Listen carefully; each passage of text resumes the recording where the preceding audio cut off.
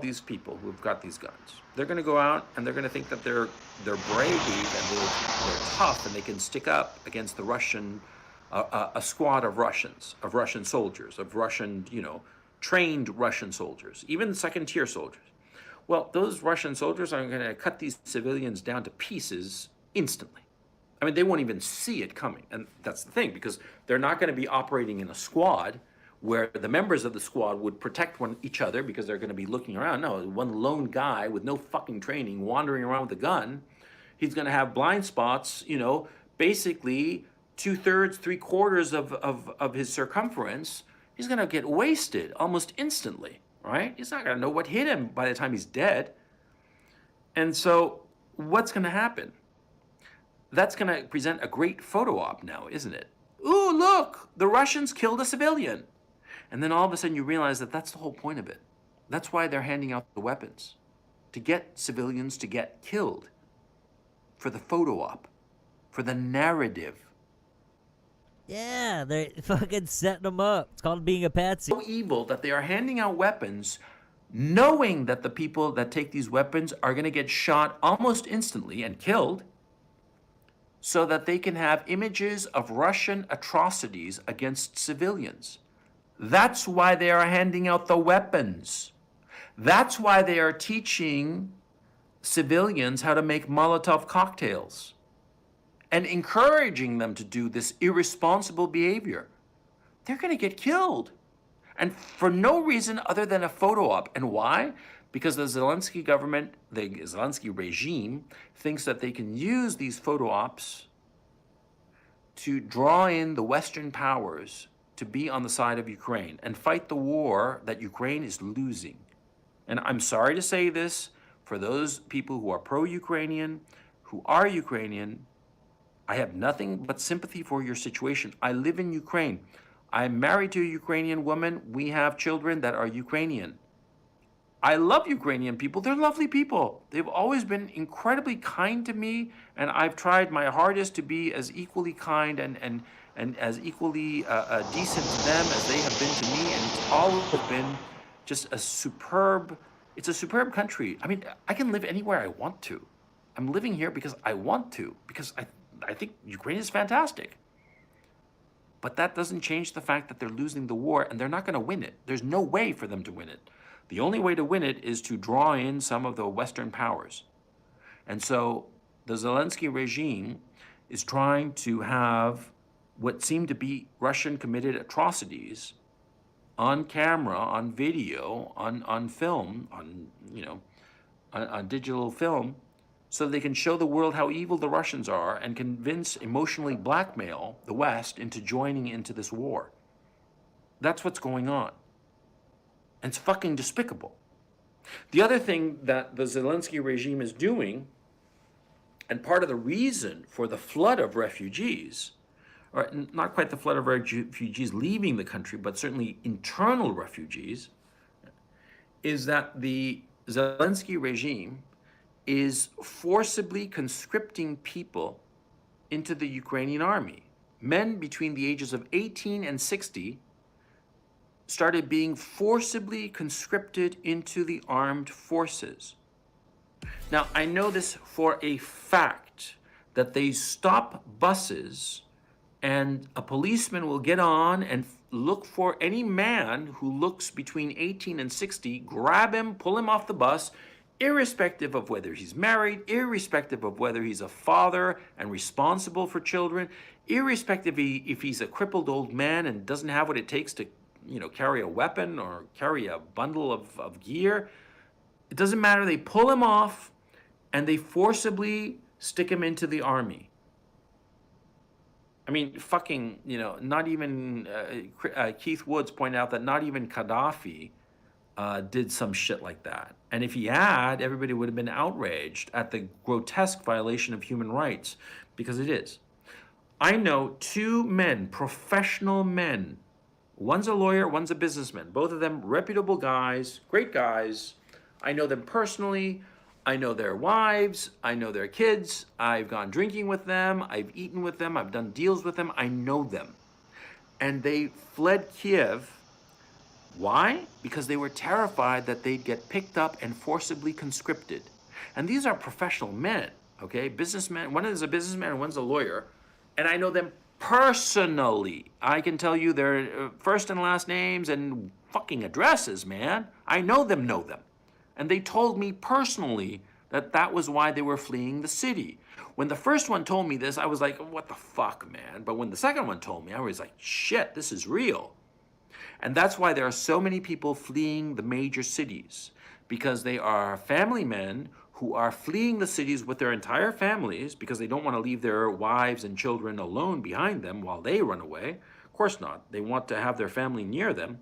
And so they have been fleeing the cities to go to any obscure corner of the country. They can't cross out of the country, because if they do, at the border, they'll be picked up by the Zelensky regime's police force and pressed into the armed forces, pressed like, like gang pressed, like back in the days, in the 19th century and the 18th century, when they would do this to press a crew of sailors. Yeah, the same kind of treatment, man. This is inhumane. And that's why you have so many people inside the country fleeing. Because, of course, the women of these people, that is their wives, their mothers, their sisters, their daughters, they don't want these men to go to the army. Most of these men are incapable and incompetent for combat. And I'm not putting them down in any way. I'm 53. I'm about to turn 54 in like 2 days, right? If I were to be conscripted into the army, I wouldn't last 5 seconds. I mean, like, forget about the training of the shit, I mean, I'm out of shape. I've got a broken ankle that never really healed because I'm old. I can't fucking see. I mean, I need glasses thick as Coke bottles, man. I'm uncoordinated. Dude, I'm a danger if you put a weapon in my hand. I mean, you want me to write a fucking speech or some shit like that? I'm aces, right? You want me to rant and rave on a fucking live stream with you fuckers? I'm aces. Put a gun in my hand? Are you out of your fucking mind? I mean, it's not that I don't want to. I mean, if I were defending my country against some foreign invader, I would volunteer. But anybody sane would look at me and say, nice try, Gonzalo, but you're not up for it. You're not up for picking up a rifle and, shooting it at the enemy. No, you're good at other shit, right? We've all got our purpose in life. But the point I'm trying to make is that the Zelensky regime is doing this.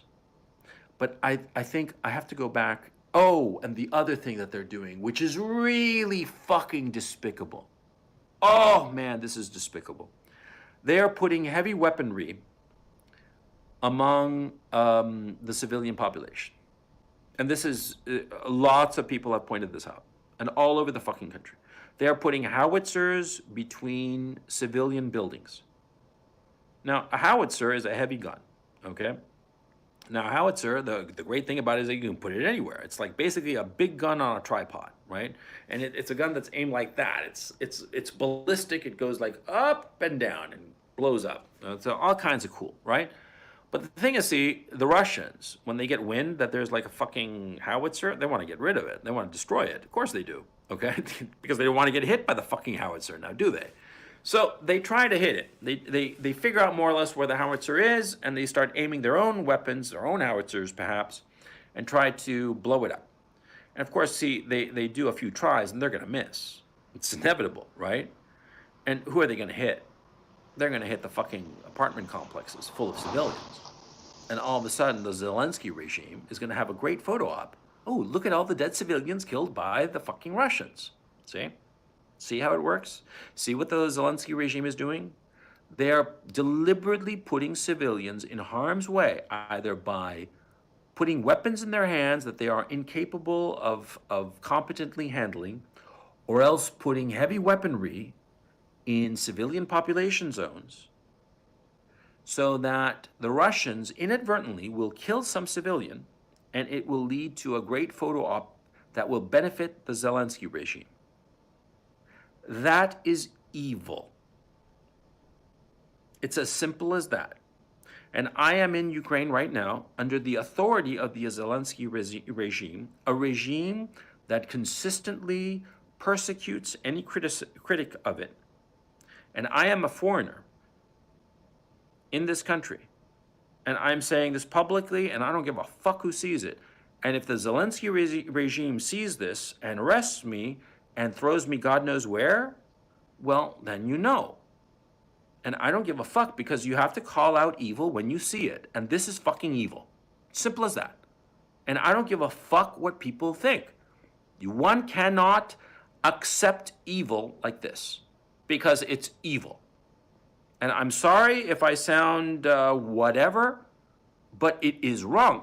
I gotta ask chat. I mean, I see you fuckers scrolling through, right? So let me ask you, do you think that putting weapons in the hands of civilians who are not capable and putting heavy weaponry among civilian structures where they will potentially be damaged or destroyed by incoming Russian fire to suppress these heavy weapons, do you think that all of this, in order to get a photo op of dead civilians, do you think that this is immoral? Hit 1 + 1 if you think it is wrong and evil and immoral, and hit 0 if you think it's perfectly fine and the Zelensky regime has all the rights in the world to do this. Please do this. +1 if you think it's evil, 0 if you think it's perfectly fine. I don't see any zeros so far. Oh, so some bloodthirsty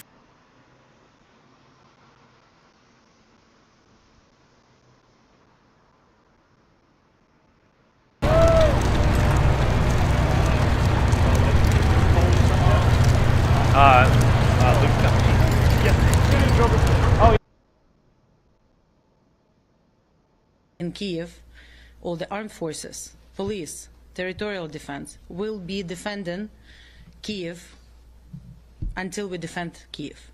And during the last night here, but day in Kiev, there were numerous reports of ordinary citizens essentially finding, capturing all the Russian perpetrators who came into Kiev pretending to be Ukrainian citizens, but unfortunately they do not know Kiev, they do not know our language, they have no idea what Ukraine is and who we are. So it's pretty easy to spot them, and we are finding them, capturing them, detaining them, and doing everything possible to defend Kiev. Now, even during a couple of hours before we speak, there was street shooting in Kiev, so some of these groups were able to get into some places in Kiev, and so far we're in full control of the situation. Do you believe that you need gas masks? Well, we, first of all, during the past 8 years, we have worked really good with all of our friends and allies in reforming the army and getting what we need for different type of situations.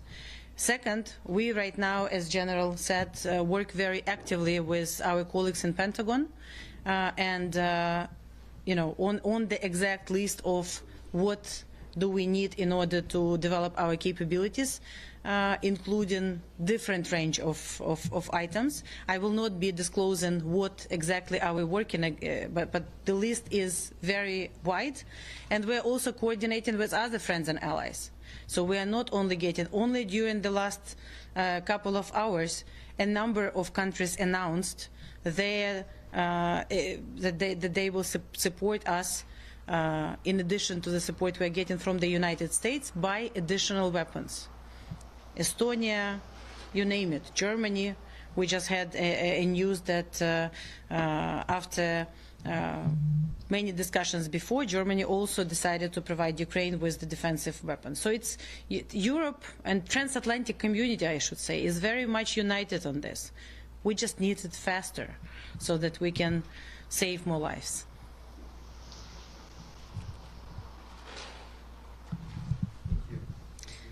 Thank you very much.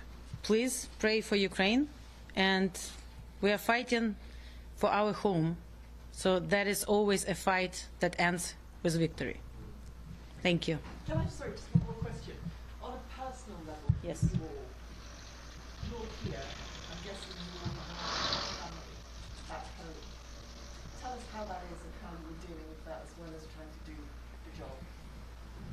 We are very proud that our families are there fighting for this cause.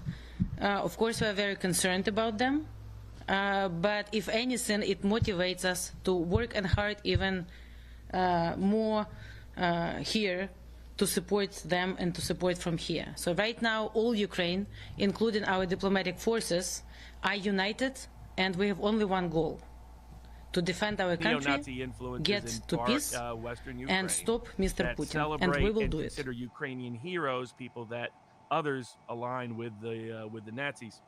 And they started making them heroes, said you couldn't speak, we weren't going to allow Russian as a second language, where it started to attack and then in some of these militias, there were protests, immediately counter-protests to the Maidan coup in Odessa, in Crimea, throughout the Donbass.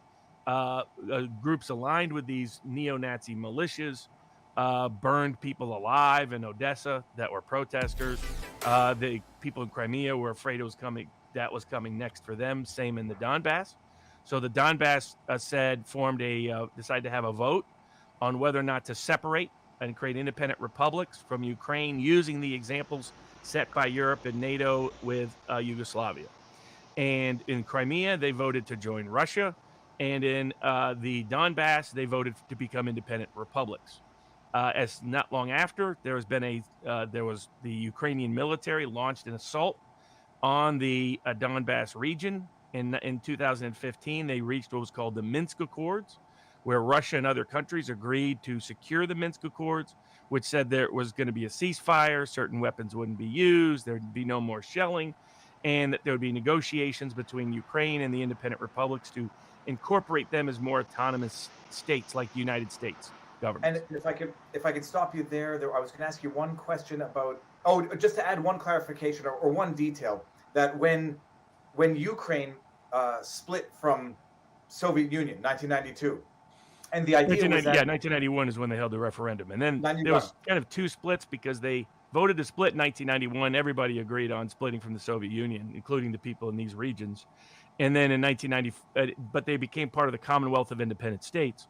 In 1994, they wanted to be independently recognized, leave the Commonwealth of Independent States, agreed. The U.S. condition, well, everybody's condition, honestly, was that they join the nuclear non-proliferation and give up the nuclear weapons still. And then at that point, because they're part of the Commonwealth of Independent States, under the operational control of Russians.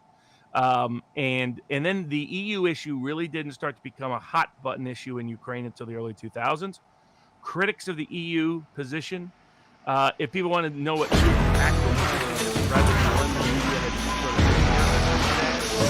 can watch the two speeches that he has given. Being manipulated as a crony is almost a colony of Western interest, of George Soros and other interests like that, create an anti-Russia project against Russia. And then in his latest speeches, he said once that anti-Russia project added to the equation, joining NATO and nuclear arming their country, he considered it an imminent risk to Russia's national security. And his argument is self-defense requires not only he defend the Donbass and Crimea, but his self-defense also requires that they remove the existing regime from Ukraine that he sees as an illegitimate regime influenced by the coup, what he calls the coup of 2014, and neo-Nazi elements. That's the Russia political excuse. Now, you can argue whether you really think that is why they're doing what they're doing. Ultimately, under an international legal standard, it boils down to, is it? I have no doubts that the Russian government really believes their self-defense requires this military intervention. There's enough of evidence they can cite, and there's enough. I believe they believe it. But it's like the U.S. self-defense. If we impose an objective component, is their belief that their national security is in danger, an objectively reasonable belief under that aspect of self-defense, which, by the way, has not been. It's ironic. In the international state context, self-defense has often been interpreted much more broadly than individual self-defense has in criminal courts in the United States. It actually goes back to Canada. Now, one of the old Canadian, what happened was there were some folks in America with some Canadians who were plotting to help free Canada from the British yoke back in the 1840s. And so some Brits didn't like it, so they invaded the United States and kind of dispatched those poor gentlemen. We argued, the United States at that time, that there needed to be imminent risk, and there wasn't imminent risk from this group. Later, the U.S. has changed its position, and its position now is it doesn't require imminent risk. It just requires a reasonable belief that unless you have that military intervention is necessary to protect your national security. You can argue whether the U.S. is right or wrong about that, but that is the U.S. position. Now, is from the Russians' perspective, is the argument that the threat to their national security is from the Ukraine's shelling in the Donbass region or from UN expansion into Ukraine? It's all three. NATO, not UN. Sorry. It's all three. So there are constant attacks on the Donbass, and they're cutting off of essential services to the Donbass, and they're cutting off of essential services, including to Crimea. They shut down the water supply to Crimea. They dammed the river so they couldn't get access to water, and they had to find creative ways to deal with that. That was justified self-defense as to those regions. But in international self-defense, much like our domestic self-defense laws, we have proportionality requirements. And so going in to defend Crimea and the Donbass, the Russian government would be on stronger legal grounds, again, not getting into politics or morality of it. But going beyond that for regime change would only be justified if you could argue regime change is necessary for the self-defense of those two regions. Russia hasn't even argued that, really.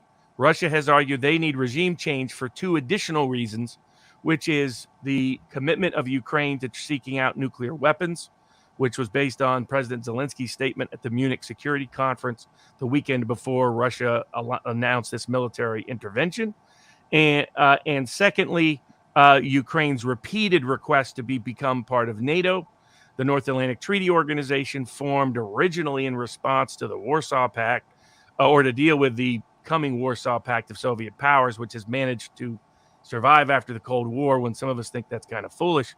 But putting that policy issue aside, they see NATO, a NATO nuclear-armed, partially Nazi-influenced regime, anti-Russian regime in Ukraine, as a threat to their national security.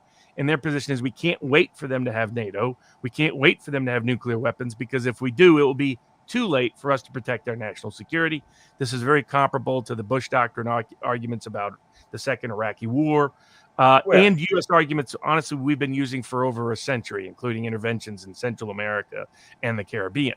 And legally, I think I agree with the U.S. side. Now, I've often disagreed with the policy, but legally, I believe that the only question comes down is Russia right to see NATO nuclear-armed Ukraine as a threat to their national security under the current government of Ukraine? They have a lot of it. I believe if they had, there used to be the unaligned countries during the Cold War. They kind of still loosely exist. How unaligned they are, you can argue, because Yugoslavia was part of that. Cuba tried to be part of that.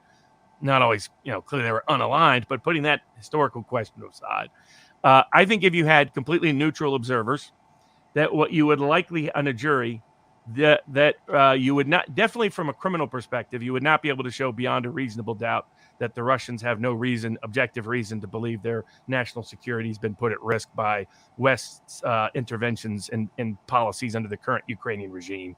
I think from a civil perspective, it'd be a closer call, but we'll get a live vote on this week to some extent in the United Nations. The United Nations Security Council has already voted on a much watered-down resolution that doesn't even call what Russia did illegal. And despite that, not only, of course, Russia vetoed it, and unsurprisingly, China refused to support it, but somewhat surprisingly, the United Arab Emirates and India refused to support it. And it looks so far, it would not surprise me if a majority of countries amongst Latin America, Africa, and Asia do not even support this watered-down resolution this week, which tells you that people that have no real dog in the fight don't see this as black and white as many in the West do. I'm just bringing this up. It's crazy. None of this Ukraine info has been said on any MSM. It is crazy, and that's when my flags go up. It's like, this strikes me as being exactly what we went through in the early stages of COVID, when Robert was saying, when everyone's doing this all in tandem, that's when your hackles, not your hackles, but your flags should be going up. But Robert, and one detail is that the Donbass region, they were not averse to separating from the Soviet Union. because they wanted to stop being under the fist of the Soviet Union. But their issue was then they just became under the fist of Kiev and Ukraine. And they said, we didn't trade oppression from the Soviets for oppression from Ukraine. And then I don't remember the year now, it was relatively recently voted, like you said, to 2014. 2014, independent republics. And it was 90% that voted in favor of. Russia recognized it. Ukraine didn't, because they said, hey, we've got our borders from 1991, 92, and we're not giving them up. Despite that, and there had been shelling from Ukraine against pro-Russian forces in Donbass. There'd been, oh gosh, are we still there? Oh, well, yeah. And as an, can you hear me? No, yeah, I can hear you. As Sorry an about that. example, like there's some dispute about what was happening. The Western media pretended this Ukrainian military shelling wasn't occurring. Well, the Organization for Security and Cooperation in Europe, which has multiple European parties but generally leans Western, has been on the ground monitoring it. And what they found was over 2,000 violations within 2 days of the ceasefire by the Ukrainian military in the weekend before Russia launched its attack. And so the Red Cross has also reported that the Ukrainian military had cut off essential services. In other words, things like water, sewage, gas, heat, you name it.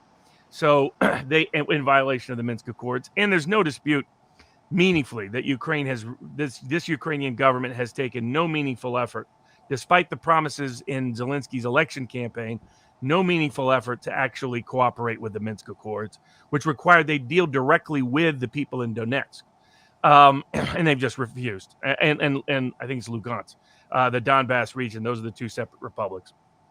And so it's that combination that precipitated the Russian assault. Now, the question is whether two things, from a legal perspective, do they have objectively reasonable evidence that their national security was at risk to such a degree that it requires this kind of military intervention? And then secondly, will they actually, through military means, achieve this political objective? I personally, on the second one, have been a general skeptic. But I will say that if you study the broad contours of history, most nations have achieved their political objectives through military or martial means. So I'm not as a naive lefty, even though I'm a peacenik at heart, about the practicalities of it. But from a pure legality perspective, it is not. I think if they're in front of a neutral jury and I was setting odds, the Russians would likely win on their action being consistent with their self-defense interest. I think there's plenty of fair criticisms that that objectively they're wrong to conclude that about Ukraine being being a risk, and it also depends on whether you require the risk be imminent or not. U.S. used to, going back to I think it's called the Caroline Doctrine, 1840s, that Canadian-British dispute, but again we went away from that a long time ago. By the late 1890s, we abandoned that, and we said whatever's in our national security interest justifies military intervention in another region. So I think people who are critical of what Russia's done would be better served focusing on the morality and the politics of it, about war not being an effective means, whether their interpretation is objectively reasonable, at what point do they start experiencing too many collateral consequences to make it worthwhile. Now, I would note also in this other context, some international legal scholars interpret economic sanctions as acts of force and require the same thing from anybody imposing sanctions. I don't think the United States has a credible claim, or most of Europe has a credible claim of self-defense from Russia's military intervention in Ukraine. I do not believe that poses any real risk to the national security of the United States to justify any use of force, economic sanctions or otherwise, against them from a legal perspective. Okay, and I'm getting to the other point you mentioned we should elaborate on. Zelensky. Zelensky was elected in 2015, right? 2018, I think. 2018.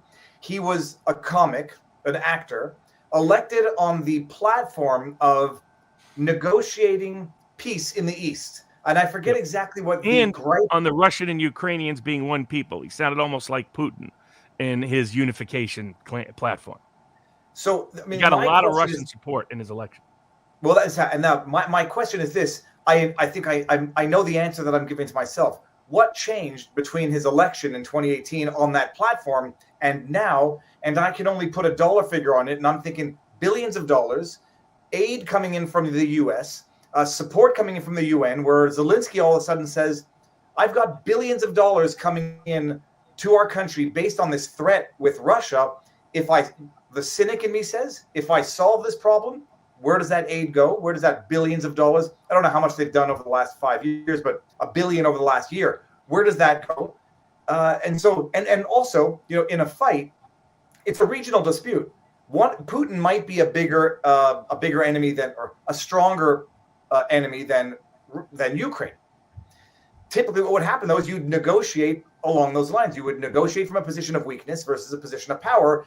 He ran on the position of reconciliation, then gets elected, and then the U.S. says, "Here's billions and billions of dollars. Where is Zelensky's incentive to actually resolve the dispute as opposed to continue promoting it?" Because now he's got the U.S. and NATO and the UN behind him, and he thinks now he is negotiating from a position of power and can therefore renege on the election promises to negotiate peace. Is that wrong? Am I wrong in that thought process? Yeah, no. I mean, if you look at what happens, this actually U.S. politics played a major role in this. So after Trump won, there was all Russiagate, and Russiagate was an intention, in my view, of sort of what you could call it the deep state, dual state, national security state, label it whatever you want, that they didn't want any sort of peace deal to be reached and with Russia. They're obsessively anti-Russian, Soros, EU, the WEF, the Bilderbergers, that whole crowd sees Russia as a major hindrance to their agenda, culturally, socially, economically, and politically. Putin has made clear he has no interest in unilateral government, unipolar power, anything like that, and is a culturally conservative, went out of his way in his speeches to talk about, this attack on the culture of the people of Russia. And he means woke politics being pushed by the EU and others, and by some of the U.S. hierarchy. But how it played in is when Trump says this wouldn't have happened under him, it's because Trump was trying to put afoot basically a version of a peace deal. Let's cooperate with Russia and focus on China, who's our main geopolitical adversary economically and politically in the future. And Russiagate made it very difficult for Trump to do that. And then the second thing is, in this particular context, Trump really tried to kickstart this by, after Zelensky got elected, called Zelensky. And Zelensky, one of the prongs he'd run on was cleaning up corruption. And Trump wasn't really even inclined to send more military aid to Ukraine unless the corruption issue was solved, and then wanted to leverage all of it with a deal with Russia. He thought he could get a deal. Explain when you talk corruption in Ukraine, what are we talking about? Because people throw the term out, I don't even understand. I think I understand, but what do we mean? By most independent measurements, Ukraine is in the top 10 of corrupt governments in the world. You have one of the biggest land masses with all kinds of natural resources in the middle of Europe, and yet it is the poorest nation in Europe. It is one of the only ex-Soviet countries that has become poorer per capita after leaving the Soviet Union. Now, there were some other reasons for that. There were a lot of Soviet leaders that had, after 1960, that had ties to Ukraine, deep ties to Ukraine, gave a lot of arguable favors to Ukraine. Putin has hinted at this. After they broke up, Russia decided to pay back Ukraine's debt that it owed as part of the Soviet Union. So they should have theoretically been much better off economically, but instead they got poorer and poorer and poorer, especially as this EU politics started. And some attribute it to the involvement of third-party NGOs, non-governmental organizations. George Soros made Ukraine a pet project of his beginning in the early 2000s. There's people who are critical of that, who are skeptical of what his objectives were, that often you undermine the independence and wealth of a country to make them a more dependent colony. That the more independent wealth they have, that Ukraine used to be a main source of shipbuilding, main source of steel, of aerospace, of engineering, of a wide range, and now it's one of the weakest in Europe. And it's not a coincidence that Putin explicitly mentioned that. It's like, if these European allies that you're seeking help you, why is it you keep getting poorer and poorer and poorer the more you ally with them? That's the Russian perspective, which Putin represents. And is expressly communicated. But you won't see that repeated in the AP version that says, let us explain to you why Putin is doing this. Somehow that's missing. The 2014 Maidan coup, somehow it's missing. Much of the Donbass dispute, somehow that's missing. Somehow the Minsk Accords somehow never get in there. And of course, in 1990, the United States and the West promised that if the Soviet Union broke up, we would never move NATO east. given that NATO is historically aligned against Russia. We, of course, broke that promise a few years later, and we've been breaking it ever since. It was never reduced into a treaty, so you can deal with it accordingly. But generally speaking, tying yourself in with lots of treaties is what gave us World War I and a lot of other dumb wars over a historical time period. So, we'll see how all of that progresses. But that's sort of the backdrop of what took place and the whole background of what took place. And then you can go further historically in that Eastern Ukraine has a lot of Russians, native-speaking Russians that have more often been allied with other nations than the West, whereas Western Ukraine was at one point, parts of it were part of the Polish-Lithuanian Empire. You'll see a lot of Poles be very anti-Russian. That goes way, way back to the Russian Empire interrupting the great Polish-Lithuanian Commonwealth. Arguably the greatest government in the history of Europe at the time was the Polish-Lithuanian Commonwealth. Had a lot of democratic components, little r Republican components, etc. And it wasn't just, so the Germans helped with that. And Poland hasn't, forgotten the Soviet Union either, which they attribute to Russia. So there's a historical antagonism there. And often there's been historical antagonism going back centuries over Western Ukraine. So it's kind of a reflection of a long-standing dispute. But the temporary issues are NATO, nuclear weapons, and the 2014 Ukrainian coup. And to your point, when Trump reached out to Zelensky and said, let's clean up corruption, let's clean up some other things that would in turn probably have increased the probability of peace many years ago. Instead, that phone call was used as the basis of deep state operators like Alexander Vindman and others to create the fake impeachment of Trump to prevent peace from happening. Without Russiagate and without Ukraine-gate, that second bogus impeachment, there's almost no chance that we're here now where Russia is militarily involved on the ground in Ukraine.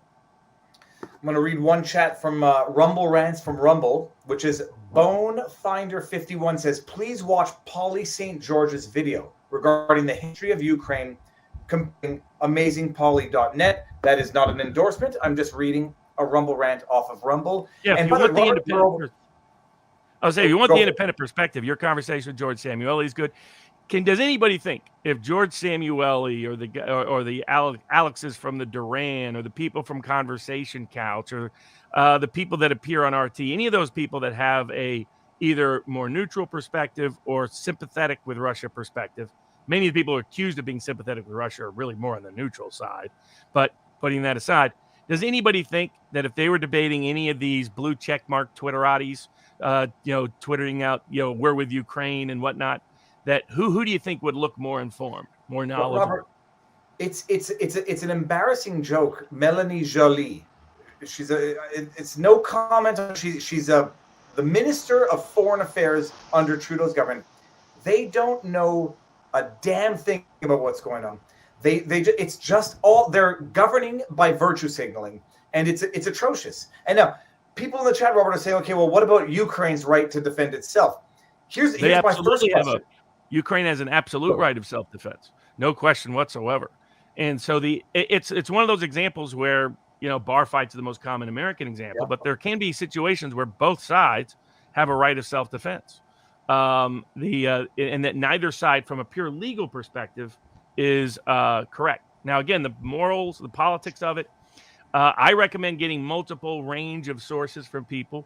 I have more often voiced the skeptical voice on this, in part because it is mostly my opinion, but also because you're not going to hear this opinion. You're not going to hear this argument in the mainstream media. You're not going to hear it on Fox. You're not going to hear it on Blaze. You're not going to hear it on Turning Point. A lot of people that you're used to listening to on the right are going to be gung-ho on the war drums. When the war drums start beating, sanity and rationality and facts and truth go out the door. Even the quartering discovered this. The quartering was like, look at this story, look at this story. And then 2 days later, it's like, there's more fake news about war than anything he's ever seen, than Hollywood, than the woke, than all the rest. I started getting suspicious when people who I follow, who I trust, had gotten duped into retweeting tweets, which were outright fabrications, like reposting of images from 10 years ago, videos from Israel saying it's a Ukrainian girl standing up to Russian forces. Like, and when people are so gung-ho to jump on this bandwagon and say, yeah, we're with the good side this time. Oh, and look, it's so obvious. It's unifying the left and the right. maybe it's your influence, Robert, and maybe it's a good influence or a bad influence. I'm like, dude, I got more questions now, and I just go to look, and I'm saying, I guarantee you, nobody knows nobody knows what Donbass is. Nobody knows where Ukraine is on a map. They just Russia bad, Ukraine good, except that whole corruption thing, the whole Biden bribing people with $1 billion in aid to fire a prosecutor who was except for all of that. Then it was good that Ukraine was corrupt. Now Ukraine is you can't even attack them. But Robert, saying, like the ghost of Kiev, tanks running over Ukraine. There were like 8 high-profile, completely fake news reports over the last 2 days. It tells you combine social media with war propaganda, you're in a whole different environment. By the way, we've reached 20,000 people watching live on YouTube. If you want to go and hit the thumbs up and give it a disproportionately high thumbs up rate, I wouldn't object.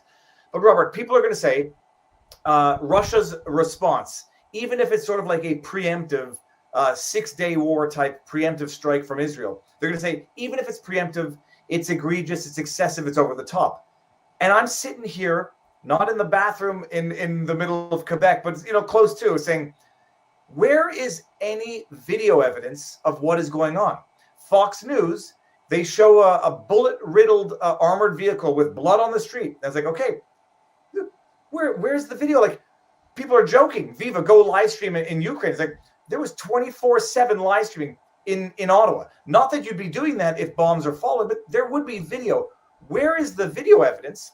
And am I getting jaded in saying I've got some suspicions in that all I see is aftermath with no actual video evidence in the era of modern videography, cell phones, social media? I haven't seen actual street combat. I saw a few videos of jet planes bombing allegedly civilian apartment buildings, except it turned out to be an exact opposite switcheroo.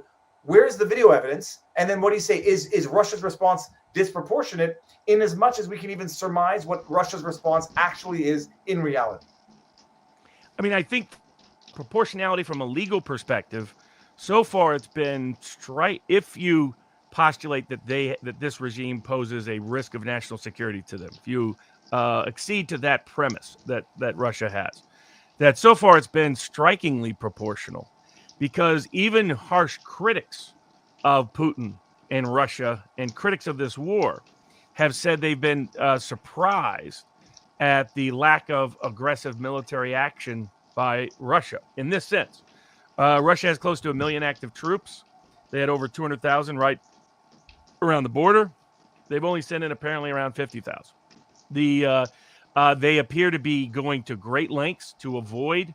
Normally in a military conflict, to achieve your military objective, you knock out all communications, you knock out essential services, even though you know that's going to have negative collateral consequences, including death on civilians. We did it. The U.S. has done it repeatedly. You knock out the water, you knock out the utilities, you knock out the gas, you knock out the energy, you knock out all communications, no internet, no phones, nothing. Russia's done none of that. That has been a surprise to many observers, not to me, frankly, because I took Putin at his word. It's like, whether he's right or wrong morally or politically, he said he wanted to avoid as many collateral consequences, that he's not waging war against Ukraine, that he wants to remove the current regime, which he doesn't think is a legitimate regime, which seized power initially by undemocratic means, and he was able to institutionalize power from that undemocratic coup, in their words, to maintain that power even when an elected president got elected on a totally different platform than the one his own government has been implementing. And now I think part of why he implemented it, what happened with impeachment, realized the West was not going to allow him to do what he had promised to do. Whether he meant it or not is also an open question. Again, the dude's a literal clown. I mean, he's a comedian, a clown. He's president of a country. That's probably not the best guy to. And he runs around saying dumb stuff all over the place. I don't judge him for being a literal comedian, because Trump was a literal, television dude. I will hold the same standard for both. And they rose to power ostensibly on the same ideals, except when Zelensky got into power, bring peace, no more stupid wars, certain kind of smart patriotism that was unifying rather than divisive, and but yeah. So I think we'll see how this all. But in terms of proportionality, so far, yes, I myself am still skeptical that through military means you can achieve a political outcome here, particularly when half of the country in the Western Ukraine simply does want to be part of EU and doesn't want to be aligned with Russia. I think Putin underestimates how sincere that is. I think he thinks it's not that sincere. He sees it as external manipulation that has done that. He recognizes far west Ukraine is what it is, but I don't think he appreciates that large parts of Western Ukraine are that oriented. And so then the question becomes, can he achieve that? Now, purportedly, the Russians and the Ukrainians are meeting on the border of Belarus and Ukraine to negotiate. Russia's been really clear. Just make an explicit commitment, no NATO, explicit commitment, no nuclear weapons. Take some of these overtly neo-Nazi units out of your military and out of martial law and out of militia power, and recognize the independent republics of the Donbass and of Crimea being part of Russia. Do those things. We're out of here. We're done. We're finished. Probably the most explicit, clear provisions in any kind of contemporary conflict in quite a while, to be honest.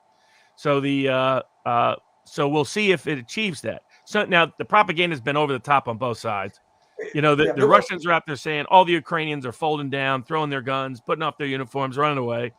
All the Ukrainians are saying we're crushing them. We're crushing them. Like they put out a release that said 8,000 Russian soldiers dead, only 106. It's like, okay, come on. I think the ghost of Kiev, this fake pilot who's shooting everybody down, so some idiot gets in a tank and drives over stuff, and they claim it's, the Russians are trying to kill random civilians with a random tank.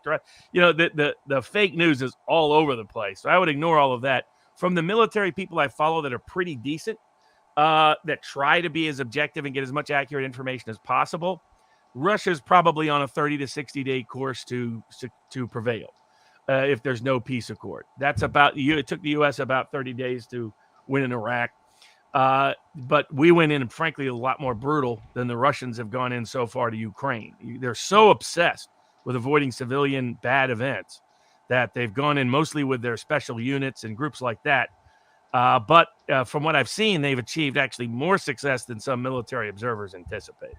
They're already close to Kiev, apparently, for example. What would the success look like? They liberate. Oh, for them, they just want a Ukrainian government that agrees to those terms. But from a military perspective, it would be something that achieves that. So they cut off Kiev, cut off Kharkiv. It does look like where they are, they've already secured water supply back to Crimea. They've already got control over that territory.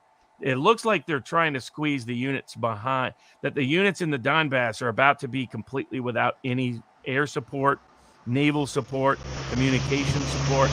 That I think they want to take out that unit if that unit doesn't voluntarily retreat. Robert, and that would secure the Donbass. Do we believe that over 4,300 Russian deaths have been? I mean, it's no. But people, it's not to be cynical or conspiratorial. Have you seen one video of a I don't want to say of a corpse? Has anyone seen 4,300 dead? Do you think you wouldn't be seeing this everywhere? I don't know. There's so much fake news. It'll be almost impossible. Like I said, there's about 3 or 4 military people who are pretty good. Scott Ritter used to be on the UN Iraq team, does pretty good analysis. There's a couple of other people that just follow military information. There's on our locals board. I've been sourcing these people out so people can go and look at them. Some are just independent voices, third-party voices that have studied the region for a long time that have their own interpretation. You can agree with it, disagree with it, but I think it's valuable. We'll have somebody on in a couple of weeks that really studies. He's actually from Montreal, and I think it's Matthew Millerman is the name. He has studied this extensively, but in part, what he emphasizes is what's called strategic empathy, which is it's what we teach in the law. It's how if you're going to be able to really be able to win in court, you need to understand your adversary's position and understand where they're likely to go, and so on and so forth. By their interpretation, Russia's probably right on pace with their military in general.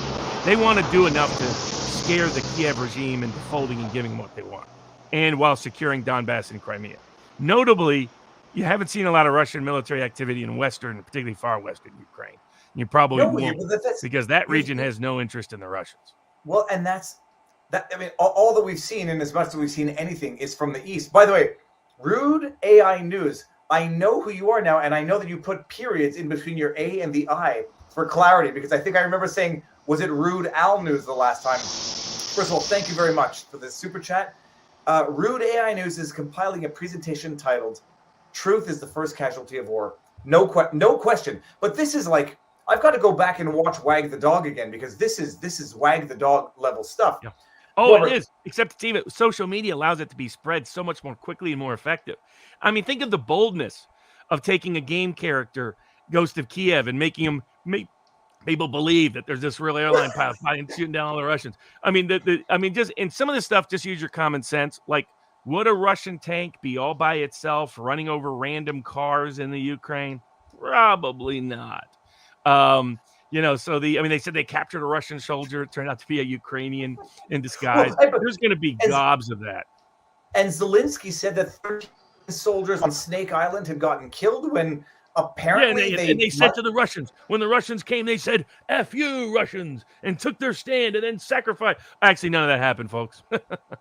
If you understand the history of this conflict, you knew that in the eastern part, their polling data before all of this showed that very few people were willing to fight back in the eastern part of Ukraine against a Russian intervention. That if you understand the context, Zelensky's approval rating is something that makes Joe Biden feel great because it's in the teens in the eastern Ukraine. It's in the low 20s nationwide. This guy is not. I get that some Hollywood types are making him a new hero. This little would-be Michael Dukakis, and it's because he puts on military clothes. And most of those video that footage are always old. It's not even current.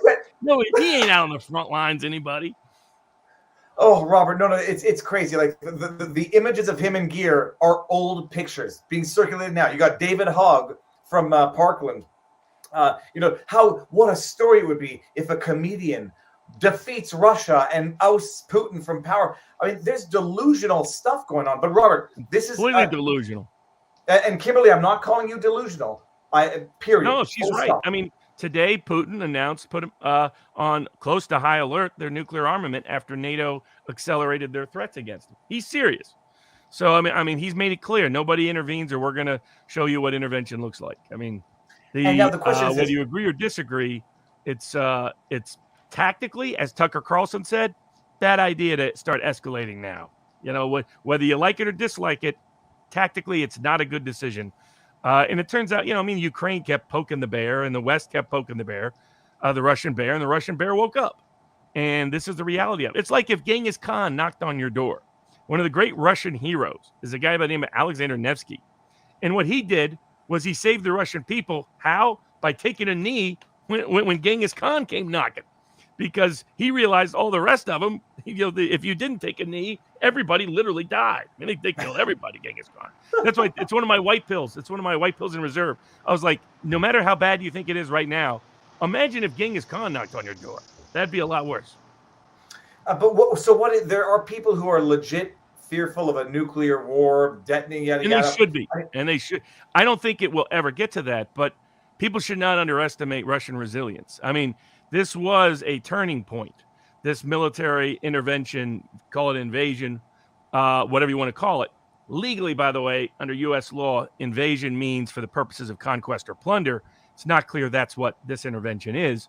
That's why we don't call our own interventions invasions generally, because we're not there officially for conquest or plunder. Now, turned out a lot of our wars did turn out that way, just not for the American people.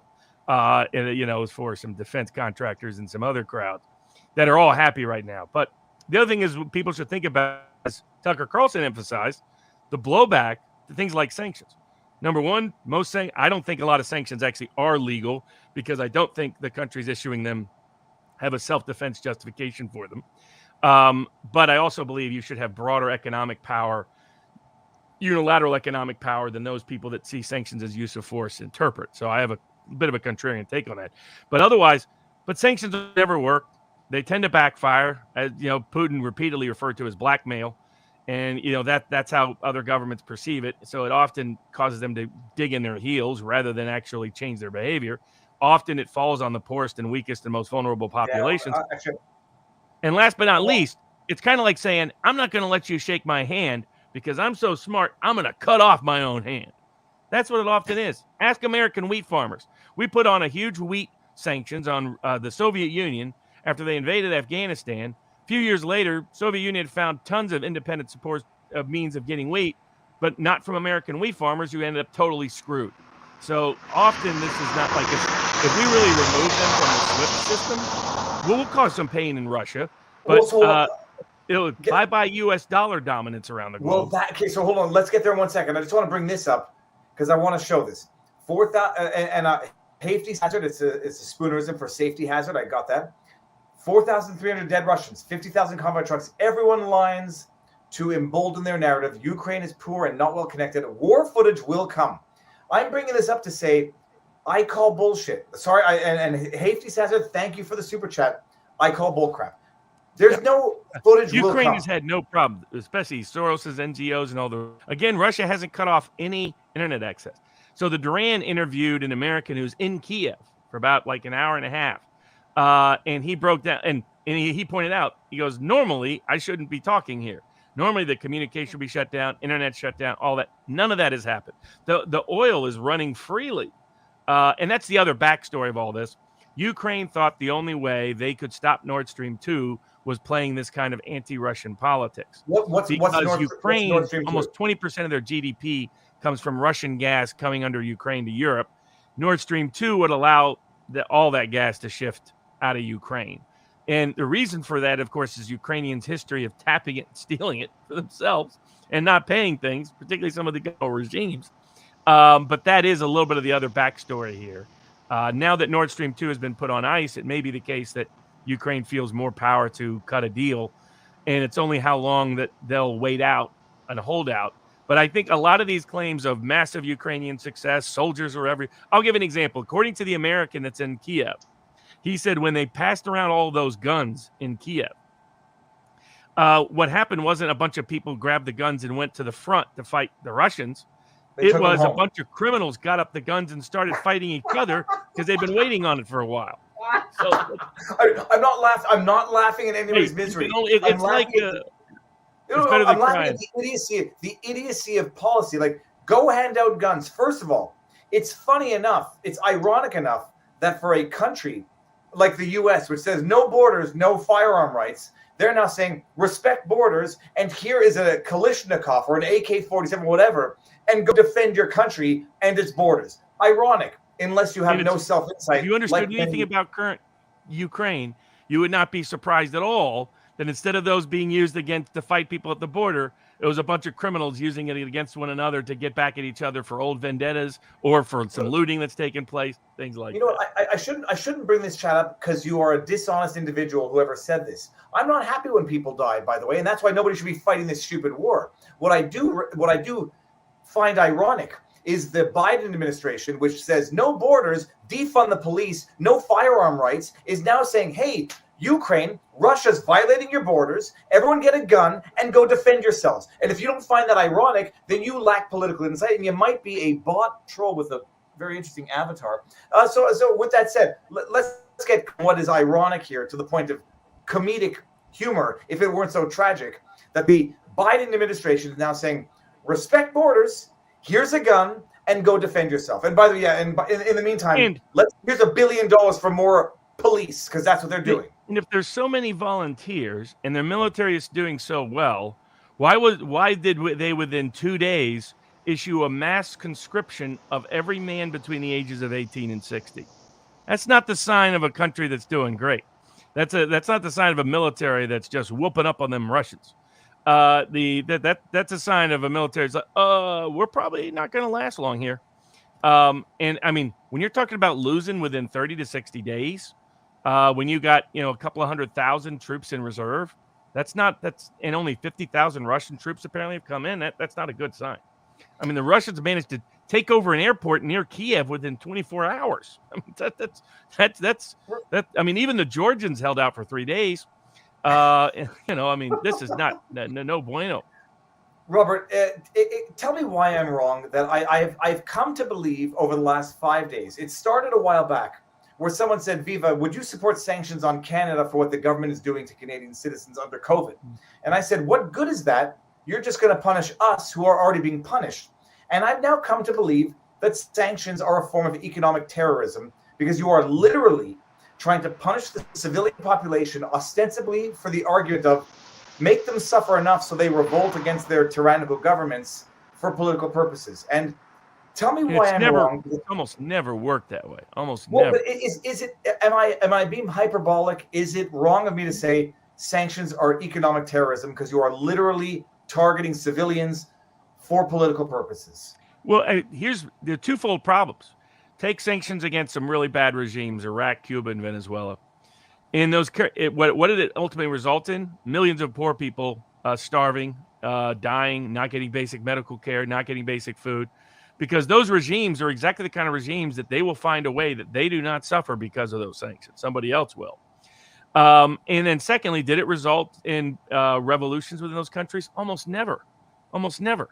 So I've been a skeptic of it from day one. I believe in protectionism on trade because that has had a long history of working to achieve what you want. Because that's about protecting what people buy within your own borders, where you have a lot more influence and control. When you're trying to dictate, what goes within another country's borders, which you don't control, it almost always backfires. I mean, there's been hundreds of studies on sanctions, and almost every single one of them has said, by the way, this doesn't work. And it can have horrific consequences on the very populations you're trying to protect. Someone said go to hold on, let me bring it up here. Does Robert know if Russia blew up a gas delivery system? Viva, if you want real footage, go on to Gorsuch. I don't know. Live Leak no longer exists. Augrish no longer exists. I was born in the internet days when the internet was only good for naked people and very bad videos.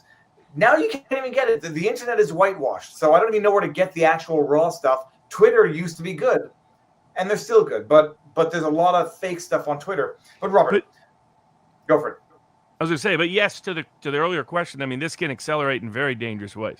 Glenn Greenwald had a good piece today about how if you've studied the history of war, and I mean all going all back to as far as you could go, a lot of the wars people get into are dumb mistakes made by greedy politicians in an emotional moment of their emotional populace that leads to horrendous consequences. So so we should absolutely be very, very careful. My view is it's not our business. Let Russia and Ukraine work it out.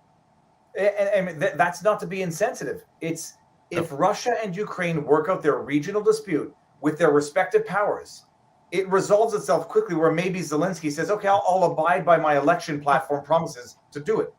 Exactly. Our involvement has been net negative. And this was the point John Quincy, our founders made this point over and over again because they had knew history. They got a classical education before the Rockefeller Foundations of the world took over and part of our public education system, which is its own story.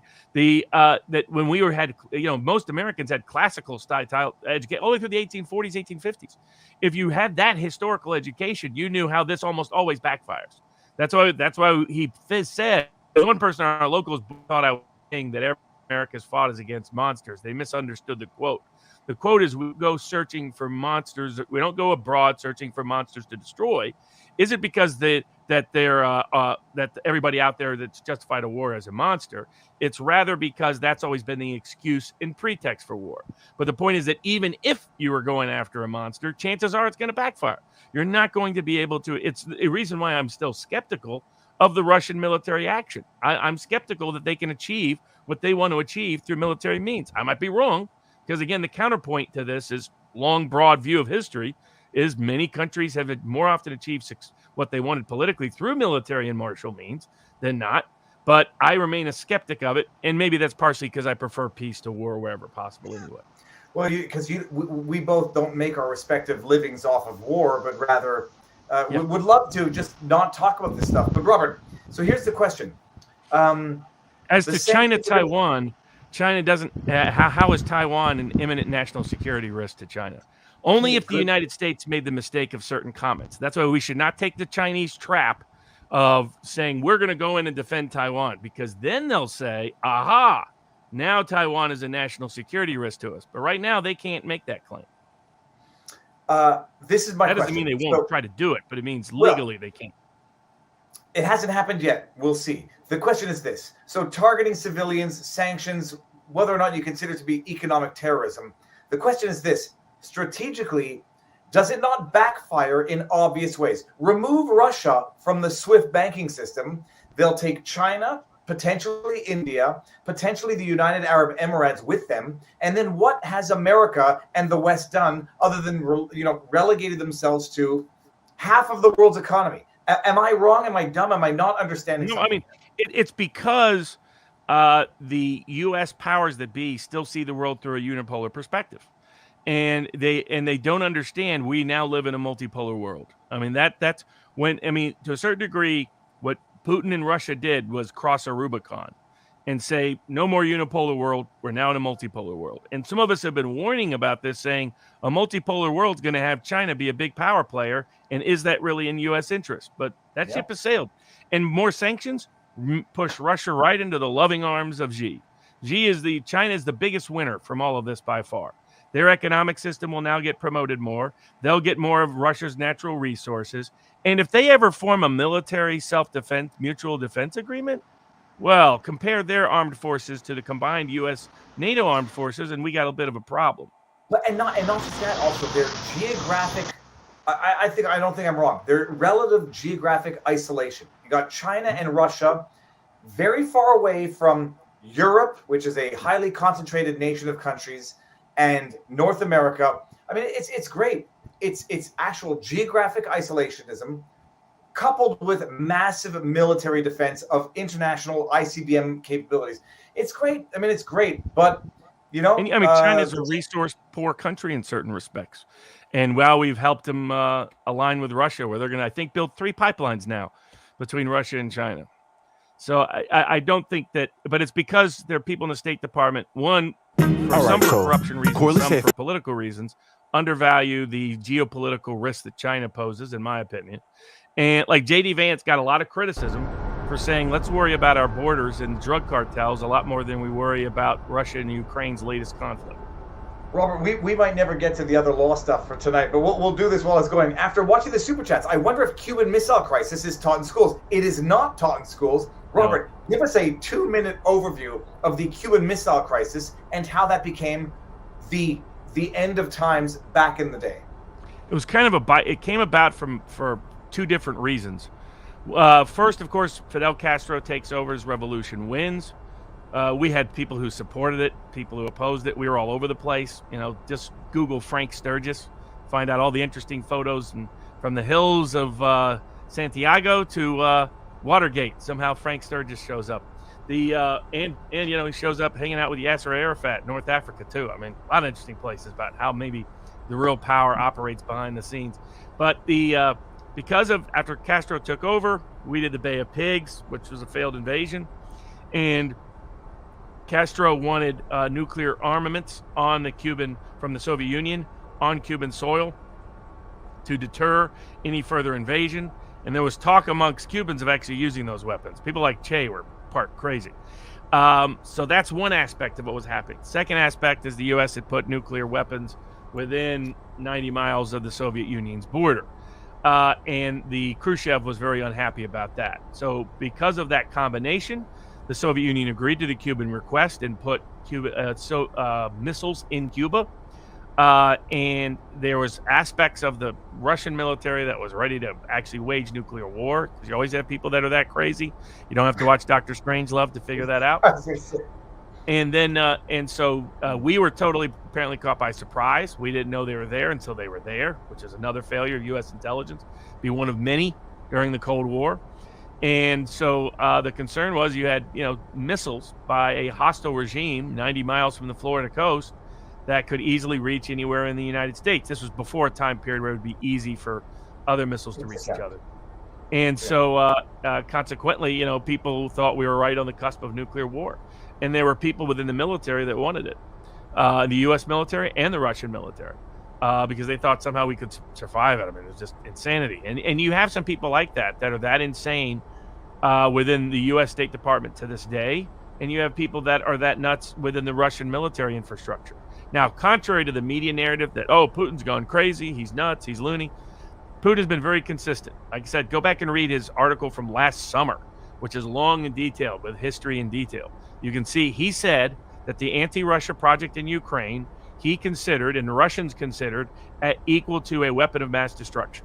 So by that point, you knew what Putin thought. He thought if they ever escalated, and then over the weekend, before the military action by Russia, the two things happened. They did mass shelling in the Donbass, and the nitwit Zelensky, president of Ukraine, went to the Munich Security Conference and said, "Hey, why not nuclear weapons?"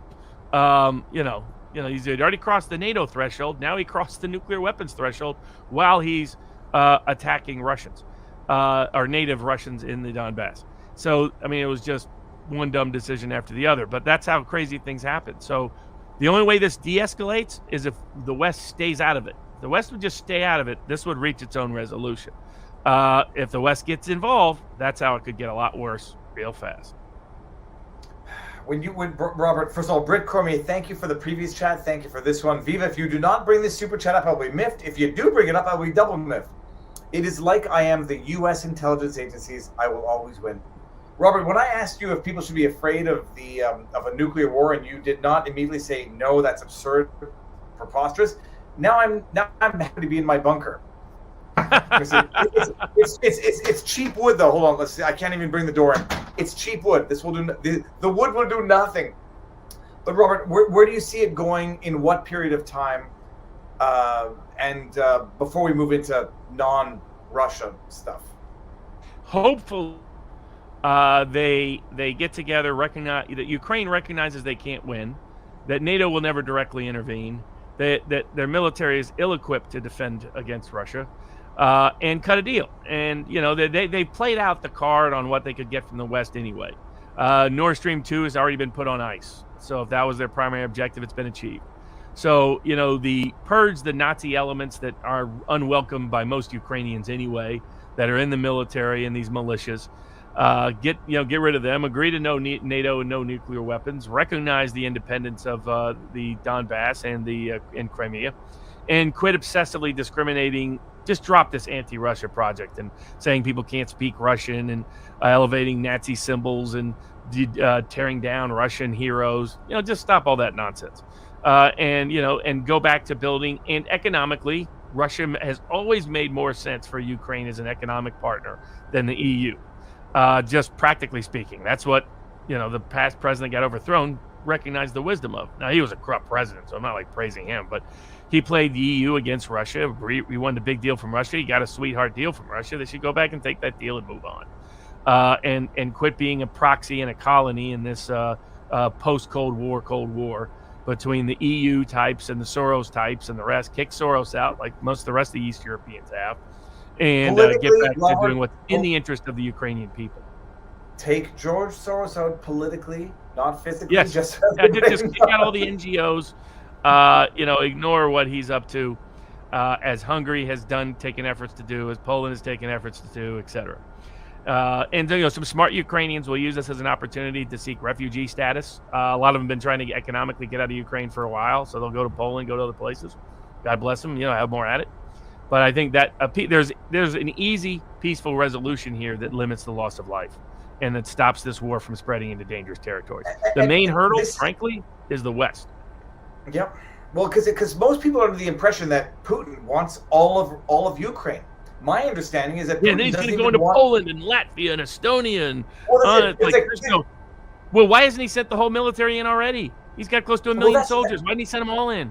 Why didn't he just knock out all the electricity, knock out all the utilities, knock out the gas? Why didn't he just turn it? Why didn't he do it? He didn't do any of those things. This has been the least invasion of any invasion in recent time. Well, this is the issue.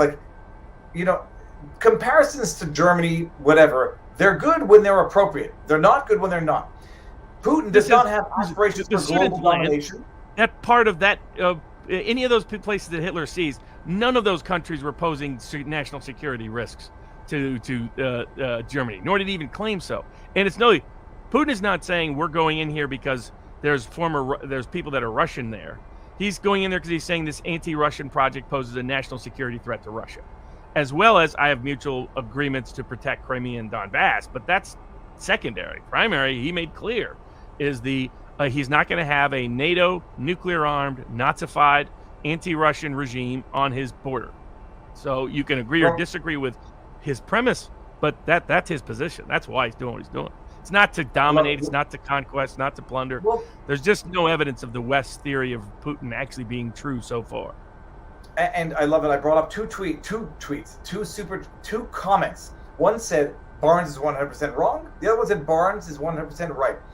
And bottom line, Putin and Russia are not invading Ukraine at large, but people who don't know what the Donbass region is are under that misapprehension. He's invading Ukraine. He's attacked. I don't want to say invaded. He has had tactical strikes on the Donbass region of Ukraine, where there have been disputes for the reasons we've discussed. He's not trying to invade. It's more Ukraine like what the large. U.S. did with Panama when we went in to take out Noriega. For the most part, we avoided any harm to civilians. Not perfect. Before everybody sends me hate mail. Remember, send all hate mail to Viva in Montreal. Don't do it. Don't do it. I don't need more. But we tried more so than in other conflicts to avoid civilian consequences because our focus was taking out the Noriega regime.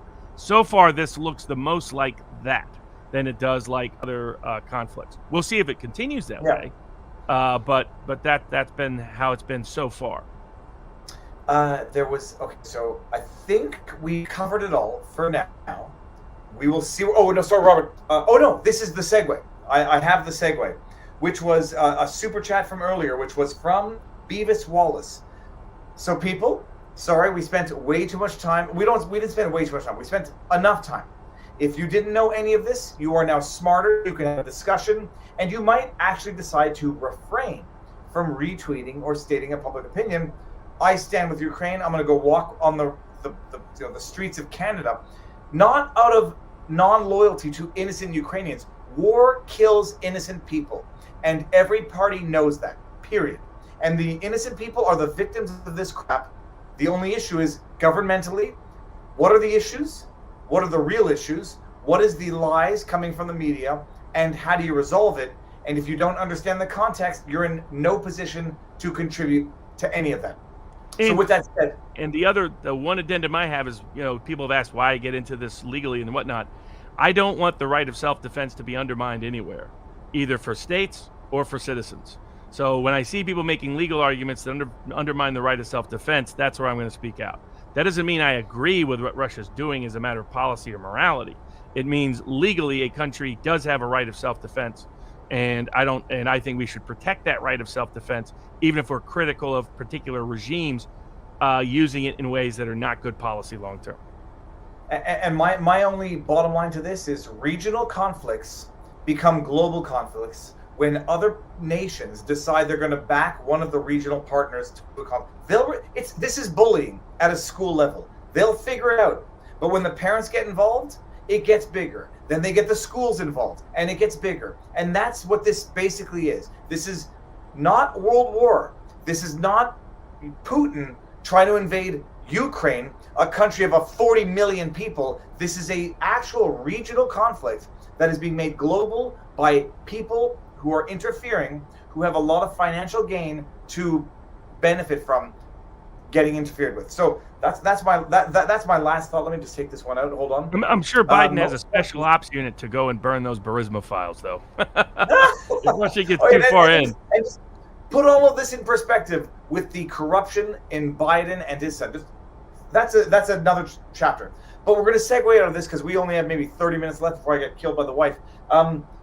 Robert, Beavis Wallace asks, from McAllen, Texas, all NATO countries should bomb all of Ukraine and Moscow with M&Ms and Skittles. Therefore, it's nonviolence. But that would stop war immediately. Barnes, please update us on the U.S.-Mexico border lawsuits. Viva promised updates several episodes ago. Love you guys. Robert, that'll be the first thing. U.S.-Mexico border lawsuits involving Texas. We talked about it. What's up? Yeah. So those suits are still pending in different ways. For the most part, they won on the Remain in Mexico policy. However, the U.S. Supreme Court has agreed to hear whether the Biden administration can reverse the sending people to Mexico policy, the Remain in Mexico policy. And so we'll see. Other cases are still pending at the court level. So there's been no new adjustments other than that. Of course, the problems on the border keep getting reported. that they're setting records at the number of people crossing illegally. Remain in Mexico policy just addresses the people that try to enter the country legally. Doesn't deal with all the illegal entries. There are a range of people who have sued on those grounds. Those cases are still pending, mostly at the district court level. So we'll see what happens with it ultimately. But that's basically the update for the time being. Once there's a major case update, we'll let you know. Okay, now what do we have on the menu for vaccine mandate update? Well, speaking of, sure, nothing big on the vaccine mandate context is aside from information that YouTube does not favor public discussion of. You can find that at vivabarneslaw.locals.com about German data, Israeli data, other data that the vaccine insurance U.S. data that has been hidden, but apparently some big people on Wall Street know. All those updates that get into that information is posted at vivabarneslaw.locals.com. And I'll just say generally it deals with both the safety and efficacy of the vaccine and what the information might really reveal. And so we'll see how all that translates out. All right. Now, and you're speaking of, go for it. I was saying, speaking of insurrections and rebellions, the North Carolina Board of Elections is trying to keep the congressman that we met, I think Madison Cawthorn. How do I spell his last name? It wasn't it's Cawthorn. Someone will say it in the chat. But the North Carolina Board of Elections is trying to exclude him from the ballot, even though he is a currently elected member of Congress. And their grounds is the Section 3 of the 14th Amendment that disqualified former Confederates. If you are actively involved in an insurrection or rebellion, then you could be disqualified from Congress. That was solely and wholly intended to keep, and it was only if you were already an elected official at the time of the insurrection or rebellion support that would be the case. So it was solely intended to deal with people who volunteered for the Confederacy while they were members of state or federal office.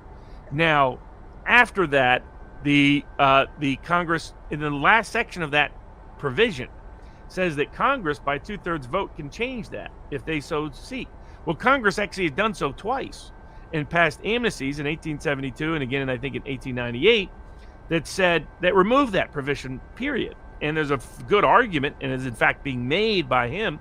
He has filed suit in federal court saying this is unconstitutional, that the whole process that North Carolina uses is unconstitutional, that all you have to have is reasonable suspicion that someone for some reason is not qualified, and then the candidate has to prove by a preponderance of the evidence that they are in fact qualified, or you're kicked off. And so his argument is this violates First Amendment free speech rights because the right to run for office is a fundamental First Amendment right. It violates due process because of the burden shifting that takes place, plus violates the First Amendment for that reason. That's part one. Part two is that the amnesty provision nullifies and negates that clause of the Constitution, which again was meant for a very limited circumstance, not for forever. It has been misapplied since then. Congressman Berger, who opposed World War I, was wrongfully denied a congressional seat based on it. But that was not so much the insurrection part as the other part about aiding treasonous activities, giving aid and comfort to an enemy, which means treason, which means you have to be in a state of war, etc. But they said merely opposing a war constituted that. Very problematic and dangerous ruling back then. But a court never affirmed it. Ultimately, his espionage charge was overturned. And then, so argument two is that the amnesty provision negates it. Argument three is there's a qualifications clause within the Constitution that says only members of Congress determine whether someone is qualified, and those qualifications are limited to what the Constitution establishes as those qualifications, for which that provision is inapplicable or inopposite under this current circumstances. And so he's brought suit challenging it on those grounds that it's preempted by the qualification. And then last but not least, of course, there's the Griffin case by Justice Chase, which all the way back to the late 1860s, I believe, was in the context of a habeas petition case, but where the court said that you cannot say someone has been guilty of that provision unless they've been afforded all the rights of trial and due process, which of course have not happened, because factually nothing he did supports the allegation of rebellion or insurrection within the meaning of the Constitution. And Robert, the idea of, in Canada, when you had Justin Trudeau freezing the bank accounts, criminalizing donations to a registered, federally incorporated not-for-profit, that being the Freedom Convoy. When you have the government trying to criminalize that, you know, you could think short term, it's like, okay, well, we just want to end this protest. Or you could think long term, we want to criminalize pretty much donors to and participants in the PPC, because it's the People's Party of Canada, which is a political party that by and large support the movement. So you criminalize conduct, which is ostensibly, you know, you cloak it as supporting not insurrection in Canada, but supporting illegal blockades. And then you weaponize it for political purposes. And we're one step away from that. We'll see where it goes. I wish I had the evil foresight to actually see this, because I didn't see it until it, you know, came to be reality. But with another year or two of blackpilling from you, Robert, I'll see it more reflexively than I did at the time. Criminalizing donations to federally incorporated not-for-profits. And they say, if you donated, we're going to freeze your bank accounts. If we freeze your bank accounts, we affect your credit. If we affect your credit, you might get some charges. And then, lo and behold, you can't run for office for the only political party that would ever challenge us. It's the Reichstag fire, mutatis mutandis, without, you know, we'll see where it goes. Cawthorn, by the way, his name was Cawthorn. You got corrected in the chat. Yeah, I know it was something like that. Yeah, we met him at James O'Keefe's event. I mean, I didn't want to fawn over anybody. I didn't want to gawk and say, "Hey, can I talk to you?" He was there. He spoke with Marjorie Taylor Greene and with Matt Gaetz. Matt Gaetz. Great stuff. Okay, interesting. So yeah, we'll see. I mean, he should win. Got assigned to a Trump judge, but they're arguing all of the different abstention doctrines. These are all doctrines by which federal courts stay out of things that they find politically inconvenient. You know, younger abstention, and there's 3 or 4 others along those lines. I'm not. I'm still skeptical of some of those doctrines, but I think the judge should hear the case, but no guarantee that he will hear the case, because there's all these arguments that it should go through the state process instead. But the state, the new North Carolina Supreme Court's a Democratic Supreme Court. They're trying to redistrict everything in contravention to what the legislature came up to. So that's why he's in federal court. He wants a federal court to adjudicate what he believes are federally constitutionally protected rights. Speaking of federal rights, the Ninth Circuit Court of Appeals issued an interesting decision this week in which the PrEP Act is the act that gives immunity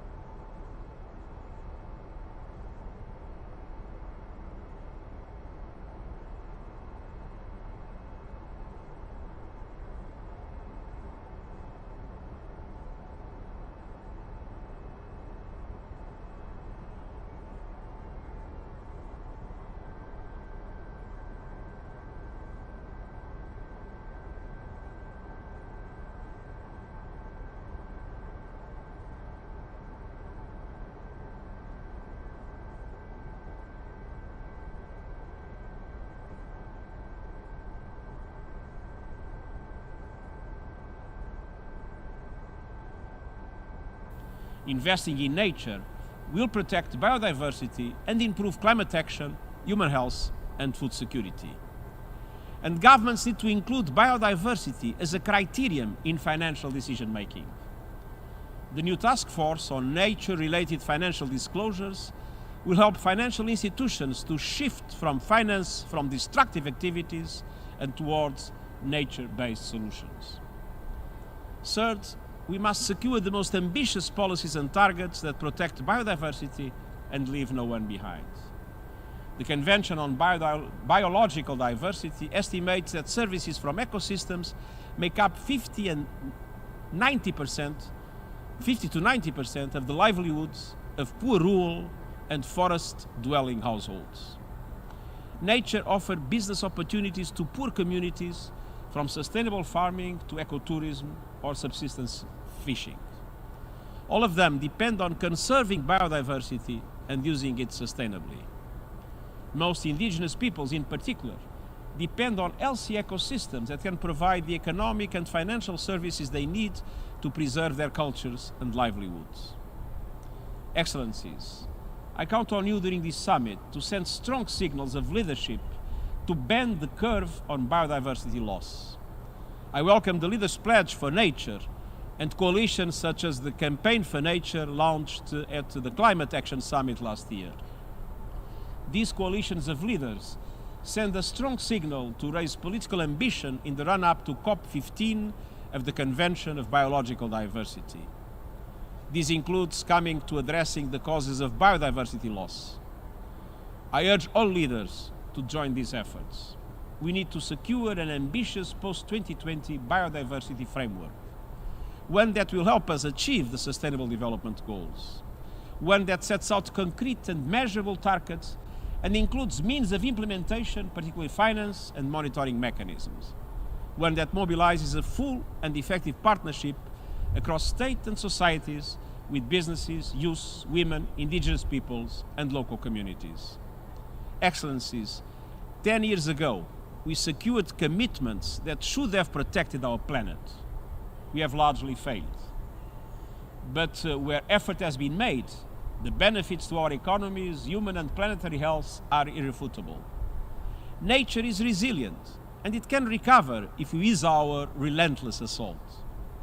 In the 75th anniversary of the United Nations, this summit presents a unique opportunity for you all to make the decisions that will shape our shared future. We need a healthy planet for our societies to thrive and our economies to rebuild. And the world is counting on you, and I thank you.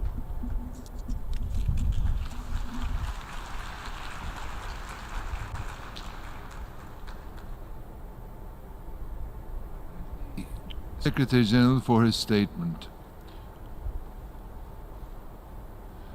I now give the floor to His Excellency Munir Akram, President of the Economic and Social Council and Permanent Find your pre-owned Representative of vehicle now Pakistan at to deliver his BaxterAuto.com.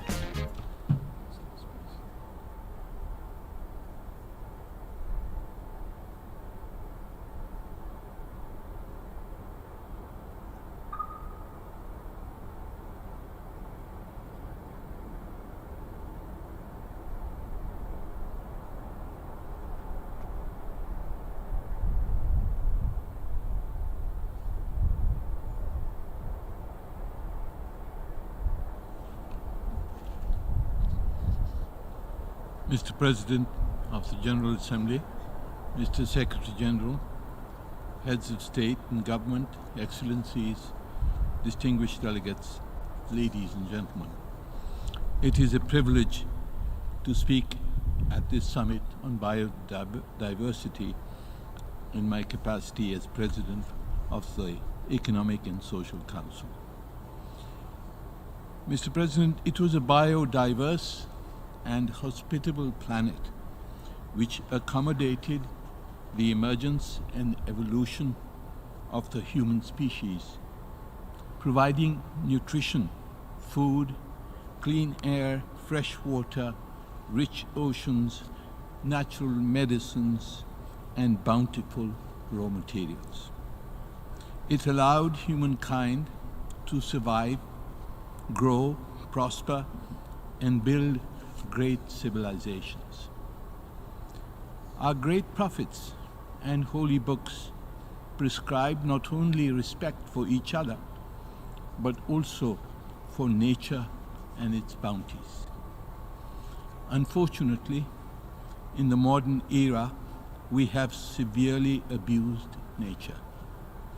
In the past 50 years, the human population has doubled, the global economy has grown nearly fourfold, and global trade has grown tenfold, together driving up the demand for energy, raw materials, and much else. Many types of pollution are increasing with negative impacts for nature. 75% of the planet's land surface has been significantly altered. 66% of the ocean area is experiencing increasing cumulative impacts, and over 85% of wetlands have been lost. Approximately half the live coral cover on reefs has disappeared since the 1870s, with accelerating losses in recent decades due to climate change. The Secretary General has just said that we are at war with nature, and as he said on a previous occasion, nature is fighting back. The impact of global warming and climate change are visible, yet the impacts of biodiversity loss will be equally pervasive and equally devastating for the future of humanity. It is scientifically proven that loss of biological diversity increases the risk of zoonotic diseases. The COVID-19 pandemic is a grim reminder of the relationship between people and nature. And if the humble bee becomes extinct, agricultural production will be devastated. Once despoiled, our rivers and oceans will no longer yield their plentiful bounties. If our forests diminish further and carbon emissions are unabsorbed, masks may become a permanent feature of our existence. It is therefore tragic that none of the 20 Aichi biodiversity targets will be met by the 2020 timeline. In fact, data reveals a further regression in the fight to preserve biodiversity and ensure the sustainable use of nature. The 17 Sustainable Development Goals are integrated and interlinked. If the biodiversity goals are not achieved, most of the other goals will also be difficult to realize by 2030. It is high time to discard the economic models that are driving states to fight nature and each other. It is time to transition to a new economic and social paradigm which values the preservation of nature as much, if not more, than gross national product and per capita incomes, which enshrines sustainability as an integral part of the development paradigm. I hope that implementation of the Aichi targets will become an integral part of the national SDG strategies of all countries. I trust this will be fully reflected in their voluntary national reviews this year in the Economic and Social Council. We will also endeavor in ECOSOC's Development Cooperation Forum to align the UN's development system more closely with the biodiversity targets. And in the Youth Forum this year, we shall try to mobilize the energy of young people to serve their future by fighting for nature rather than against it. Excellencies, in combating COVID-19 pandemic and the great recession it has triggered, in eradicating poverty, in installing sustainable infrastructure, finance is the key. It can be mobilized if there is political will to do so. In promoting the biodiversity goals, the central requirement is not finance. It is only political will. The will to take critical decisions to end the rape of nature and to contain the economic greed and policy negligence that are driving humanity to destroy the hospitality of our planet. Such political will can be mobilized collectively by the world's leaders. This is why this summit is timely. Indeed, it is of existential importance. I thank you. I thank the President of the Economic and Social Council for his statement. Heads of state and government, ministers, excellencies, we will now hear the pre-recorded statement of the President of the Arab Republic of Egypt and the host of the 14th meeting of the Conference of the Parties to the Convention on Biological Diversity, His Excellency Abdel Fattah el-Sisi. Please play the video. In the name of God, the merciful, the compassionate, Your Excellency Antonio Guterres, United Nations Secretary General, Mr. Volkan Bozkır, President of the 75th session of the UN General Assembly, Mr. Munir Akram, President of the Economic and Social Council, Excellencies, ladies and gentlemen.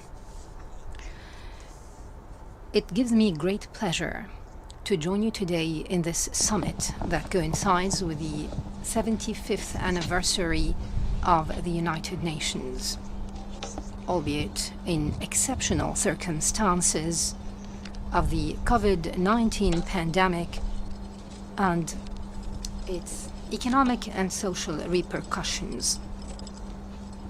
There is a mounting recognition of the dangers of emerging threats and their interlinkages, especially the environmental challenges and their unprecedented consequences. This is a testament to our sound vision as an international community when we set preserving nature and biodiversity as one of our international cooperation priorities. In this vein, the increasing pace of environmental degradation and biodiversity loss on planet Earth due to human intervention in our biodiversity and in nature necessitates that we move more effectively and in a coordinated manner in the face of these developments, which threaten all our countries. Such developments widen the gap between developed and developing countries and further undermine our ability to achieve sustainable development goals, especially in developing and least developed countries. All that added to the negative impacts of climate change on biodiversity.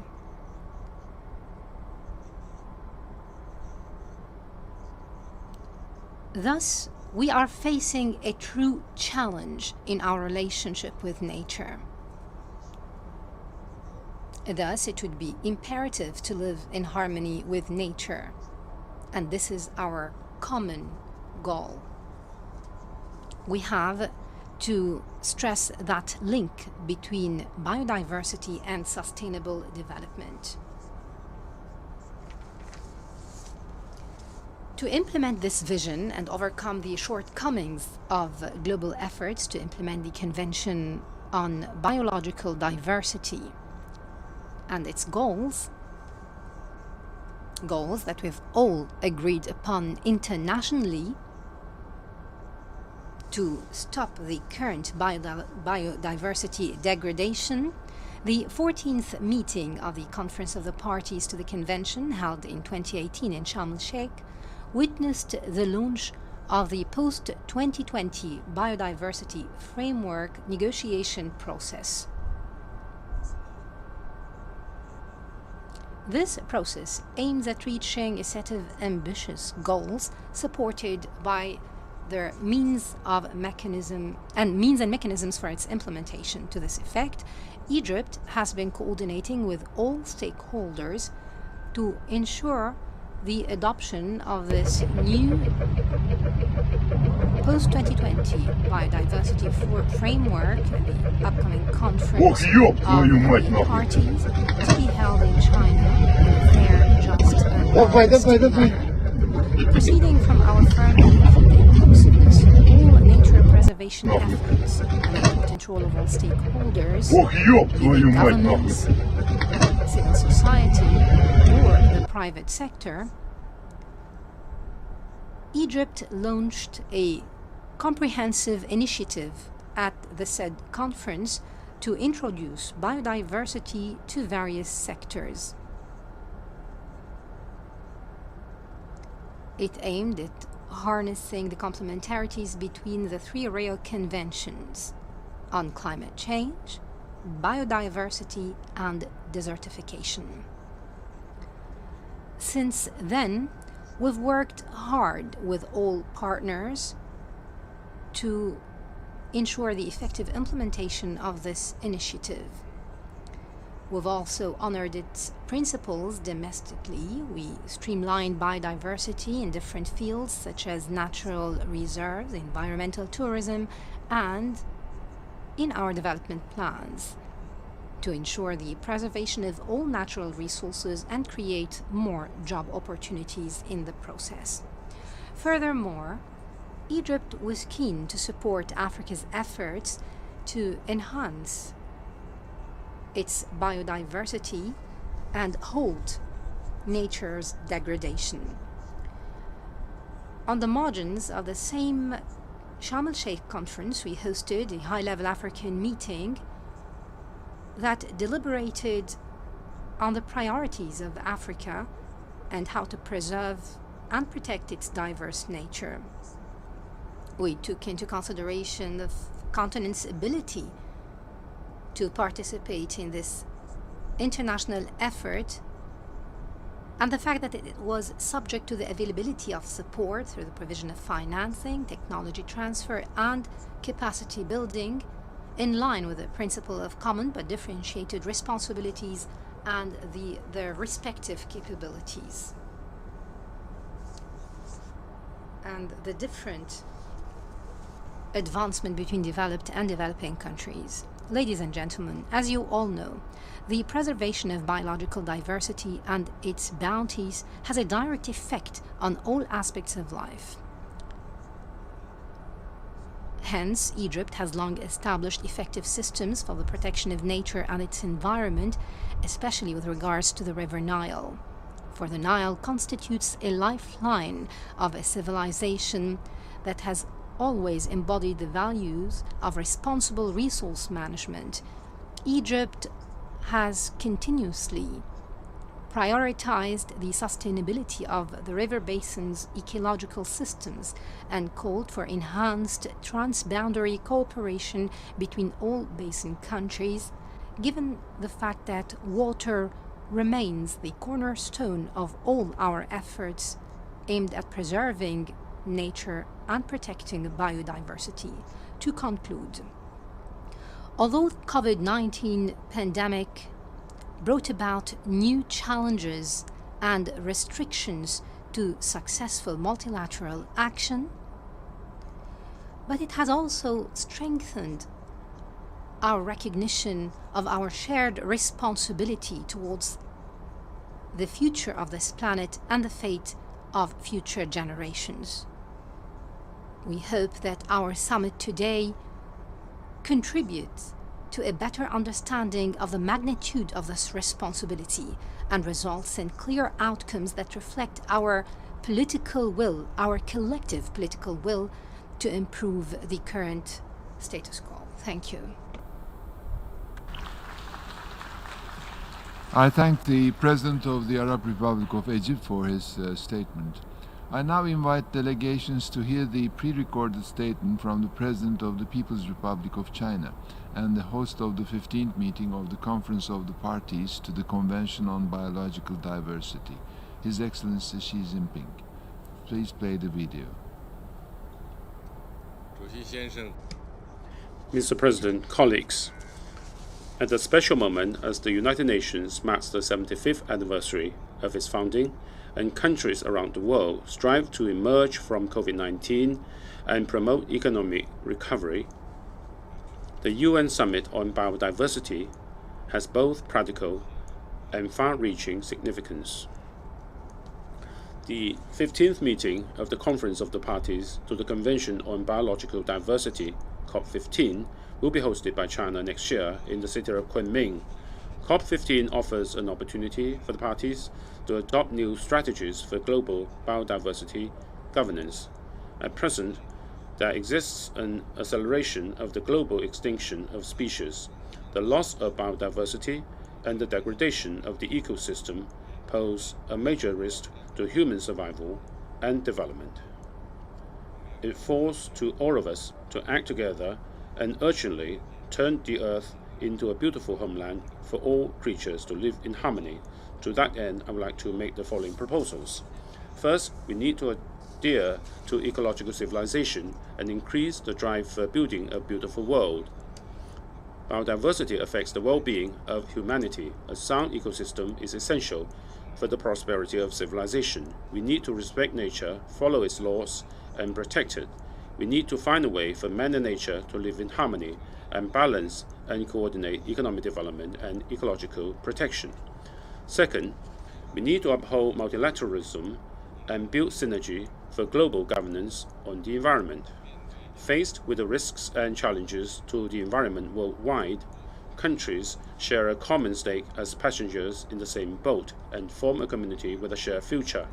To enhance global governance on the environment, we must firmly safeguard the UN-centered international system and uphold the sanctity and authority of international rules. Third, we need to continue with green development and increase the potential for high-quality economic recovery after COVID-19. Biodiversity is an important basis, a goal, and a means for achieving sustainable development.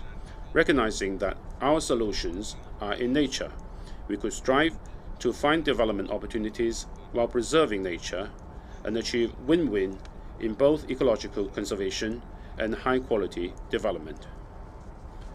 Fourth, we need to heighten our sense of responsibility and strengthen the power of action to tackle challenges to the environment. We need to uphold the principle of common but differentiated responsibilities, earnestly fulfill our commitments, focus on our targets, and effectively reverse biodiversity loss. Mr. President, as the host country of COP15, China is happy to share with all parties its experience of biodiversity governance. China has pursued development under the vision of building an ecological civilization. China has embodied ecological progress in every dimension and phase of its economic and social development. The goal is to seek a kind of modernization that promotes harmonious coexistence of man and nature. China has rolled out strong policies and actions. China has stepped up national legislation for preserving biodiversity and is drawing red lines for protecting the ecosystems. We have effected a national park system, carried out major biodiversity conservation projects, and made coordinated efforts to advance biodiversity governance. China has taken an active part in global environmental governance. China takes seriously its obligations under environment-related treaties, including on climate change and biodiversity. We have hit ahead of schedule the targets set for 2020 for tackling climate change. Guided by the vision of building a community with a shared future for mankind, China will continue to make extraordinary efforts to scale up its nationally determined contributions. China will adopt even more forceful policies and measures and strive to peak carbon dioxide emissions before 2030 and achieve carbon neutrality before 2060, thus making greater efforts and contributions towards meeting the objectives of the Paris Agreement. Mr. President, as the saying goes, little by little, grains of soil pile up to make a mountain, and drops of water converge to form a river. To enhance biodiversity conservation requires sustained efforts by all parties. I want to welcome you to Kunming, the beautiful spring city next year, to discuss and draw up plans for protecting global biodiversity and building a beautiful world with concerted efforts. I thank the President of the People's Republic of China for his statement. The Secretary General must leave for a previous commitment, but I thank him for his attendance this morning.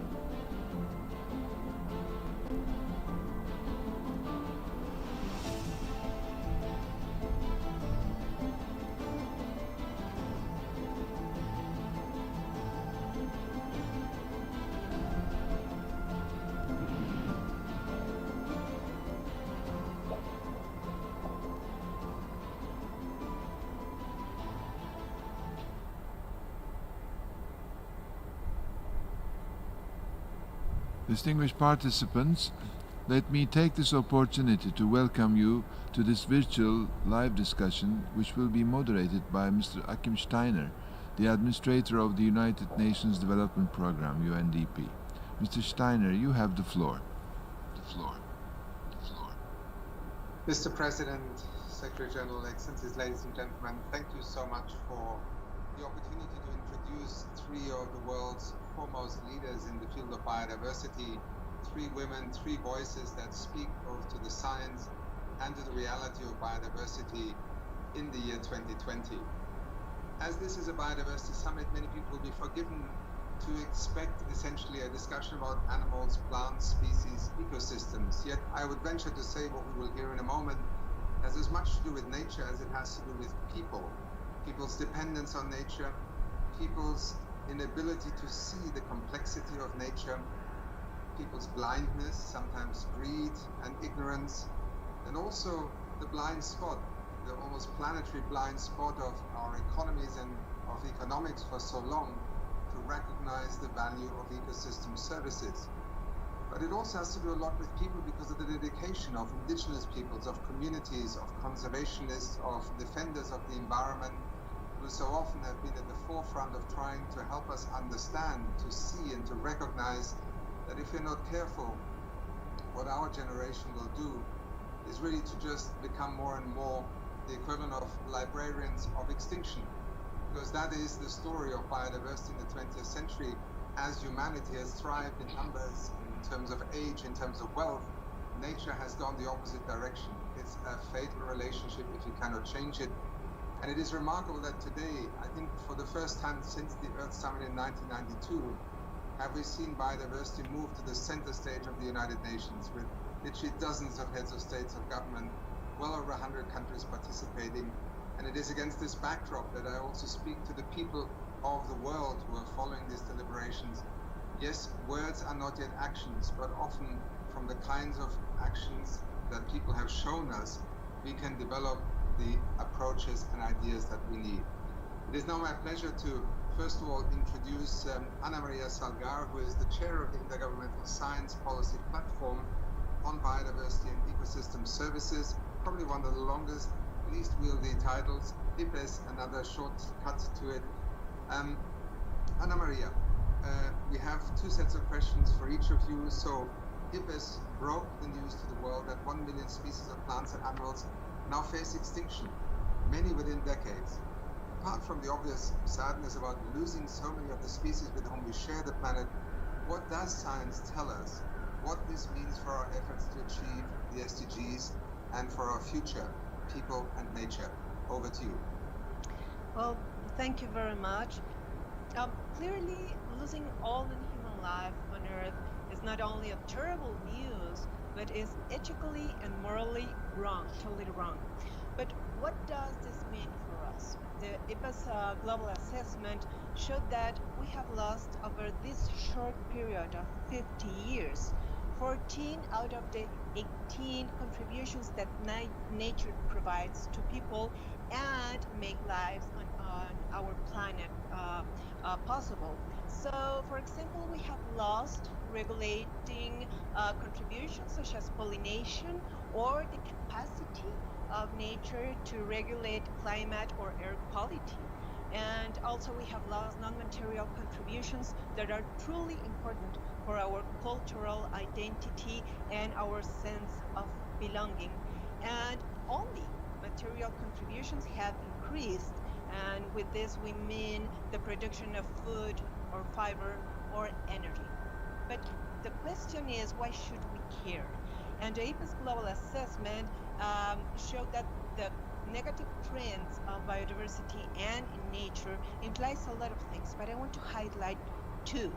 One is that we are not going to achieve the Aichi biodiversity targets in 2020, and also that was shown by the GBO5 report of the CBD, and also we will not reach the major sustainable development goals by 2030, especially those related to hunger, poverty, climate, water, health, cities, land, and oceans. So we need to listen to the science and take decisions accordingly if we want really to have a better and sustainable future.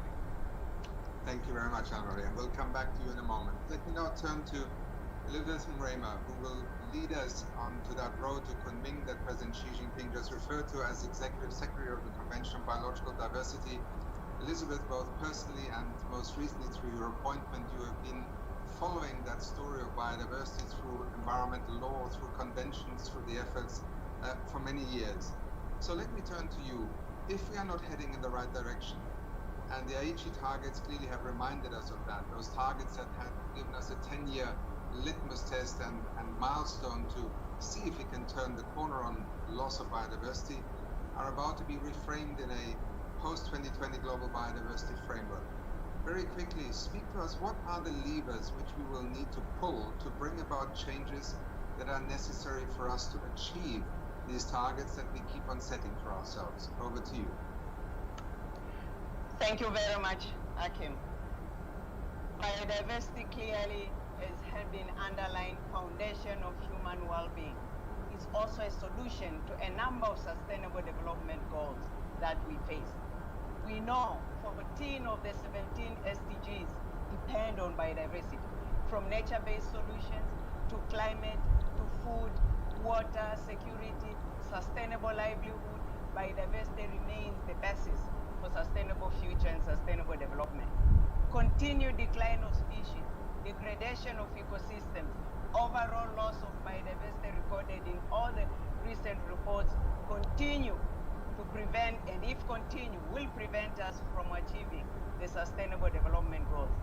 Governments also realized when they adopted the 10 years ago global biodiversity goals and targets and aligned them to 2030 agenda. Unfortunately, none of them will be met or achieved at the end of the year. Only few elements will be achieved. These early lockdowns Clearly, stories about nature have rebounded. The truth that lockdown and economic crisis have reduced capacity of government to continue to conserve conservation measures. And we've seen management of forest, wildlife, policy, fisheries have suffered.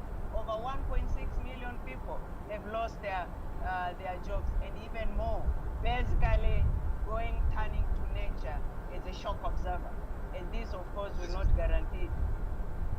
On that, can I, because we only have very little time, it's a shock absorber, you just said. Nature is a shock absorber, and that gives me the lead to turn to Inger Andersen, Executive Director of the United Nations Environment Program. Inger, through leading the International Union for Conservation of Nature, leading the United Nations Environment Program, you have watched so many stories of both failure and successes, and that image that Elizabeth just gave us of the shock absorber. What do some of the successes teach us, and what is the role of different actors also? Because we always look to governments only, but it's also local governments, cities, private finance actors, indigenous peoples, local communities, scientists. Where do you think will some of the best solutions, if there are solutions for this dilemma, emerge from? Oh, there are solutions, all right. First of all, we need to do more. We need to scale up what we're already doing. And I want to acknowledge that many countries are doing something really quite great. Many communities are doing something very great. So conservation works, protection works, integration of nature into cities and infrastructure and agriculture works. So that's the first thing, do more of that. Right now, because of our unsustainable production and consumption, we are driving these three planetary crises. The Secretary General just spoke of them: the climate crisis, the biodiversity crisis, and of course the pollution crisis. To turn this around, we need to rethink how we produce and how we consume. And that means dealing with food systems, with infrastructure in cities, with energy systems. And we can. That's the thing. It's entirely in our hands. Second point that we need to do is we need to restore. And the Secretary General spoke about the Great Green Wall in Africa as one of those brilliant examples. Today, 2 billion hectares of degraded land exist, and only 2% of what we could restore is being restored. And here the GF and GCF is doing a great job in funding this, but we need more funding into this space. 3, we clearly need to remove some of these disincentives for taking the right actions. We are putting our subsidies in the wrong place. We should incentivize some of these nature positive things. We should regulate. And I have just 2 more points, and then I will be done. 30 seconds more. So, indigenous peoples are critical, right? You mentioned that they are the stewards of nature. Let's recall that they are the owners or managers of about 1/4 of global land area and 1/3 of protected areas. So safeguarding their rights to their lands is part of safeguarding biodiversity. And finally, a former colleague of mine from IUCN invented the word "ad-uppable," and I'm going to quote her on that, because the targets that we will agree in Kunming must be ad-uppable. They have to be such that we can have them at the national scale, at the community scale, but at the global scale. We at UNEP issue the GAP report, you know very well. Somebody will come out once you add it up and say we need to stretch a little more and hold up the mirror as we go through this next decade of action. Thank you. Thank you, Inga. And let me turn back to Anna Maria for a moment. I perhaps for those who may not be familiar with IPBES as much, it is perhaps at the moment the little brother, but will soon be the big sister to the climate IPCC partner. But in 1 minute now to each of you. Anna Maria, give me one example from your recent IPBES report about what works. What did you find that you consider to be transformative? It doesn't have to be the only thing, but one thing that stood out in 1 minute, please. Okay, in 1 minute is very short time, but first, we have to work collectively, everybody. We have governments, individuals, private sector, academia, IPLCs. We need to address the root causes of biodiversity loss. It works. And also, we have to integrate biodiversity and nature in all policies, and we have to work with all sectors, not only environment, but also agriculture, fisheries, finances, etc. We have to work in the scenarios in a win-win situation. For example, the humanity could fit properly with both climate and biodiversity targets achieved through measures easy, such as changing diets, nature restoration, or the use of bioenergy systems that reduce the biodiversity loss or minimize. We have to learn to embrace a different vision of what a good life is. And we have also to practicing justice and inclusion in conservation amongst a lot of things. Are things that really are useful, are in place, and the solutions also are in nature, but as long as we take care of it. Thank you very much. So Elizabeth, let me turn to you with a reverse question. I mean, often in our global reports, yes, we have not met the Aichi targets, but as you often and we all know, there are some countries that have done extraordinary things. The expansion also of marine protected areas is an extraordinary success story. Hidden in these averages are very many things that have gone right. So why do we not succeed? What are we doing wrong in not achieving these targets? And again, the unfair request, in 1 minute, the magic answer. We need to acknowledge first that there has been some progress, clearly indicating where conservation measures have been put in place. For instance, fisheries management have improved fisheries stock. Deforestation has improved by 30%. Even species have improved. So without these measures, would have been even in a more worse situation. We need to learn from that and upscale these measures which have been have already been taken, and statements were heard in the recent days which clearly indicate actions are taking place at national level in different spheres by different stakeholders. We need to upscale them. We need the whole of society, whole of government, one health approach to dealing with these issues. Nature is not just environment department. It cuts across and no boundaries. Thank you. Well, maybe one could use that even in the sense that nature is not just an environment department, it is in fact the foundation on which everything else operates. And to you, Inge, a last question. So a healthy planet, biodiversity, vital, we all feel it, we all can sense it, and yet the world has so many other problems. Often we have argued, and there is this prejudice that developing countries have other priorities, they cannot invest in it. What would you say now in the midst of a pandemic also that would change that view that this is somehow a chronology that can, start with the pandemic, deal with poverty, and one day, yes, we'll also get round to saving the planet, having a healthy planet. What is, in essence, in 1 minute, your greatest argument of why this simply doesn't hold anymore? Well, there was a time when we thought we could pollute our way to wealth. We could extract in it, pave over, etc. We would have, and we thought that that was the answer. If we've learned anything from these three planetary crises, it is that that is certainly not the answer, and it's definitely not the answer to the SDGs. Certainly, COVID has told us and given us a very rude awakening that if you push nature into a corner, if you illegally trade species, if you extract and cut down tropical forests, we are seeing this rise, and we heard it in the president of the GA's speech, of zoonosis. 75% of new diseases are zoonotic in nature. Now, COVID-19 is particularly efficient. So COVID-19 is here with us now and has exposed to us the risks. But climate change is a lot worse. Biodiversity loss is a lot worse. So let's understand that the monies that we are now putting into our economies, that has to come with green strings attached, because that will enable us to reset our development path, and thereby reach the SDGs, and thereby stabilize planet, biodiversity, and our waste crisis. I think I did it in 1 second. In 1 minute. You have been wonderful. I do apologize. This is an event where so many leaders will speak, in fact, a record number today, and that is why we were, so to speak, the warm-up act. And I just want to end by thanking Anna Maria, Elizabeth, Inge. Mr. President, today is a day that hopefully marks a turning point, yet another one that we need so urgently. And it is a reminder of quite how long we have delayed acting on something that is a silent crisis of extinction. But two images often summarize for me how it is actually something that unifies us. Pollination, something we have taken for granted for millennia.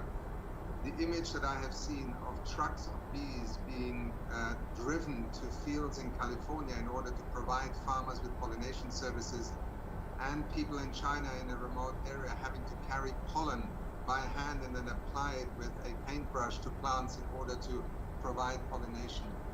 We are destroying the very fabric of our planet, but we're also destroying the very functionality of what we just need in order to survive.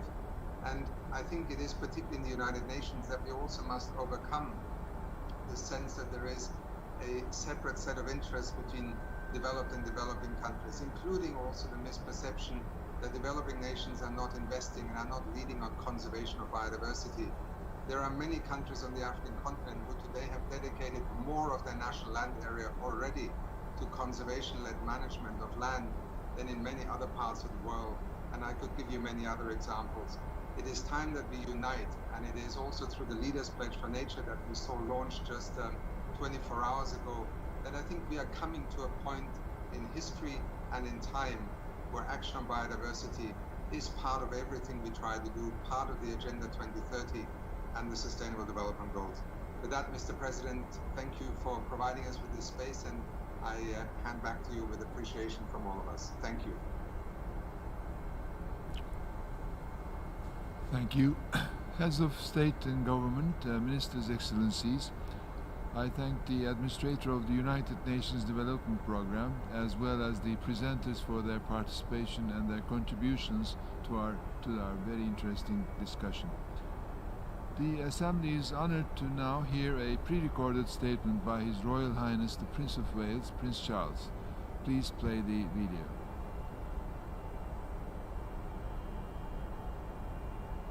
Ladies and gentlemen, I am immensely touched and flattered to have been asked to deliver opening remarks for this critical biodiversity summit. For my part, through my Sustainable Markets Initiative and the Great Reset, I am working with coalitions of the willing to identify and scale up solutions that aim to put nature, people and planet at the heart of our economy. To accelerate these efforts, last week I called for a form of Marshall Plan for nature, people and planet to advance a blue-green recovery and set the course for a sustainable future rooted in a new economic model. In other words, a circular bioeconomy that puts nature and the restoration of natural capital back at the center of the entire process. Today, using the framework of sustainable markets and the circular bioeconomy, I would just like to focus my remarks on some of the solutions and actions that have the potential rapidly to shift our trajectory in a more positive direction.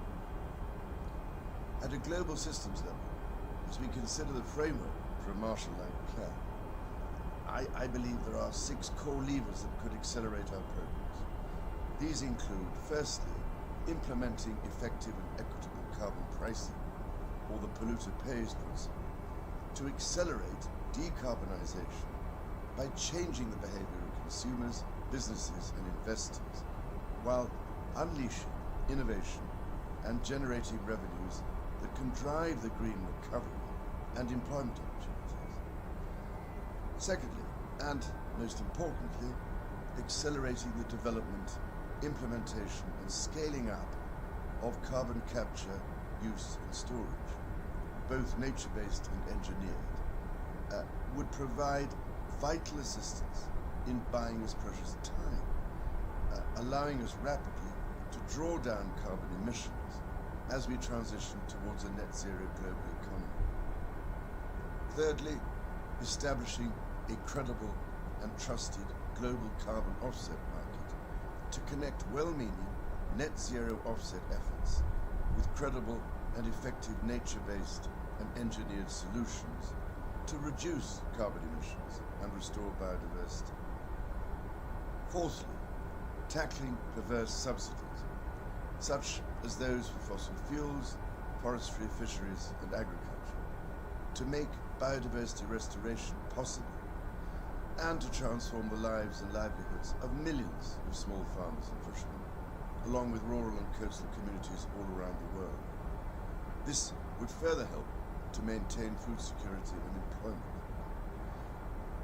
Fifthly, creating a recognized global ecosystem services market to incentivize farmers and landowners to increase and measure soil organic carbon, reduce greenhouse gas emissions, and improve water quality and water use efficiency.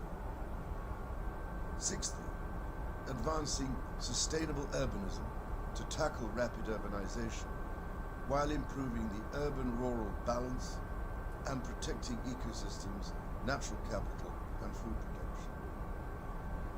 All these measures, ladies and gentlemen, would shift our economy onto a more sustainable trajectory. And ladies and gentlemen, with these systems, level levers in mind, we must also take some practical steps that can make a tangible difference on the ground. As a first step, if we are to restore the critical balance between people and planet, we need to protect, restore, and invest in nature. After all, nature is central to all aspects of our existence, from the air we breathe, our nourishment and shelter, to our spiritual, cultural, and recreational well-being. This virtuous circle of nature is something the world's indigenous peoples understand only too well, and is why we should listen and learn from the profound wisdom of their intuitive sixth sense, something we have so rashly and tragically discarded as being irrelevant in a modern world. As we focus on these solutions at a local level, we also need to think about investing at scale. We need to explore cross-border efforts to maintain and restore highly biodiverse natural ecosystems over large land and marine areas. As a second step, we need to think holistically about land, food, and health systems. Climate change, land use change, food production, and human health are all deeply interconnected. Transforming the land sector, agriculture, forestry, wetlands, bioenergy, towards more sustainable practices could contribute an estimated 30% of the global mitigation needed in 2050 to deliver on the 1.5 degrees centigrade target. For example, regenerative agriculture, including practices such as organic and no-till farming to restore soil fertility, or using silvopastoral or agroforestry systems, could enable agriculture to become a net carbon sink, rolling climate change backwards profitably, as it revitalizes rural communities and enhances human health. But to do this will require the big agri-industrial global corporations to revise their operating models to benefit both biodiversity and small-scale farmers. As a third step, we need to transform industrial sectors. Globally, industry is responsible for over 30% of all greenhouse gas emissions, of which the majority arise from the production of bulk materials like cement, metals, chemicals, and petrochemical products. There is an urgent need to transform industry by scaling up resource-efficient, circular, and low-carbon solutions based on both renewable energy and sustainable biological resources. The fourth step is the need to accelerate access to finance and innovation. Access to finance and innovation are key to bringing a circular bioeconomy and sustainable markets from niche to norm. Recent reports demonstrated that for every dollar invested in select areas of ocean-based economic activities, such as offshore wind for renewable energy, greening of shipping, or nature-based solutions, there is a return of $5. The economic case is there, ladies and gentlemen. We just need to articulate it and demonstrate its benefit. And finally, we need to build nature and harmony into education. Circular bioeconomy innovation, research, and development need to be transdisciplinary, combining technology and engineering with complex systems thinking. This research needs to integrate science with traditional knowledge, business, arts, design, and humanities, as well as involve relevant stakeholders in the process. In this reset moment, we have an incredible opportunity to change the way we educate children so that they could better understand humanity's relationship with nature. By doing so, we will inspire an entire generation of humanity who will be equipped to make the changes we so desperately need. Ladies and gentlemen, we are, I am afraid, at the last hour. We know what we need to do. There will be far greater returns for humanity and, crucially, for nature as well, if we take the necessary bold steps now. So let's get on with it.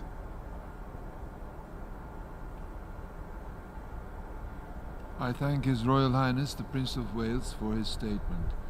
We will now hear a pre-recorded statement from Ms. Archana Soren, Indigenous Youth Representative from the United Nations Secretary General's Youth Advisory Group on Climate Change. Excellencies, ladies and gentlemen, my fellow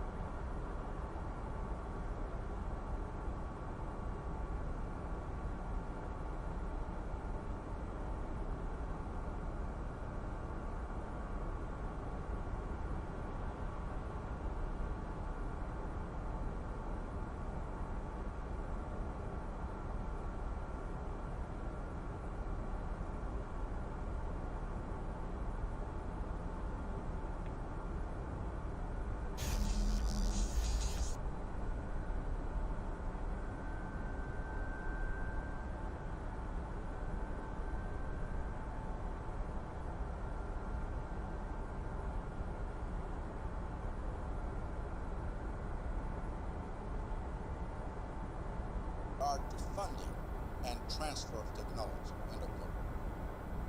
In the same vein, Sustainable Development Goal Target 15A emphasizes mobilization and significant increase of financial resources from all sources to conserve and sustain biodiversity. Yet biodiversity-related funding has stagnated in many countries. The biodiversity financing gap in 2019 stood at between $598 billion and $824 billion per year, according to, quote, the Financing Nature Closing the Global Biodiversity Financing Gap, end of quote, report. It is our proposal that international biodiversity public funding to LDC all right, guys, we are live. We are still experiencing ongoing connection issues. For everybody that's curious about the connection issues we've been having, so there's an issue with a node, basically on the fiber infrastructure that's in our area near the studio. So it's not just us that are experiencing issues right now. It's basically like a 4-block chunk in and around where we're at that's experiencing issues right now. We have a gig connection here that usually has really great upload speed, but because of this issue with this node, it's causing a large amount of signal noise. And I now invite which is the President of the European Commission to deliver a pre-recorded statement. basically tanking our bit rate, and we're getting intermittent loss. So we might lose this stream, guys, but I managed to kind of get it smoothed out, I think, a little bit. However, we definitely are going to have to compromise. I'm hoping they're actually at this moment continuing to fix the issue, so the connection might actually go down at some point while we're streaming, as they get everything fixed and back up, and then we'll be back up how we were before in 1080p 60 just fine. But yeah, right now we're definitely coming through in a lower quality for you guys. Hopefully it's not lagging for you guys. Yeah, basically we have no bit rate right now. Usually, we're streaming up around 5,000 bit rate, and right now we're probably getting under 1,000. So yeah, definitely not optimal, guys, but I managed to get it up at least so you can probably hear me without it buffering the whole time. Precisely such a pandemic that prevents us from meeting. Yeah, just let me know, guys, if it is, coming in clear for you guys. That it is a pandemic that made it necessary to postpone the COP15 in Kunming from October 2020 to the second half of 2021. So it does look like, so I got it at least smoothed out so it's not going to buffer. However, we definitely are coming through an extremely low bit rate. I had to lower not only the audio bit rates way down, but I lowered basically everything to the floor. And so I'm hoping we'll only have to do this for a couple hours, and I can bump everything back up to 1080 so people will actually be able to see. But I'm waiting to hear back from the technicians that are actually out there still right now. It's 10:05 p.m. and they've been out there all day. Currently trying to take care of this issue. I'm currently waiting on a call from them to confirm that it's been cleared up, and our connection will probably be lost when that happens, I would imagine, but I won't know. Right now, though, it's looking like it's pretty steady. Looks like we're getting some people flowing back in here as well. Biodiversity strategy for 2030 in May 2020. The biodiversity strategy tackles the key drivers of biodiversity loss, unsustainable use of land and sea. So yeah, we're currently listening to audio from Kiev again, from the square, and most of the cams, in fact all of the cams we have up on the screen right now are out of Kiev as well as they were earlier. To restore damaged ecosystems and rivers. To improve Boss says seems fine. Go 1080. No, we are still getting that low bit rate. So basically, this signal noise issue that we're having, in our area, basically, it drops the bit rate out, intermittently every few seconds. So it'll spike up, a little bit, but then it tanks right down, right below it goes below 1,000 bit rate. In fact, right now I think we're coming in probably just around 1,000 bit rate. Usually we were streaming right around 5,000, so definitely we're coming through at a pretty lower quality, but I'm glad at least you guys can hear me now. We are calling on everyone who is willing to join our action to halt biodiversity loss. The community of those who want to move forward is becoming bigger. Yeah, again, it might be a little bit blurrier, but once our connection comes back up to full speed, we'll be able to go back to 1080, full 1080 at 60 frames. But we're just gonna ride with this for hopefully only a few hours here until we get that back up and operational for you guys. Yep. Again, for everybody that doesn't, that's just coming into this the stream. Our fiber connection here is currently experiencing some issues. It has been for about 48 hours due to a bad node, they're saying, in the area. That was probably due to weather or something, but they've been dealing with it all week from what they've been telling me. However, we've only been experiencing issues over probably the past 48 hours from it. Yeah, usually we have a good and solid gig connection, but right now our upload bandwidth is basically nothing. As I said, it drops out. We're probably going under 1,000 bit rate at the moment, but we will be back up to full speed, back up in 1080 in a couple hours here.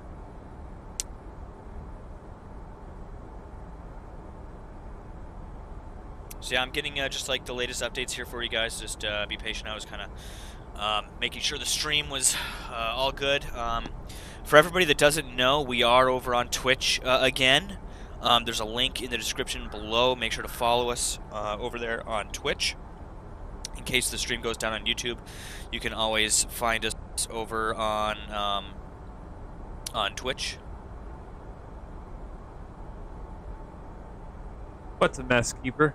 What's up, bro?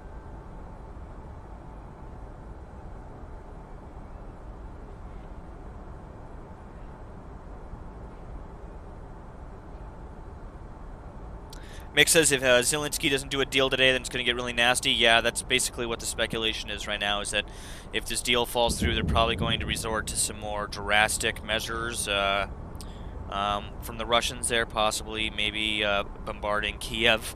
I know we've been on the edge of our seats for like the past 3 days sitting here watching Kiev. And the reason is because there's been this slow Russian advance on the city. And, there was people were expecting that to go a lot quicker than it has. Luckily, the Ukrainians have held out a lot longer than previously expected, so that's good. They're putting up a hell of a fight against the Russians. Did you hear me there, Keeper? What's the yeah, mess? We've definitely been just kind of sitting here glued to our screens watching Kiev for the past couple days, and I believe that we haven't seen very much bombardment. We have seen a little bit of missiles that have hit some buildings there in Kiev and stuff, but I don't think we've seen anything near what we will see if they do fully move on Kiev once amassing these forces here that we're seeing kind of grouping up around the outskirts of the city.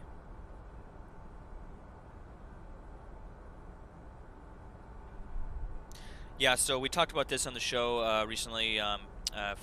Free GeoX says anyone smart enough to ask themselves why Russia is using the 90s Soviet era tanks at the moment. Yeah, so yeah, we've been talking about that on the show for a while. Too messy, Keeper? About why they're using that old Soviet hardware and kind of how that plays into the whole situation.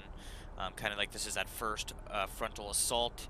They're trying to basically, first they were trying to break through the front lines there in the DPR, LPR, moving the troops across the border, getting them actually into the territory in and around Ukraine, and they're there to kind of soak up, this initial force is kind of there to soak up those supplies of javelins and other systems that have been supplied by the U.S. and other countries.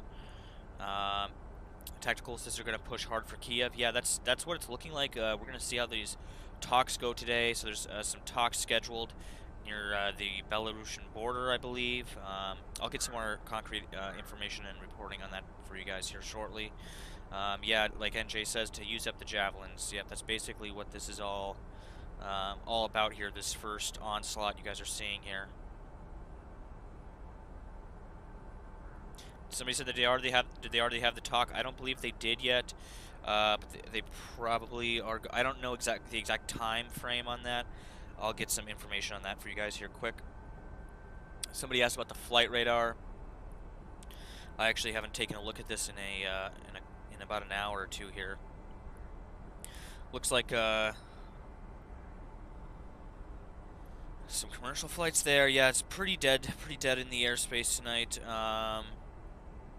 But we're keeping an eye out. There's kind of like a lull in activity right now, waiting for these talks. Originally, I thought that maybe tonight was going to be kind of a night that the Russians were going to push on the city, because we had heard all that speculation about them wanting to get things done before Monday. However, it's still looking like they're going to, sit it out and continue to amass forces on the outskirts of Kiev while these talks take place, and then from there the Russians will probably decide to make their move depending on where these talks go. I don't think these talks are really going to amount to anything, because the Russians are basically just asking the Ukrainians to put their weapons down. And Zelensky has made that clear that they're not going to do that. They're not going to surrender and concede to Russia. So I don't believe that these peace talks are really going to come up with anything useful. I don't think they're going to come to any kind of resolution. We kind of seen that trend over the past few weeks here with a lot of these diplomatic talks that we've been seeing. Again, for anybody that's just tuning in, yep, we are still experiencing connection issues. However, I've temporarily been able to get the stream up for you guys here at a severely reduced quality. We're coming through at less than 1,000 bit rate right now, so quite a significant downgrade from what we're used to streaming at for the 1080p 60 frames a second, but we'll hopefully only have to deal with this for a few hours. Again, guys, getting the updates here out of the last few hours together for you, and we'll kind of start to take a look at some things here shortly. I'm going to go back to the live UA map. Not a lot going on flight radar right now. If anybody has any interesting flights to track, though, we'll definitely look at those.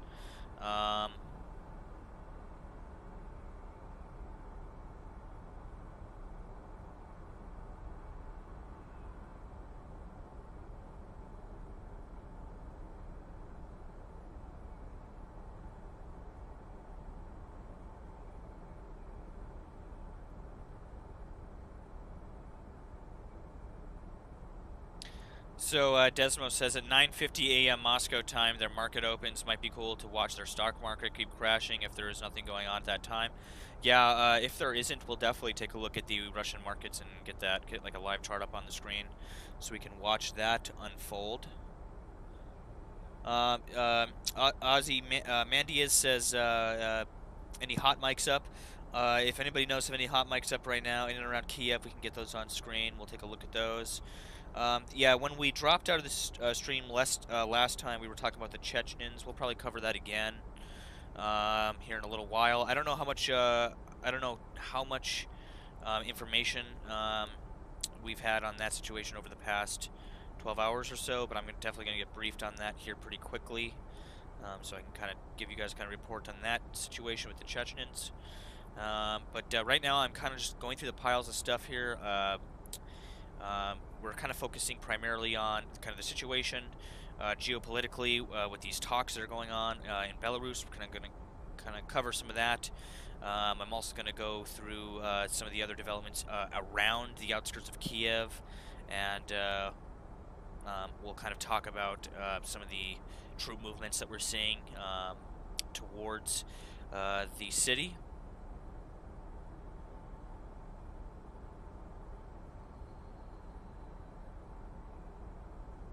Some people saying RCH 851. Roger that. I'll get RCH 851 on radar.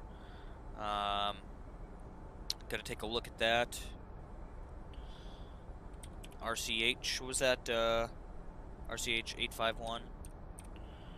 Okay, we'll take a look at RCH 851, see what that's doing. So we got a, C5M Super Galaxy. That's an interesting, we haven't seen many of these, so this is going towards the United Kingdom. We'll keep that tracked for now, see where that's going, if that maybe comes into play. I don't see any destination data on that yet.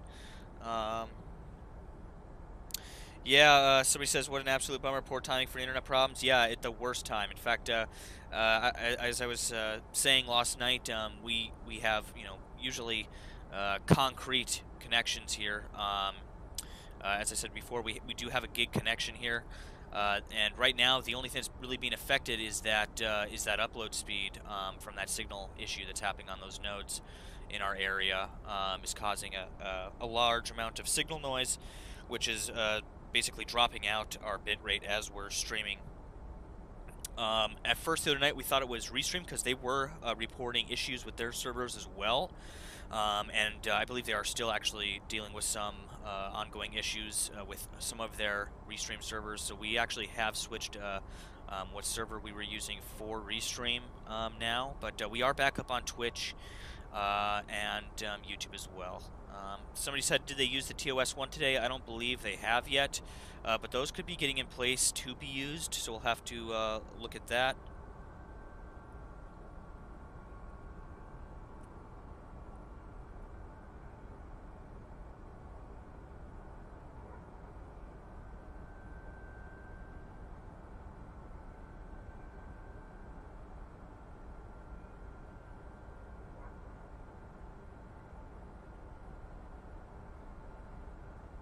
Somebody says Homer 19 is up. Okay, we'll take a look at that. So yeah, airspace is looking a little bit more active than I initially saw on the top flights there. Okay, so this is down by Greece again. So we'll keep an eye on this RC-135 and see where that goes. That could be heading up into the region. However, it is heading south right now, so we'll keep an eye on that. Somebody says, how informed are the Russians on how the war is going? Well, we could look into that here shortly. We could take a look at what the Russians are saying on Russian state TV and what they're telling their people in the country. That could be an interesting thing. We also haven't taken a look at our buddy Patrick Lancaster in a few days, our Russian blowhorn independent news journalist out of the DPR and LPR, so we could possibly take a look at him as well. Some other people sending some other flights that they think I should be taking a look at. We'll get those up on screen here shortly. Again, guys, just stand by. I'm kind of getting some updates here. If you guys do have any updates to add to the pile, we are trying to focus on things that are happening around Kiev, Odessa, and Kyiv, because those cities have had a large amount of developments today. Tommy says, why does the video not have the 1080 options? Because right now we are in a severely reduced quality state due to those ongoing line issues that I've mentioned. Sorry guys if I'm sounding like a broken record, but just as more people come flooding into the stream, we get people asking about that. I'm going to need to make sure everybody is concrete on that. Maybe I'll pin a comment here in a second like I did earlier. Somebody's saying, is Russia going to use nukes soon? Well, they have put their nuclear forces on a heightened alert state. We'll go ahead and watch that video here shortly. That's been floating around a lot tonight, so most of you might have seen that already, but we'll play that on screen anyway because I believe it is important to kind of talk a little bit about that. Yeah, the Discord has a new link, guys, by the way. It's just discord.gg/Nemiko. So you can just type that in. You guys don't have to copy a link anymore. It's just discord.gg/Nemiko. Also, the Twitch is just twitch.tv/Nemiko Network. So that's also down in the description below. If this stream goes down, you guys can hop over to Twitch. Antisocial, yes, I am reading the Twitch chat. I have both the YouTube chat, Twitch chat, and Discord chats simultaneously being monitored here. Luke says, what exactly does heightened alert mean? That means that their forces are in a heightened readiness level. They have troops and possibly even hardware in place to, to be put to use quicker than usual. They could have things like certain nuclear missiles in place, ready to fire, maybe quicker than they usually would. They could have things already in emplacement. Have things like on troops on alert, ready to go to use those things. We don't really know, but that's just kind of speculation as to what they mean by that.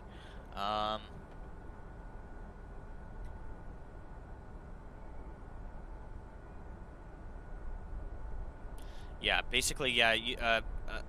Damon says they're using the nukes to scare the public and provoke us. Yeah, it's basically just intimidation. They're trying to get concessions, mostly out of Ukraine and the West as well.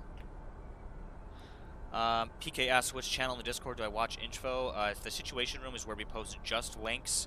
We don't do any chatting in the Situation Room. The Situation Room is where we put all that reporting and stuff. You can also PM stuff to me if you want me to see it as well. Either one works.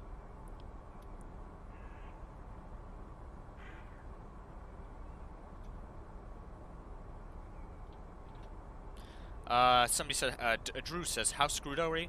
Well, only time will tell. Things are definitely looking pretty grim. That is for sure.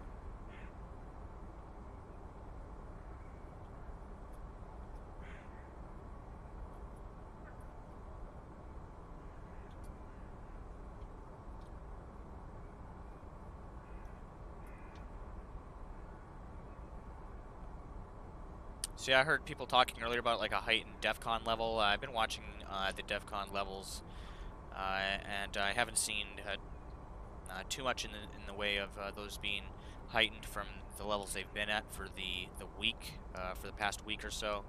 But they are definitely higher than normal. I believe we're in DEFCON 3 here in the United States. Currently, Europe, I believe, is DEFCON 2, if I'm not mistaken. That's been the same for about a week or two now, since this situation started to unfold. Somebody says, any updates on casualties? Yeah, actually I do. Stand by really quick, I'll get that pulled up. So we're reading 4,300 personnel, Russian personnel killed and wounded at this time. Over 200 prisoners of war have been reported. 46 downed aircraft, 26 helicopters, 146 tanks. A lot of those are probably different armored vehicle types. Actually, no, those are larger tanks. So 146 larger tanks, 60 cisterns, 2 drones, 706 armored vehicles of different types, so like BTRs, stuff like that. 1 anti-aircraft system, a BUK, and 20 automotive equipment, 49 pieces of artillery, 4 grad systems, 30 vehicles, and 2 vessels. If you guys want to take a look at those numbers, I'll post the image of that in the Discord. Where will I put that here? I'll throw that in the situation. I know it's probably been posted over the past couple hours, but I'll post that in the situation room if anybody wants to take a look at that. And I can also get it up on the screen here for you guys as well. Yeah, yeah, of course, U.S. DEFCON levels are not public information, but there are a variety of independent watchdog organizations that do kind of keep an eye on basically the same list of criteria that the U.S. would use to calculate DEFCON level, and then they generate their own DEFCON level, which is most of the time pretty consistent. You would imagine it's probably pretty consistent. However, you never know when there's a Russian nuclear sub off the coast of Florida ready to nuke the East Coast, because I don't believe they would disclose that information. If that was an immediate danger, that would cause a significant amount of panic here in the States. So that's always something to keep an eye. Media reports a powerful explosion in Cherkasy, says Kamor. Thank you for that, Kamor. We'll take a look at that. So we're continuing to get these reports out of Nexta here, this Twitter account out of Ukraine. Okay, so that's definitely a bigger explosion. Not sure if that's thermobaric. That looked, that didn't really look like thermobaric, but that could have just been maybe like a munitions stockpile or something that got targeted. We'll have to take another look here. You can definitely see the shockwave traveling away from it, though. It almost reminds me of the Beirut explosion, just the shockwave, how it flew out there. Yeah, that is a huge explosion.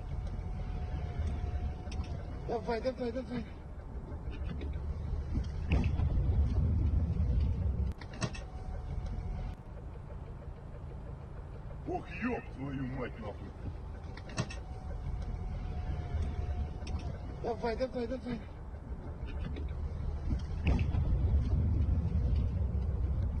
Ебал я его рот. Yeah, pretty big explosion there. Okay, so that's Cherkasy. Let's try to see if we can pull that up on a live UA map. Where is Cherkasy?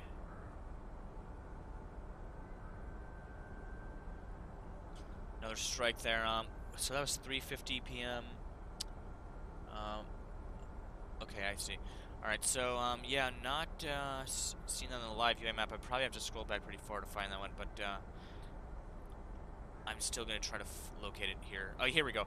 Geolocation of explosion outside Palkana in Cherkasy, sorry, Oblast in Ukraine.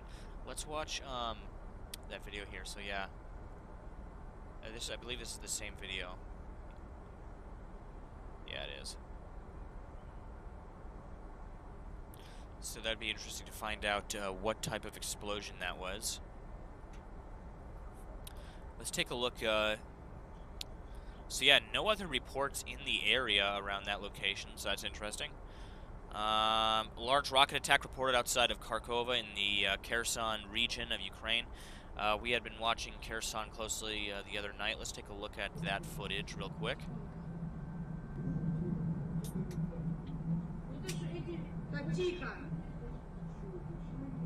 So it looks to be a Grad rocket fire there, if I'm not mistaken. So that's interesting there.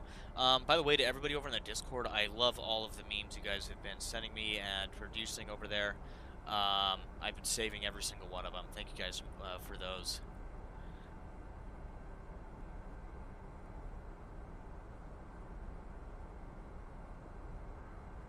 Yeah, so Honey says, over in the Twitch chat, says the talk is going to go sideways. He's been hearing. Yeah, so the reason I'm speculating it's not going to go well is because Russia is basically just going to ask that they lay down their arms and concede to Russia, and I don't think that's going to happen. And Zelensky's made that clear that he doesn't want to do that, so...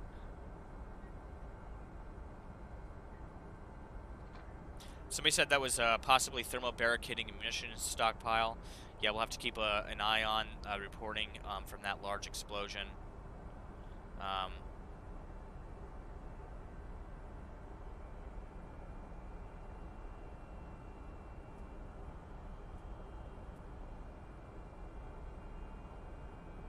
Somebody says, where's the Russian tank convoy in the north? Yeah, we've seen satellite images from Maxar of those tanks amassing to the north of the city of Kiev.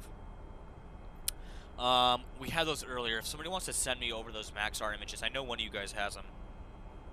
If not, I'll try to locate them here myself. But if somebody can give me those Maxar images of the tank movements to the north of Kiev, we had those on screen earlier last night.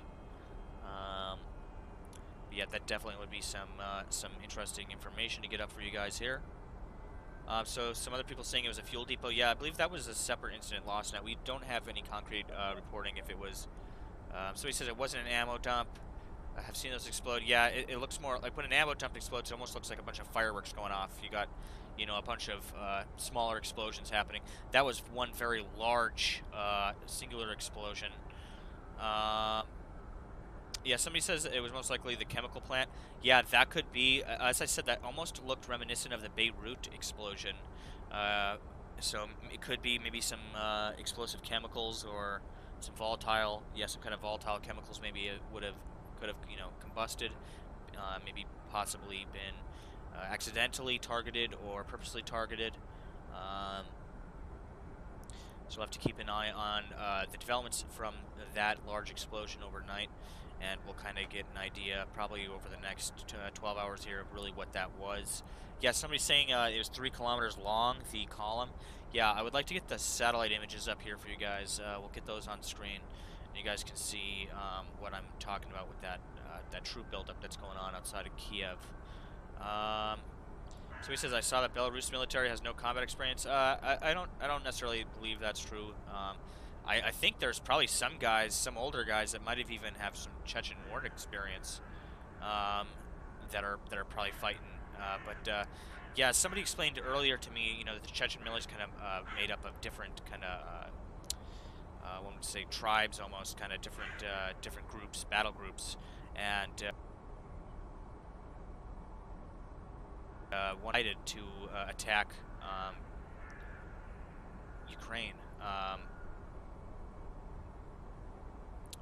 or to fight with the Ukrainians, I mean. Sorry guys, reading some stuff here, give me a second.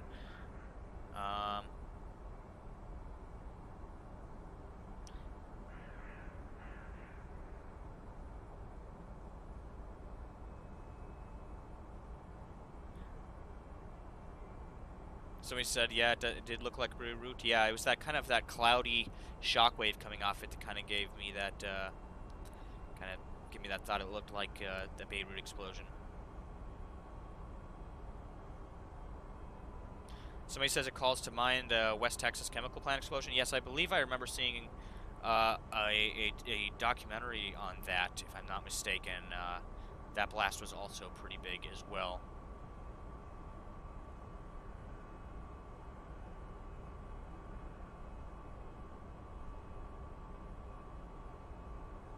Somebody said the live UA map has been hacked. Yeah, we'll look into that as well. It's still, at the moment for me, is at least showing some accurate information in and around Kiev. However, I'll look into that. If maybe somebody wants to send me some reporting on that, I can get that up on screen for you guys. We'll take a look at the live UA map. Yeah, there has been a lot of false information going around, guys. There's been, over the past 12 to 24 hours, I've seen a large influx in fake cameras, fake streams, fake multi-streams even, kind of like ours here, coming out of, coming out from Russia and Europe as well, just packed full of misinformation. For the first couple days I was doing this, you know, you'd get the occasional person asking about looped cams and stuff.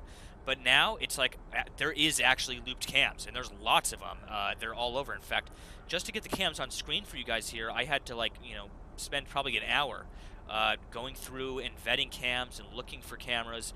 All of the original CCTV cameras that I had up for you guys earlier this week when we first started streaming, you know, 7+ days ago now, all of those are down now. And yeah, yeah, keeping those fake cams off the stream has been a battle. I mean, some of you that might have tuned in yesterday know, you know, we would get some sent over to us. I'd put them up on stream, and then, you know, I'd get 12 people in the chat sound off, you know, this one is old, or, you know, and that's what you guys are here for, is to keep an eye on those timestamps for me. Make sure that, you know, to help make sure that these cameras are current, and to help me geolocate stuff as well. And yeah, I mean, yeah, it does take a lot of effort. So definitely, you know, bear with me, guys, as we, you know, make sure to get verified sources and stuff for you guys here. And again, as I'm reading you guys off these Twitter posts and this reporting, I try to include, you know, the words possibly unconfirmed. Okay, every time I show you something, all right? Because keep that in mind. Again, we are experiencing the fog of war, and that's the reason we're getting all of this conflicting reporting out of the region. So just keep that in mind there.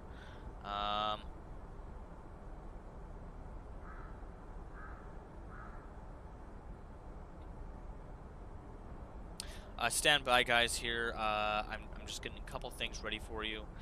We're currently watching the sun come up over Kiev here. There was actually at one point a report in the night that said that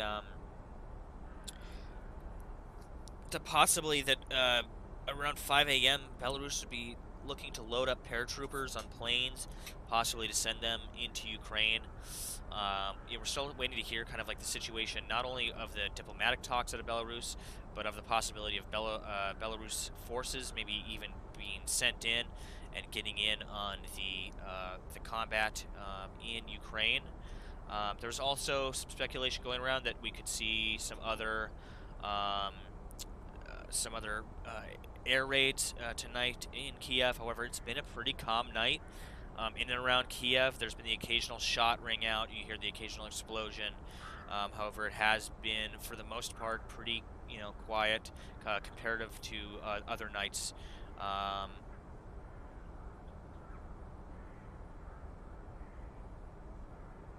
Somebody says, can you stop saying yeah, sorry guys, as I bring you these reports here, I do have to give brief pauses in between to catch up. I have definitely not gotten an abundance of sleep over the past week here, so I'm working on a tank half full, so to speak. Somebody says the DEFCON website now says US at DEFCON 2. Maybe I will look at that here. Get the DEFCON level up on screen for you guys.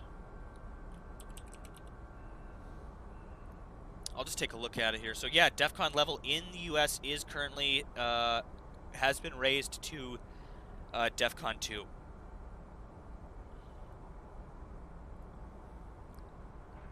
As you can see here, guys, this is for the United States. Keep in mind, this is not the official DEFCON level, as that information isn't publicly available. However, the same principles that are used to calculate, the same variables that are used to calculate the DEFCON level are used to calculate and estimate this DEFCON level as well. So it's pretty, I would say it's a pretty accurate assessment to what you probably see out of U.S. defense. Let's go and look at Europe as well, because they're still in DEFCON 2. They have been for some time. It definitely is. Okay, so it says, oh wait, that's Middle East. We want the United States. Actually, here it says Northcom. So here it says Northern Command is actually at 4. What was that giving me that? So this is just an overall level, I guess. This is just a general level. So USA is currently at DEFCON 4. So actually not that of a heightened state, not that much of a heightened state, but so the overall DEFCON level has been heightened. Let's take a look at the cyber. So cyber DEFCON level currently estimated to be around 3. Yeah, Europe's still at 2. Middle East at 3. Africa at 3.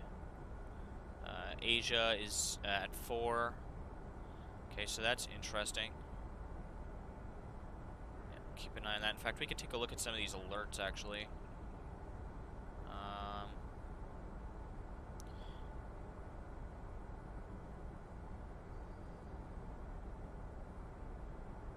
We'll go Europe.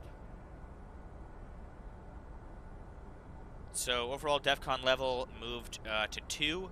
Russian President Vladimir Putin has now ordered Russia's nuclear deterrent forces on alert in response to Western sanctions and rising tensions over Putin's invasion of Ukraine. So yeah, that's what we were speaking about earlier. Again, you guys can check out this information at defconlevel.com if you guys want to take a look at that for yourself.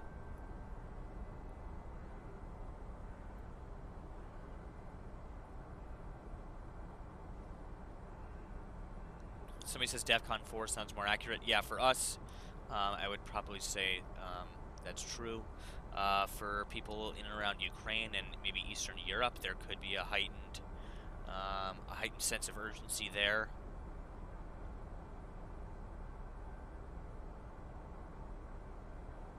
Somebody said, do we see refueling tankers all turned off their transponders finally? No, I'll take a look at that here on the flight radar shortly. Somebody said, did the fiber get fixed? Again, for everybody that's tuning in, we are still experiencing the ongoing connection issues, so the stream might be a little bit at a lesser quality than normal.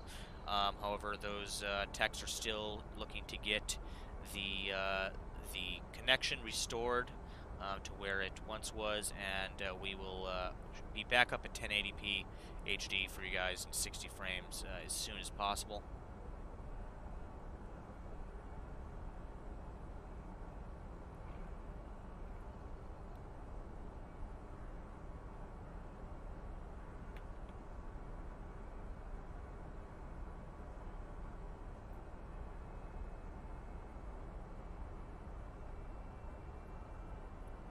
So he says, why are you streaming to 2 platforms when your internet sucks? I'm actually just streaming to 1 platform, Restream, and then Restream does the heavy lifting of taking that and broadcasting that out. 8-Bit Dan, thank you very much for tuning in again. Glad to see you're tuning in back into the stream. Thank you very much for following the Twitch account.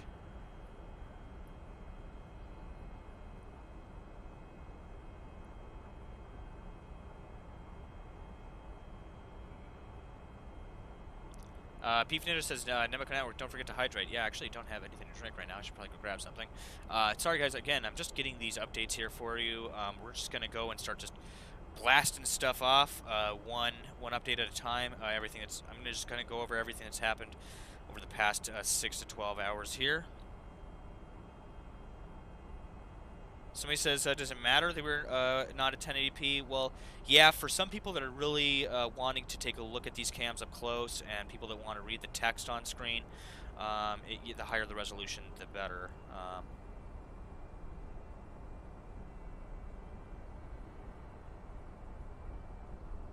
Yeah, again, some people asking about the Elon Musk thing.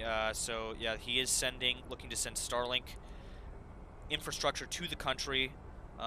In order to assist the Ukrainians in keeping their connections online, and they're also looking at sending the they're looking at getting the satellites in place, but separately they're looking at getting the hardware that you need for the ground stations sent into Kiev, things like the modems and the satellite dish that you need.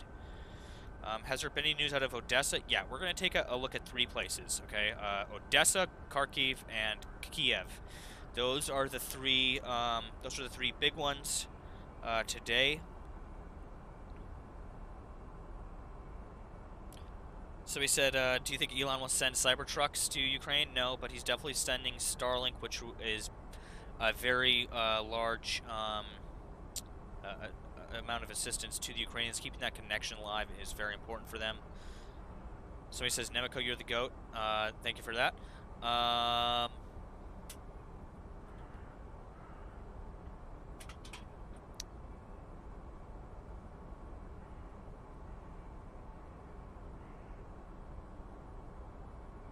So yeah, I also heard some reports of them taking the traffic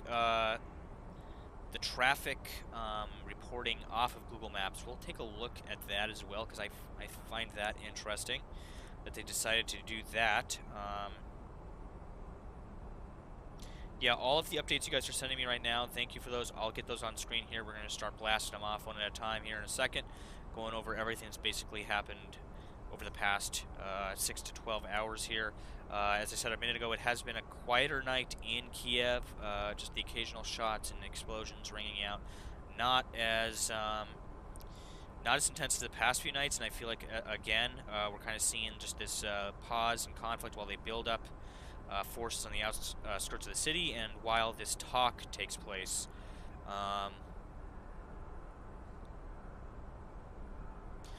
Somebody says, funny how the U.S. government doesn't have control over Starlink system. They probably have utilized those services at one point in time. It's possible, however, I'm not sure on that. Yeah, Starlink is definitely privately owned, but it is possible that the government has utilized Starlink infrastructure at one time for operations. That could be possible. Volunteers and reservists springing into action. More likely, though, they probably have their own communication infrastructure in place. A character of collective responsibility. Yeah, some people saying they're only seeing 720p. Again, that's due to the ongoing internet issues that we're having, which we were speaking about earlier. Those are being fixed right now. We should be back up at full resolution soon. Okay, guys, so I'm about to go over these updates here in and around Kiev.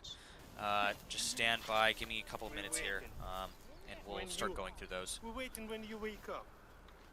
When you understand me. Where is your sanction? Where is sanction? We don't need sanction.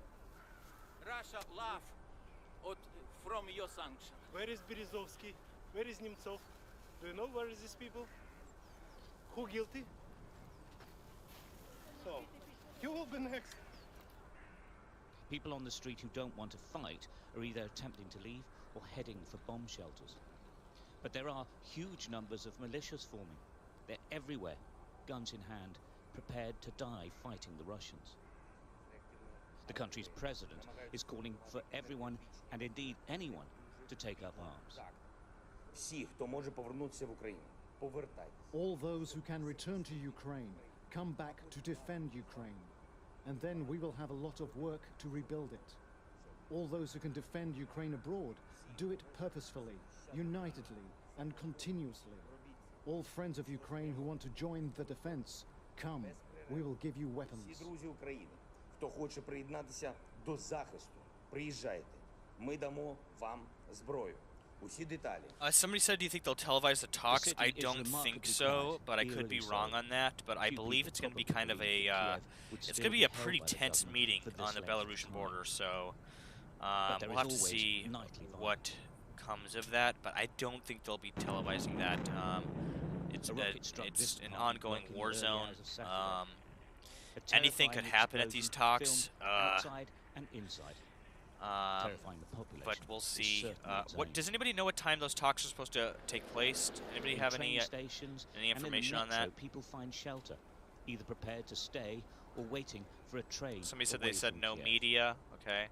Amongst them, a group of university students ordered home by their parents. Yeah, maybe Russia wasn't as big as what everyone thought it was. Yeah. They thought that somebody says it just sounds like a potential ambush to me. Yeah. Yeah, I thought kind of the same thing. Maybe like a red wedding sort of scenario. I think we can do it. A key to any success in the defense of Kiev will be 840. Somebody says. Okay, we'll take a look. We'll take a look at that. If anybody has any confirmed reporting on the time. Somebody says I thought they announced like 8:30. Okay, so we'll keep an eye on that. The security services here are now absolutely convinced that Russian special forces and what they call fifth columnists are trying to cross into the center of Kiev using the bridges that are very much the lifeblood of the city. They've said that they will use lethal force on anyone attempting to cross the bridge. Now, some will probably try, but they've also sort of made an appeal that it's so critical now that everyone needs to pull together and do as they're told.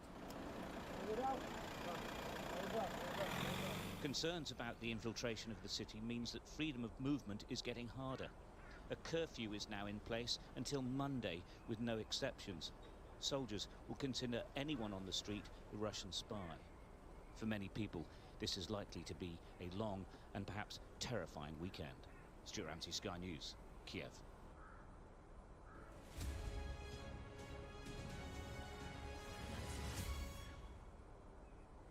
Good morning. The UK is ramping up its diplomatic efforts over Ukraine this morning as Russia continues to mass its troops on its neighbour's border. It's also putting 1,000 British troops on standby in case of a humanitarian crisis in Eastern Europe, should the Russian military build-up escalate. Boris Johnson is in Brussels this morning to meet the NATO Secretary-General before heading to Poland later on. He's issued a warning to Russia that NATO member states will draw lines in the snow over the Ukraine crisis. Meanwhile, the Foreign Secretary Liz Truss is due to meet the Russian Foreign Minister Sergei Lavrov in Moscow today. She's expected to urge the Kremlin to cease its aggression over Ukraine in what is the first visit to Moscow by a UK Foreign Secretary in more than 4 years. In a moment, we'll get the latest from Moscow with Diana Magne. But first, let's take you to Brussels. Ali standing by for us this morning. Hi, Ali. So a lot of people talking about the amount of air traffic going into Belarus tonight. Possibly that they're possibly moving troops around, or that there are some resources, a heightened level of resources moving into Belarus. That could be indicative of this decision that is floating around of them possibly sending in Belarusian forces into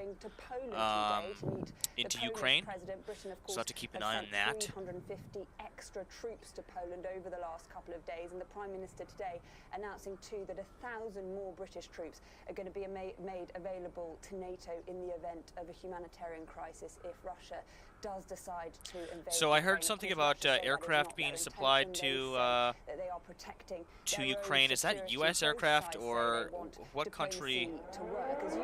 Okay, so here we have some air raid sirens occurring right on time for dawn. While those are ongoing, I'll shut up and then we'll start the updates right after that, so I don't have to talk over the sirens. So a significant stepping up in the diplomacy, but troops are moving, and on that fundamental point of tension around the expansion of NATO, it's hard to see the gap where there can be an agreement. Both sides are standing firm in a real sense that the next couple of days could really be decisive, Kay. Meantime, Diana, what's the mood in Moscow? Well, I think these are going to be very hard talks. Liz Truss will lay down the law. She's already made clear that she will call on Russia to stop its aggression against Ukraine, to de-escalate. The question is what happens then, because if you encourage and order Russia to stay on the diplomatic path, there has to be some reason for Russia to decide to stay on it. It knows that the UK has a large sanctions package ready to go. Bear in mind that UK-Russian relations are in a very dire state. Boris Johnson came here as Foreign Secretary 4 years ago. Then the Salisbury poisonings happened. So relations have only deteriorated, and now we have the possibility of war on Europe once again. So it will be a tricky conversation. It's a relatively short conversation, but I think what Boris Johnson said today is really the nub of it. So for everybody that's just tuning in, this is sounds coming from Kiev of our usual every morning air raid siren, which could be indicative of an airstrike, but isn't always indicative of an airstrike. It could just be that they are. Sorry, it could just be that they are playing those air raid sirens to keep people in that heightened sense of alertness, to basically let people know that at any moment an airstrike could come, that you need to stay in shelter. Yeah, imagine trying to sleep right now at 5:53 a.m. and just constantly having to hear this.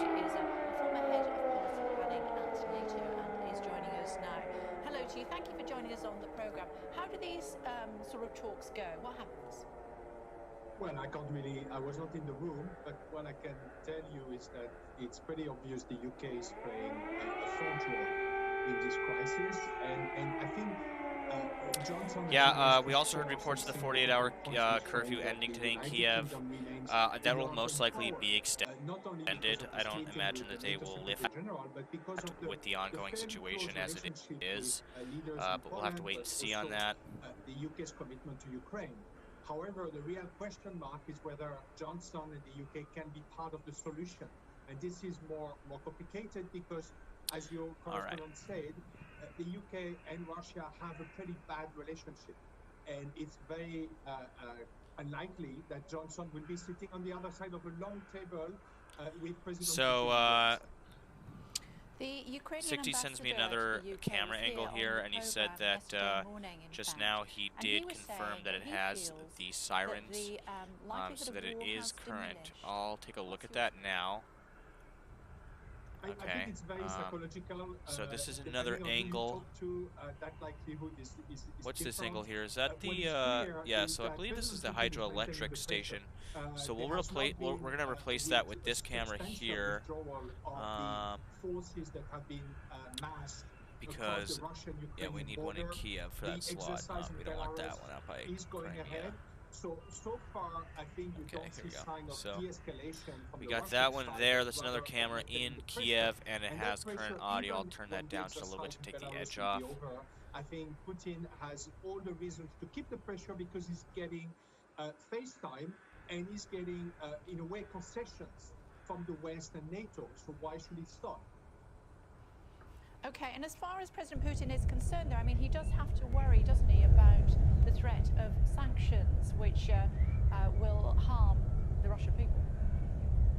Yes, but the fundamental weakness in our sanctions kind of signaling is that we have signaled sanctions only if and when Putin will go on a significant aggression. So to everybody that is asking about ban appeals, we just today unbanned basically everybody that was asking for an appeal. People that might have been accidentally removed. Yeah, just to keep in mind, you guys have to follow the rules. There is a rules channel with those listed. Some of those intel channels we're trying to keep just to reporting, or just to like links to reporting, and different things like that. So we're trying to keep certain types of chat and certain types of dialogue out of those channels. So keep that in mind, guys. But yeah, some of those bans, some of those ban appeals were granted today. So if you were banned over the past, week or so, you've probably been unbanned by now, unless you were proven to have a serious offense, in which you probably weren't part of that. But Discord link, yep, discord.gg/Nemico. We have a new Discord link there. So if you guys would like to come and share intel, if you guys have any posts you want to send over to the show to get on the air, you can join us over there, and we can do that. Everybody's welcome to join. It's free. If you don't know what Discord is, a community, basically a social media community platform, originally meant for gamers, but it's been, all sorts of crowds use it. It's a great platform. We've been using it since 2015 over there in the Hive. So we're glad to have anybody and everybody that's willing to come over and contribute to the community. Somebody says, can we fix the spelling on the first cam? Yeah, sorry about that. I meant to do that earlier. Just forgot. I knew somebody was going to ask about that eventually, too. Oh, come on. Alright, there we go. So there we go. I fixed that for you. Yep, updates up. We're getting to it.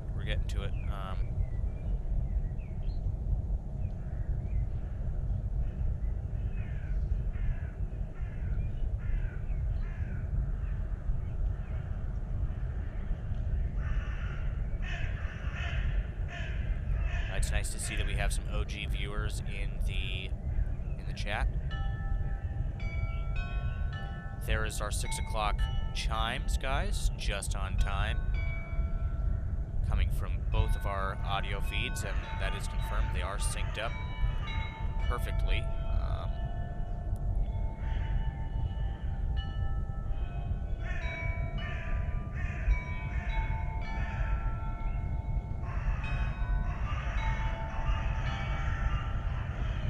Somebody said Cam 4 is Nova. Yeah, let me look at that really quick, because I think that might be actually. Is that this one?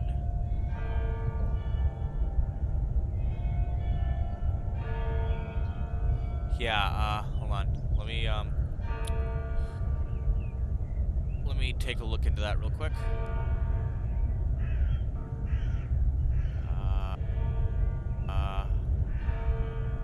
Just gonna get a confirmation on that, and then I'll change that over. Yeah, it is Nova. You're right. Thank you for that. Thank you for that tip there. I will change that. In fact, that makes sense because we did have a Nova cam from last night, so that's obviously one of the ones that got left over. I'll just put that up here. Nova. So now we have so as you guys see, we have a new stream layout here now. So if you guys want to give me call-outs for cams, you can just say like cam 1, cam 2, cam 3, cam 4. People were doing that before, but when I had like a sporadic layout all over the place, it was kind of impossible to understand what people were talking, like, which camera they were referring to.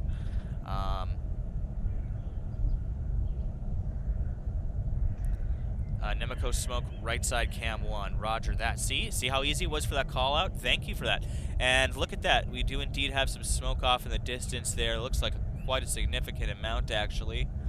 Not sure if that's a smokestack or not, or if that's coming from a fire of some kind. Kind of hard to see. I feel like this cam looks a lot better today. That cam looks great today. All right, so I got to get you guys an actual cam here, a cam, Let me see here. Sorry, one second, guys. Stand by.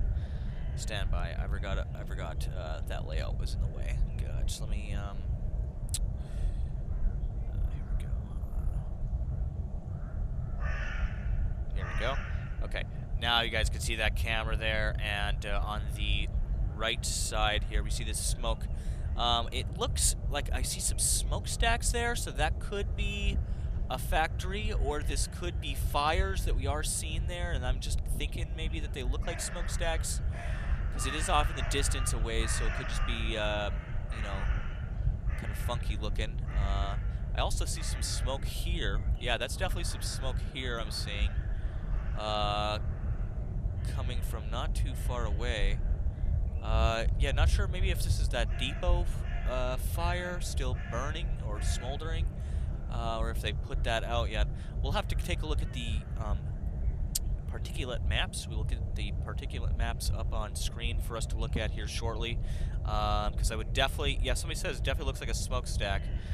If somebody wants to geolocate and maybe see if we do have some factory smokestacks over there, we can get the confirmation on that. Let's get a look at the particulate map.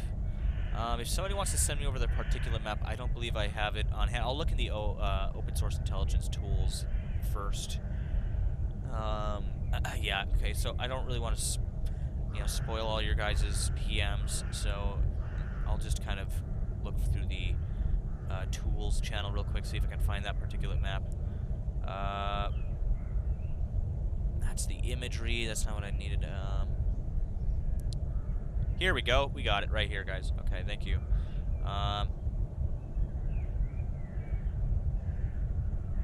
Thanks to whoever posted this. Roberto posted this in the open source intelligence tools. Thank you for that. So let's scroll in here on Kiev. Very high particulate there, actually. So there must be a fire burning over there as well. Oh yeah, we gotta. That's right. We gotta manually do it now. Okay, so I believe those fires that were burning yesterday to the north. So there is some areas here with heightened levels. I mean, it is a city, so keep that in mind. But I mean, some of these are probably from sporadic fires burning. I wouldn't say that's unlikely at all, given the circumstances. Yeah, it could be smokestacks.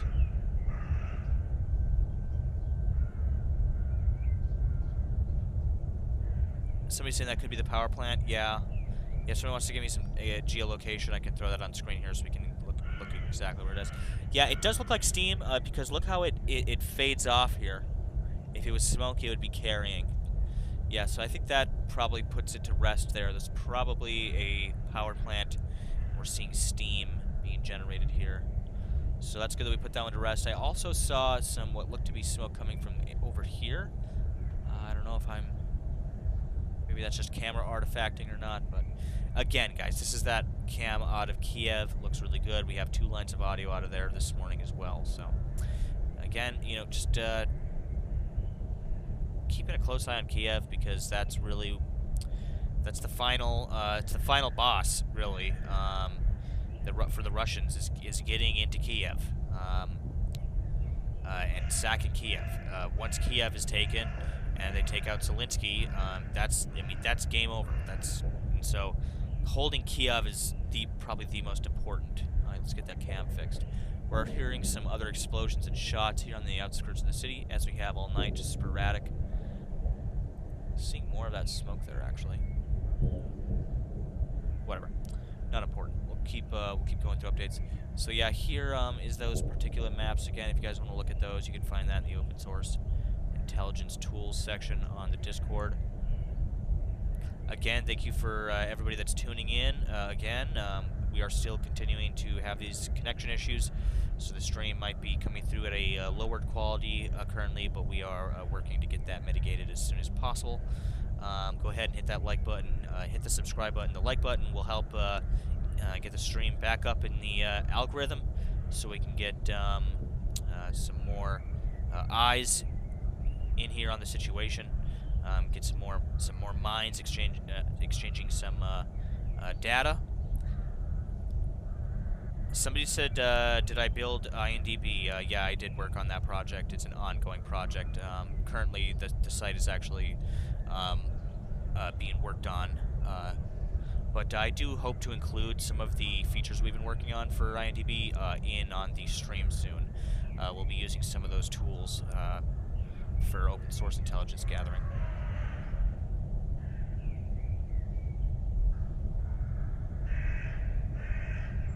Somebody said airstrikes just happened. Okay, we'll get an eye on that.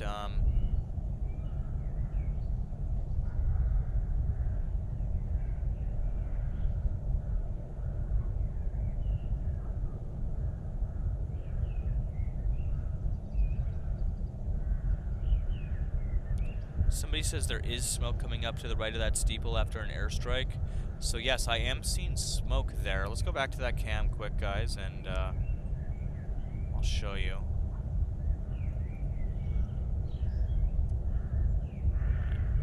There we go here. So right here there is smoke coming up. I'm having quite a few people telling me that there was... okay, so Pineapple says the Cherkasy explosion is very conflicted. Many have happened may have happened a couple days ago, may have happened tonight. Cannot verify either way. Okay, thank you for that. UA Maps has changed its reporting. I believe it is Ukrainian propaganda, though, not hostile disinformation. Smokestacks, can definitely see smokestacks underneath the smoke shots. Yeah, we'll keep an eye on the UA situation. By the way, guys, I'm going to take a further look into that. Apparently, there's been some people saying that some reporting variables on UA have been changed, so I'm going to take a look at that. Smokestacks, can definitely see smokestacks underneath the smoke, says Pineapple. I believe it's steam on the vent, does not linger. Yeah, I agree with that. Again, guys, so having a couple people tell me that there was just an airstrike here, or possibly something occurred over here, and that's why we're seeing that smoke coming from that camera there. Somebody said chimney smoke. Yeah, I doubt it. Could be. I don't think they are burning a fire inside the church right now. I mean, that could be possible, guys. But we'll keep an eye on it here nonetheless. This footage here, a lot of people were showing this over the course of the night here. Let's go get cut back over here to the full thing, full situation room. Alright, I'm gonna pull this up on screen. So this is some footage of some farmers stealing some Russian hardware. Just some interesting footage there. I wouldn't put it past the Ukrainian farmers. I don't know what it is about Ukrainians and Russians, but they really like to hoard scrap metal. I have some Russian friends, and they all love going scrap metal picking. That's like their thing, is picking scrap metal. I've also heard of a few Ukrainians that do the same, so it seems pretty popular over there.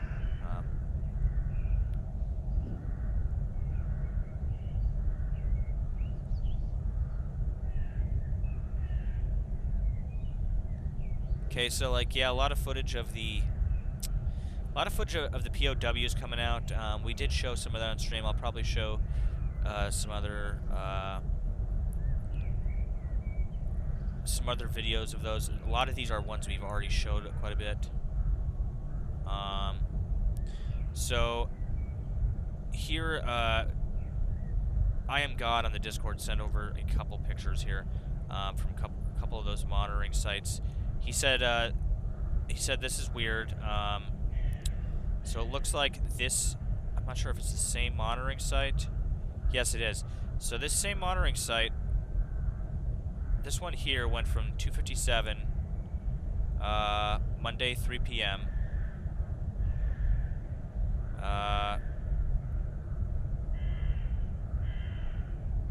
To hazardous a couple minutes later. So that was probably, what we're seeing there, guys, is probably explosions and fires, which are increasing that smoke particulate level.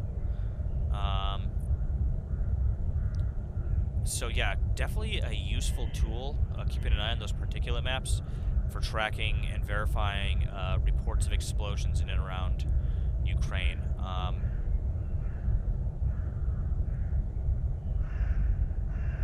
Pineapple says he rewound the camera on the suspected smoke. Starts without anything happening. Is coming from the roof of the next building over. Furnace stove of some kind, or some kind of exhaust, he suspects. So, thank you for that, Pineapple.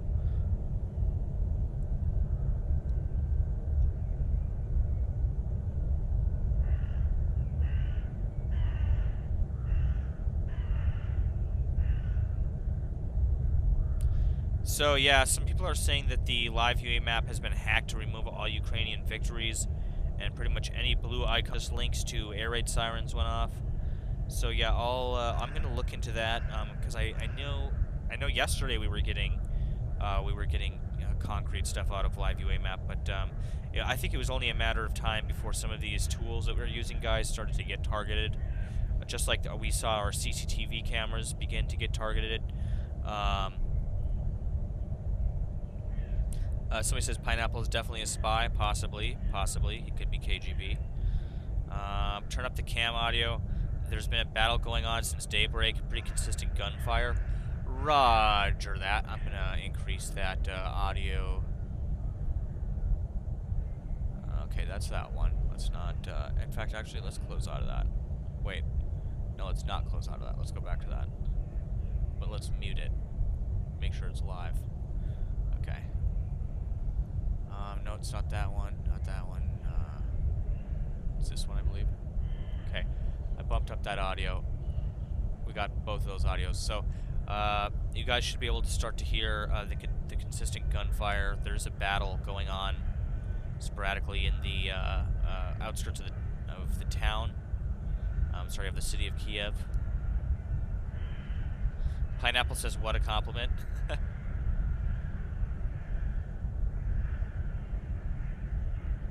So, just some random bursts of Twitter reporting coming here from you guys, unconfirmed.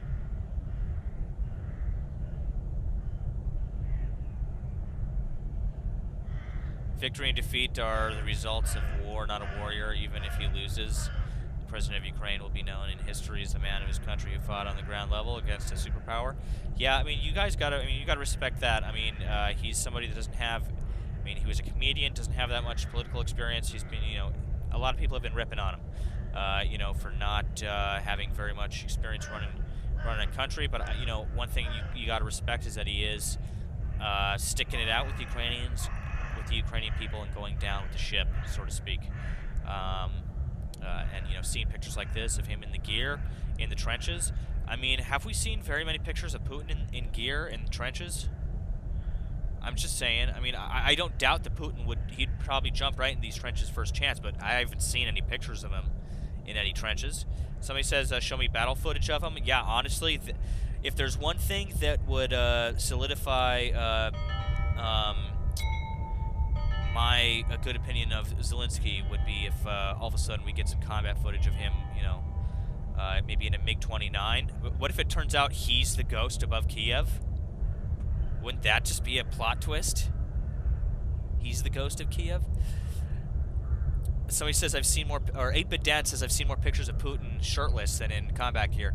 Yeah, I agree. He likes to ride grizzly bears. So he says Putin is 70 years old. No way. Really? Is Putin 70 already? There's no way he's that old.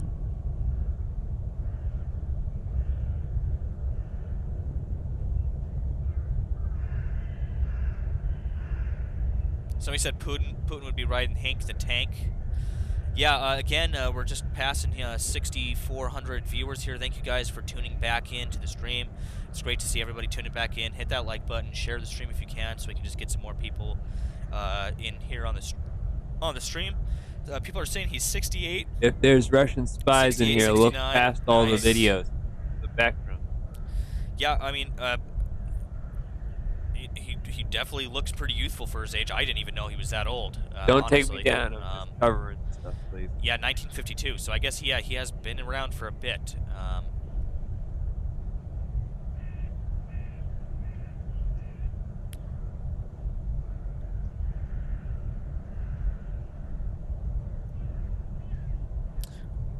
moving on here. Let me just get some of these other tabs closed out.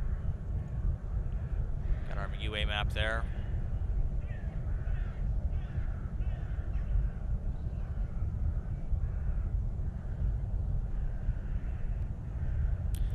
No call sign. Heading toward Ukraine on flight radar. Is this just now? Oh, it is. Thank you for this, Farmer Jake.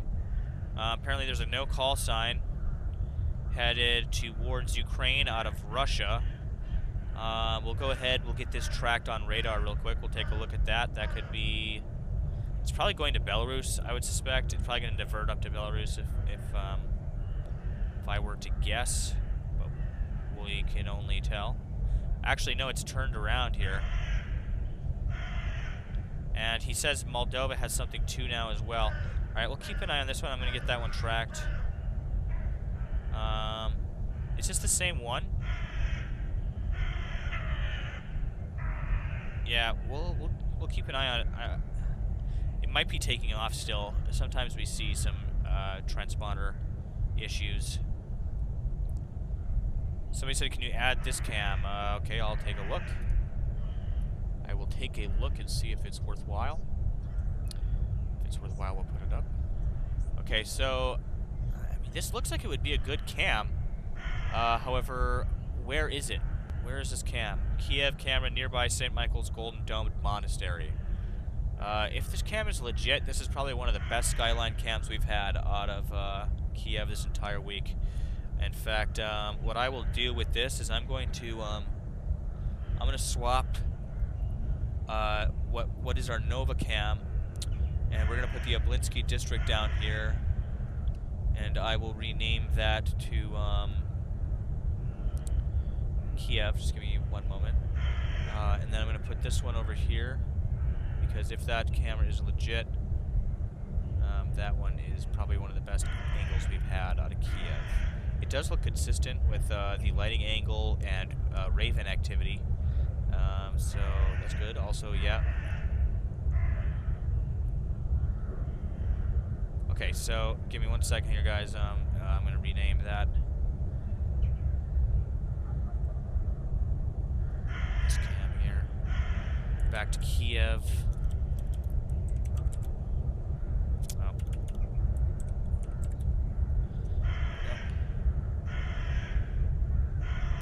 Okay, so this is probably the best.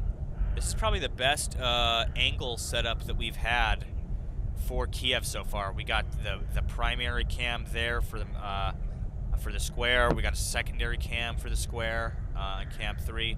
We got this skyline cam here.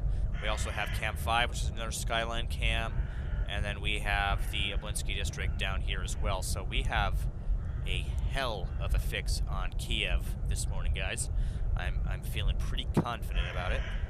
Hot mic guys are silent. Hot mic guys are non-existent. Hot mic guys are not on screen right now. If only we had the square cam. These are the square cams, man. These are the best cams I think we've had so far. Actually, that square cam doesn't show too much compared to this. These cams are pointed in the right directions, and that's what we want. Somebody said that explosion vibrated the camera. Yeah, maybe, possibly. Somebody says we need eyes on Odessa. We'll take some look at some videos out of Odessa as those come in. I know there's been a lot of activity in that region.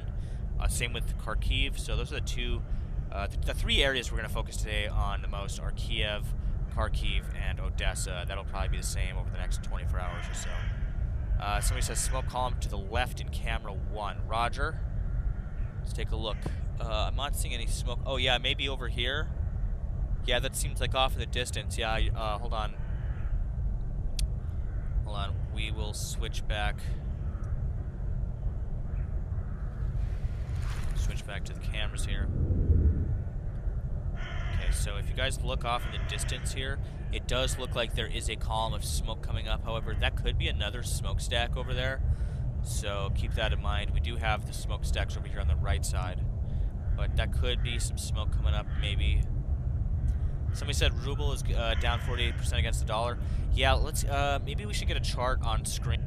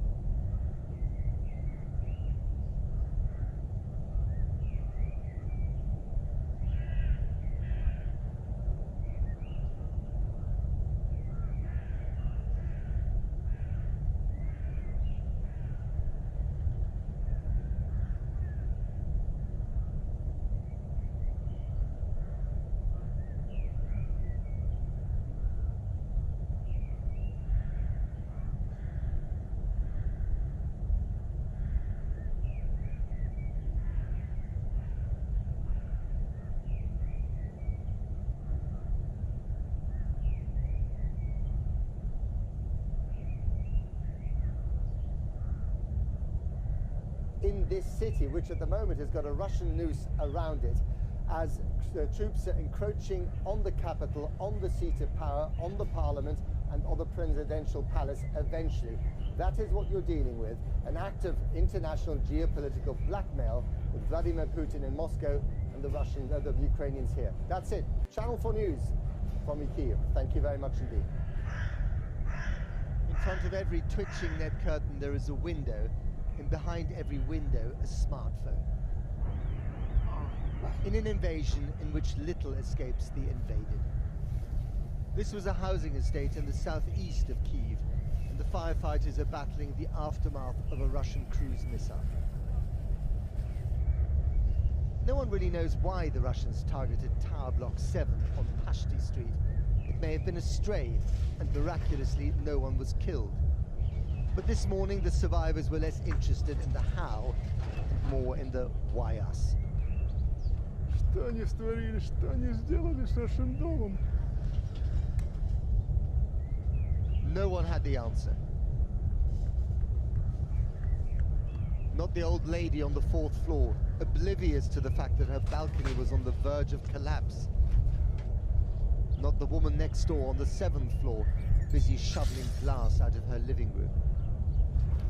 All of them wondering what the point of the clear-up is, when this is just day 2 of an invasion that could last weeks, while holding their capital city and their president to political ransom.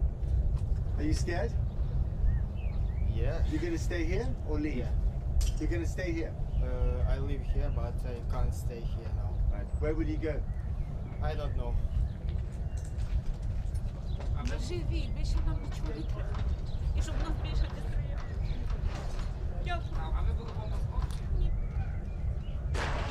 All of them conscious that their lives are suddenly as random as this piece of debris floating towards the missile crater. Thanks to a man who's accused Ukraine of being a nation of neo-Nazis and is waging war to make the point of a lie. Еще раз обращаюсь к военнослужащим вооруженных сил Украины. Не позволяйте неонацистам и бендеровцам использовать ваших детей, ваших жен и стариков в качестве живого щита. Берите власть в свои руки. Похоже, нам с вами будет легче договориться, чем с этой шайкой наркоманов и неонацистов, которая засела в Киеве и взяла в заложники весь украинский народ. The madness of this war found an unforgettable image today in this scene, also filmed from many disbelieving windows. A tank skidded, running over an innocent car. And then reversed back over it. Astonishingly, the driver lived to be...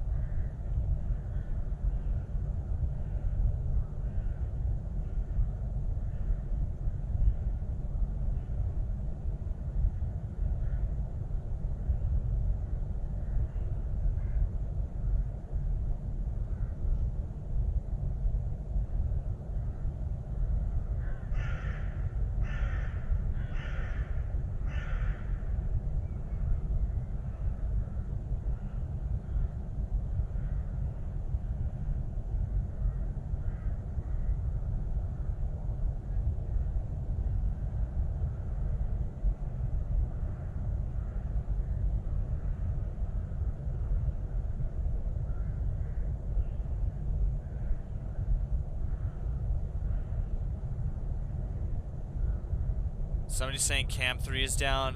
Cam 3 looks up to me.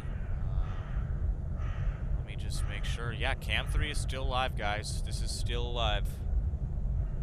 Cam 3 is still rocking and rolling.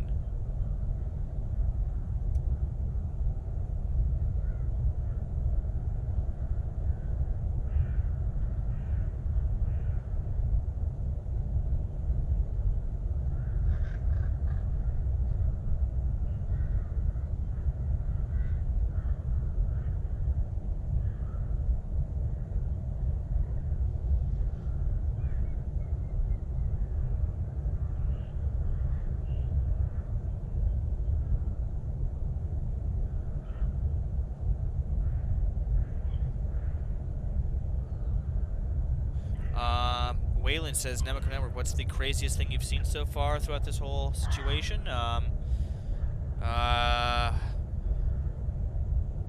Probably it's a split between the Ukrainian Marine blowing up himself to demo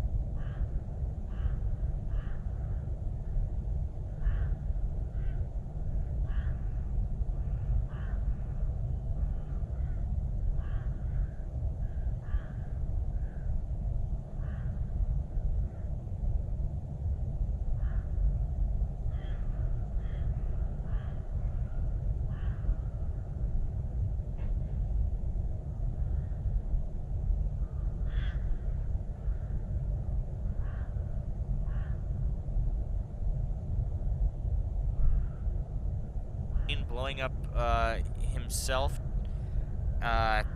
to demo.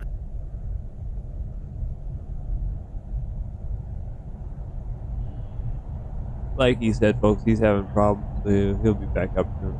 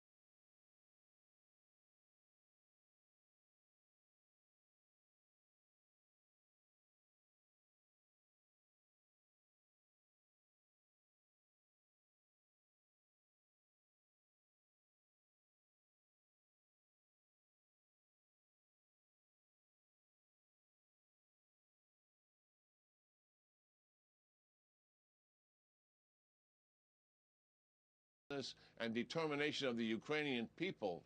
And their determination to resolve is much greater now than what it was 8 years ago because of the exposure to the Russian repression these last 8 years. So I think Putin has some headwinds in front of him, for sure. So on that point, it's a key point. You know, has the U.S. and NATO supplied Ukrainian with more weapons that makes them stronger? And I'm particularly interested in anti-air kinds of, you know, Stinger missiles and so forth. I mean, Russian air power, I assume, is very, very lethal. You know, are the Ukrainians in better shape to protect against that or to fight against that?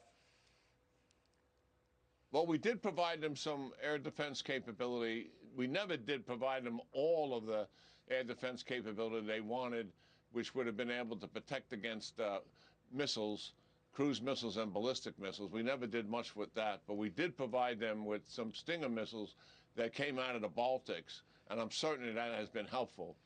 But the promise of more weapons from the United States and also from the NATO Secretary General is out there. The problem we have right now is Russia controls the airspace. So how we get those weapons to them is another matter. We have ways to do it.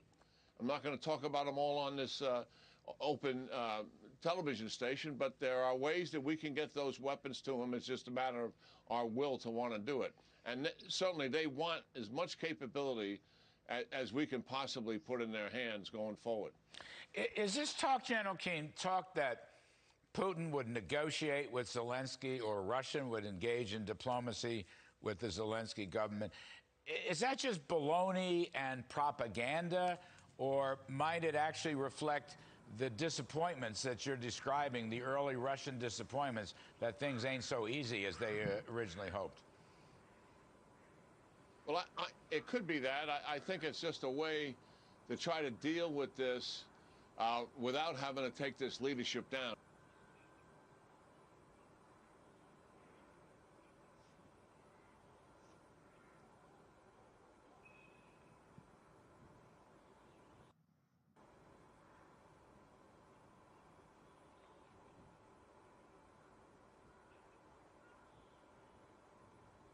Reject that, and he will stay with his people and fight on.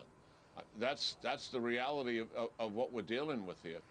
So Zelensky, I mean, there's always talk about the kill list. Russia has a kill list. Zelensky's on the kill list, et cetera, et cetera. But as you're reporting, and I've heard this elsewhere, Zelensky is staying, not running. Zelensky is a pretty tough customer, I think. So that's going to be a problem for Putin. Putin doesn't like tough customers. He doesn't like principled people. It means this fight could go on for a very long time, does it not? It's going to go on longer than Putin certainly thought it was going to go on. And even, look, once there is a transition and we have the stooge in charge, Putin says he's not going to occupy the country. Well, how do you think you're going to be able to keep that Russian stooge in charge of that country if you don't have the forces there to guarantee that? So obviously there's going to be an occupation. They'll switch the forces from a lot of these combat forces that are there now to consolidate and take key terrain and move in other forces that would be more conducive to the occupation. But believe me, the Ukrainian people are going to push back on all of that. And I believe, as I said before, I think Putin is overreached here, and this is going to be an indicator of it.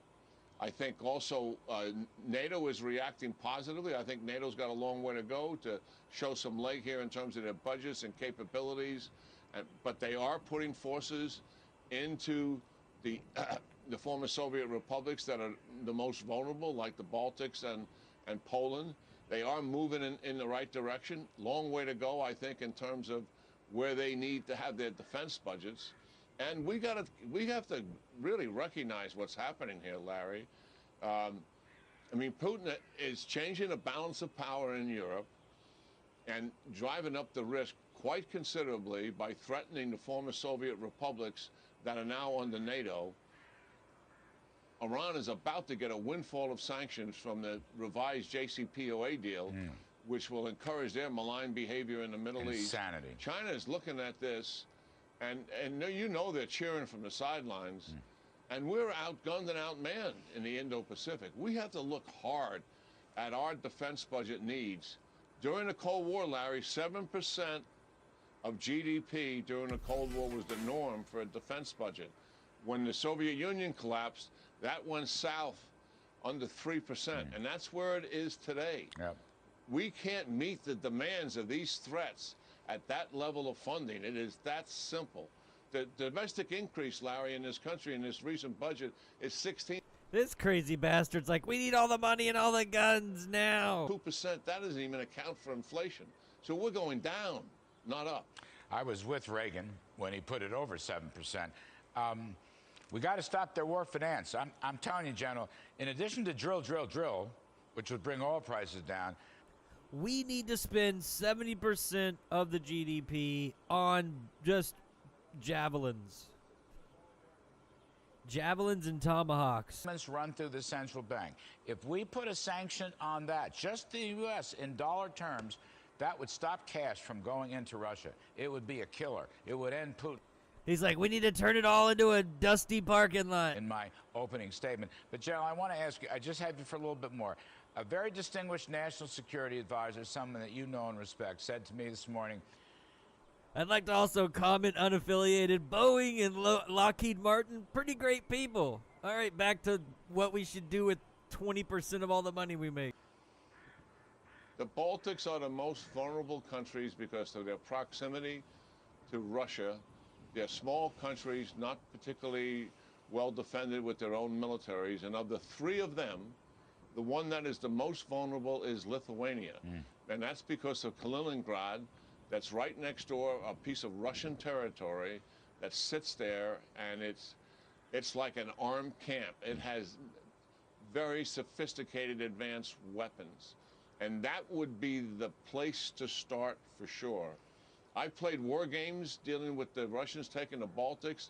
The threat is real, Larry. They can roll this thing up very quickly, and we are challenged to get there, particularly when we're an ocean away, because they would take down our rival airfields, they would take down our rival ports. It is a challenge. That's why we have to have as much clarity on what it's going to take in terms of defending NATO adequately, as you are suggesting, in the clarity of thought you're presenting here, and shutting down Putin financially. We need that also on the defense side with that kind of clarity of thought. I would think we'd like to see the NATO, including the United States, say, we, NATO, will defend Lithuania. I need to hear that. I need to hear that. Well, we will. And they should be saying it. Yeah. No doubt about it. All right. General Keane, thank you, sir. As always, your clarity is much, much helpful. We are grateful for it. So Russia has been turned into a pariah state. And just to prove how far, a withering speech in the last few moments from the European Commission chief Ursula von der Leyen. She said for the first time the EU would be financing and delivering weapons to a country under attack and would sanction Belarusians helping Moscow's war effort. Well, our business and global trade correspondent Paul McNamara is here. Tell us a little bit about the impact of all these sanctions. Yeah, I mean, there's a whole raft of them that have just been announced. The most eye-catching ones, shutting down EU airspace for all Russian aircraft. This is Russian-owned, Russian-registered, more importantly, Russian-controlled aircraft. So any oligarchs with their private jets, this is them. There's also a ban in the EU of the Kremlin's what they call media machine. So this is state-owned Russia Today, RT, and Sputnik. Remember, government's already asked Ofcom to review RT's licence in the UK. And this is on top of a whole load of sanctions which have already been announced. So, so the first one, of course, is SWIFT. This is one that everyone's been talking about for days. This is the secure messaging system so that banks can transfer money around the world. This is a big deal. 11,000 financial institutions are on this. Tens of millions of transfers every single day. Cut a financial institution off from this. You're not killing all their international transactions, but you're making it pretty difficult. Now, we don't know actually which banks, we haven't announced yet which banks are going to be targeted. We suspect it's going to be the two biggest banks, the Spirit Bank and VTB. These ones that were already targeted by American sanctions on Thursday. Big question over Gazprom Bank. This is the bank which is really interwoven into Russia's oil and gas industries. We don't think they're going to be included because that would impinge on oil and gas supplies. which everyone's very, very worried about. Now, look, about a month ago, I was talking to a city trader about all sanctions when everyone was talking about it. And he said to me, look, the biggie is SWIFT. Everything else is peanuts. I got a text from him this morning saying, I can't believe they've actually done it. What are the other sanctions, though, and how serious are they? Well, actually, the other financial sanction might have a bigger impact than SWIFT. So this is US, UK, Canada joint statement saying that they will block Russia's central bank from using roughly £630 billion of stockpiled foreign reserves. This is like their financial war chest to insulate them from sanctions. This is going to have a big impact. Without this, Russia can't prop up their economy. They can't prop up the ruble, which has been tumbling for days now since all of this kicked off. Today we've seen footage of people queuing up round the block in Moscow to get hold of any cash, rubles, dollars, anything that they can get their hands on. Make no bones about it, together these financial sanctions will have a big impact. And there is some breaking news tonight about BP. Yeah, the news keeps on coming today. So BP owns about 20% of Rosneft, which is a Russian oil and gas giant. Rosneft is the oil and gas giant that is fueling the Russian army. On Friday, the business secretary pulled in Bernard Looney from BP, saying, essentially giving him a bit of dressing down, saying, what are you doing? 2 days later, BP are divesting. Paul, thanks very much for that. Paul. Well, as we said at the beginning of the programme here from Lviv, there's an awful lot of history being crammed into one day these days. And one of those bits of history today was Germany's decision not just to send arms to combat zones like Ukraine, but also to increase its military budget to 100 billion euros. Now, this is a huge amount of money, which means, if I've got my maths right here, that Germany leapfrogs other European countries like Britain and France, but also even Russia in terms of military expenditure. It's a big deal because Germany has finally managed to step over the very long shadow of its very dark history. Well, joining me now is the German Green MEP, Viola von Kramon, who's currently in Baghdad on official business. She's part of the Ukraine delegation in the European Parliament and was there just earlier this month. Viola, it's good to speak to you again. Put this into context. How big a deal is this? Well, I think this is a complete shift in the paradigm in the political arena in Germany. We have never experienced that reality kicks in and that obviously the Chancellor was ready to react very swiftly, very firmly and immediately. I can only say that some of my colleagues were obviously also surprised by his proposal, and we will see how everyone is going to deal with this.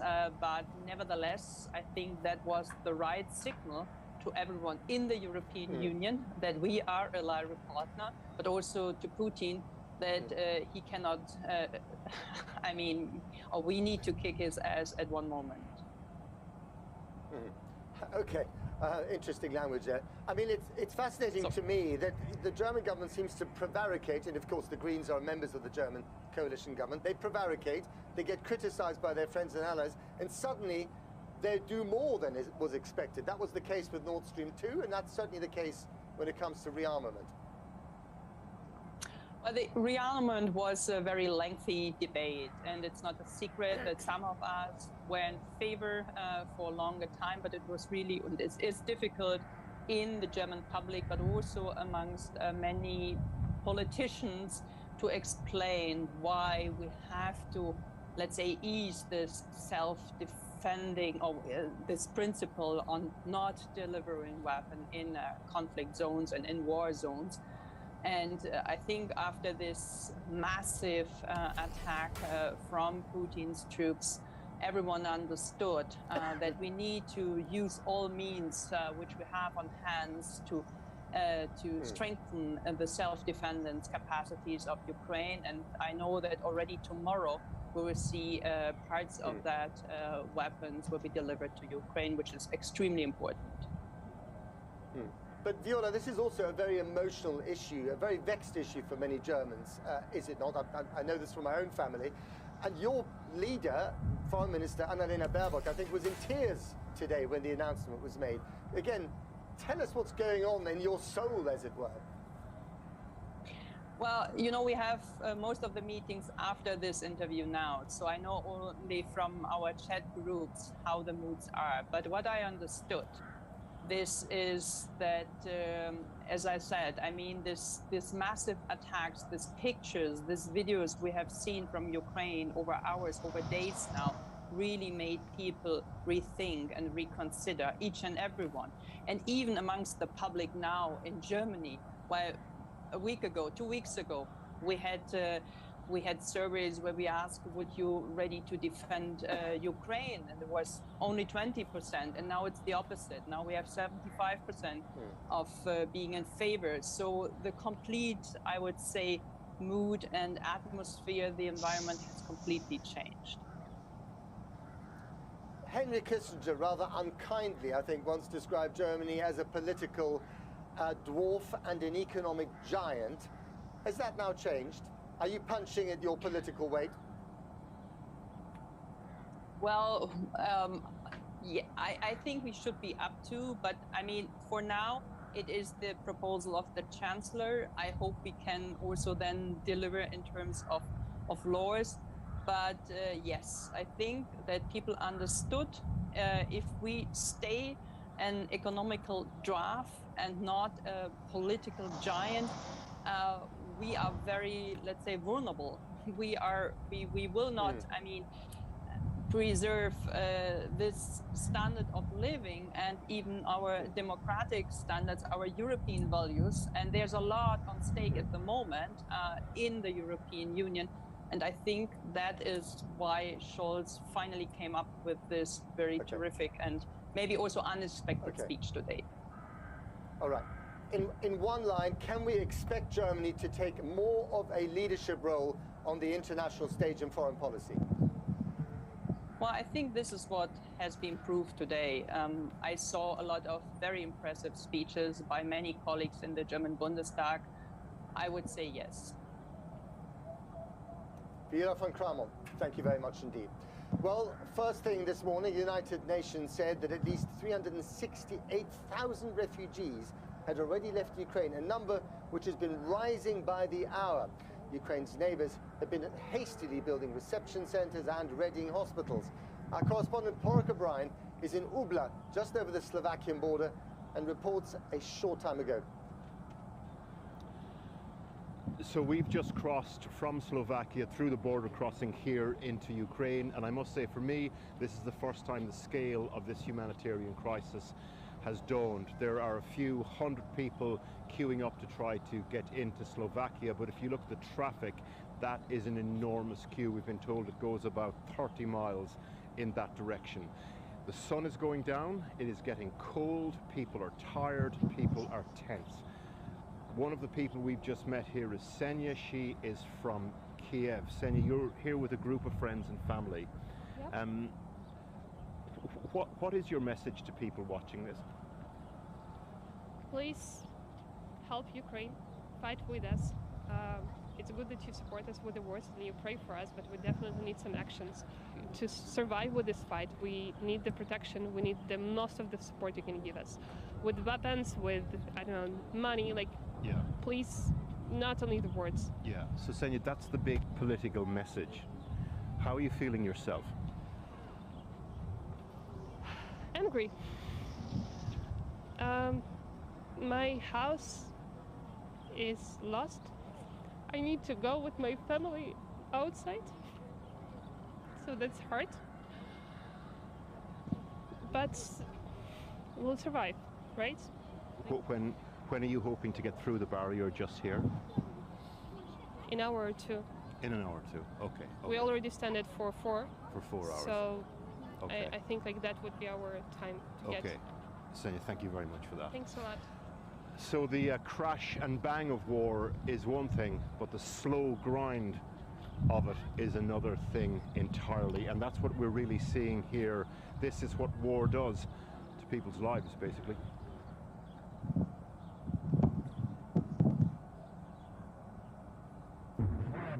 As Russia unleashes relentless attacks against Ukraine, U.S. President Joe Biden met with his national security team and made an emergency request to Congress to allocate $6.4 billion for military and humanitarian aid. The former president of Ukraine is pleading for Western allies for help. We need the anti-tank, we need anti-aircraft. We just need to increase our defensive capability to stop the crazy aggressor in Europe. Humanitarian aid is desperately needed too for the Ukrainians fleeing their country, mostly women and children. They moved out without nothing. Even, I'm sorry, like no socks, no toothbrush, nothing. Protests denouncing Russia's invasion of Ukraine have erupted around the world, from the White House to Tokyo. Many Russian citizens are disgusted by President Vladimir Putin's brutality. We hate what's just happening right now in our country. British Prime Minister Boris Johnson says the world hasn't seen anything like this since the Second World War. It's a generation or more since we witnessed such bloodshed in Europe. We hoped we would never have to see such sights again. Pressure is building on NATO member Turkey to close off passage of Russian warships. Ukrainians in that country fear they will never see their loved ones again. I'm calling them every 10-15 minutes. I don't know what is happening there right now. Just stand up and do something to protect our families. 7,000 additional U.S. troops are on their way to Europe to help protect NATO allies and join NATO's response force. As concerns grow, this war could spread beyond Ukraine's borders. There's a historic nature to all this. This is the first time that the alliance has employed these high readiness forces. International pressure is mounting for Putin to end this unprovoked war, but Russian forces are continuing on their bloody mission as the death toll for both countries climbs. Jennifer Johnson, Global News, Washington. We begin this morning with an appeal to the world. Ukrainian President Volodymyr Zelensky is calling for everyone on earth to join the fight against Russia. Ukrainian forces right now are fighting the Russian military on multiple fronts.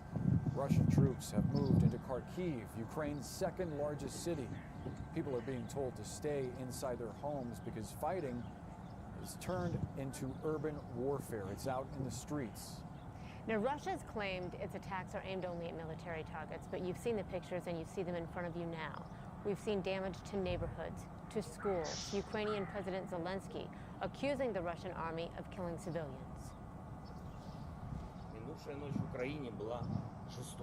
The last night in Ukraine was brutal.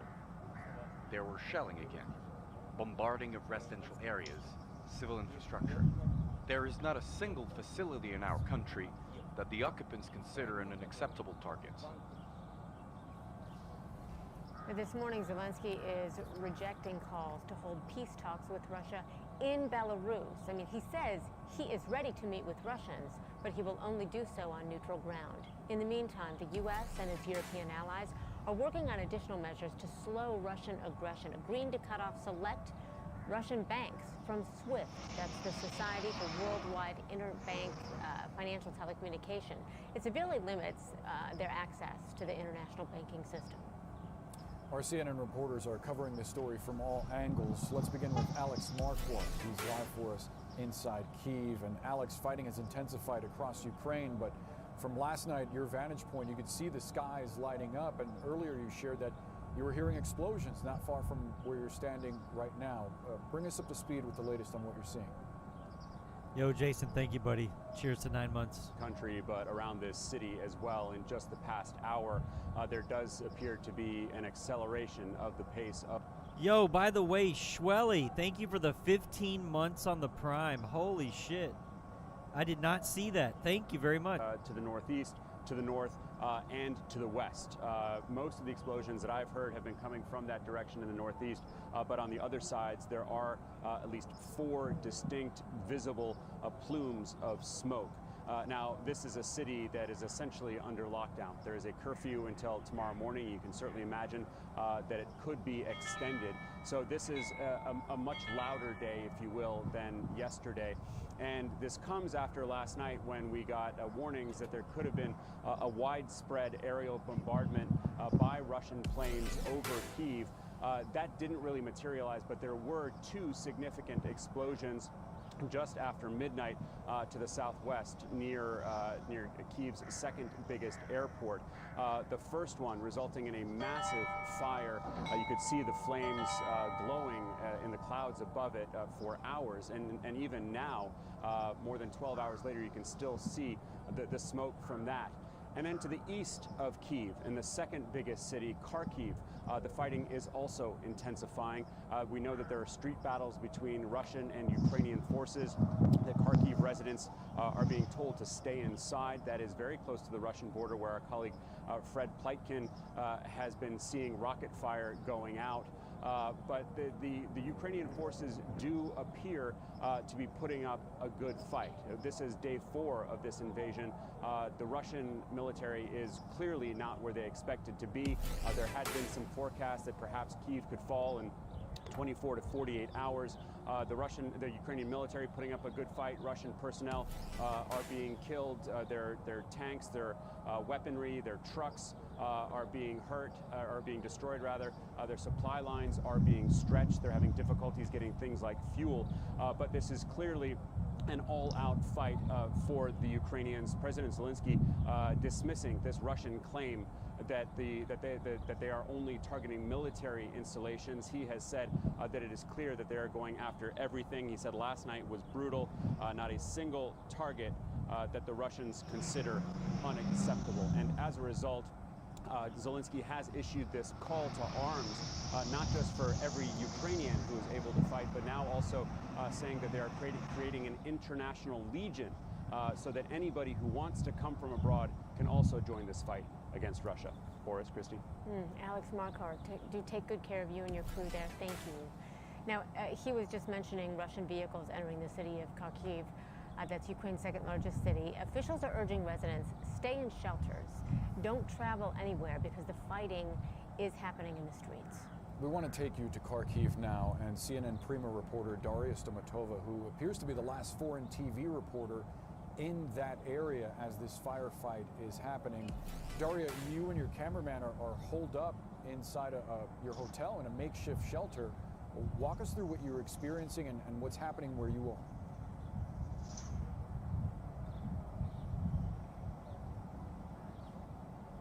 Morning, and thank you for having me. Yes, and as you can see, we are currently in the hotel, in the coffee place, which is connected to the hotel. All the windows are secured right now, as you can see, with the wooden desks. All the doors are closed, and also the local people who are staying here with us just moved stuff back to the lobby, to the place where are no windows, because there would be more danger in case of attack. As what we hear from outside, from time to time we hear loud gunshots. We think it should be the AK-47, the famous Kalashnikov. Also, we hear the artillery, and around the city, we see the smoke. Daria, how many people are in the hotel with you? Can you gauge that and where they are?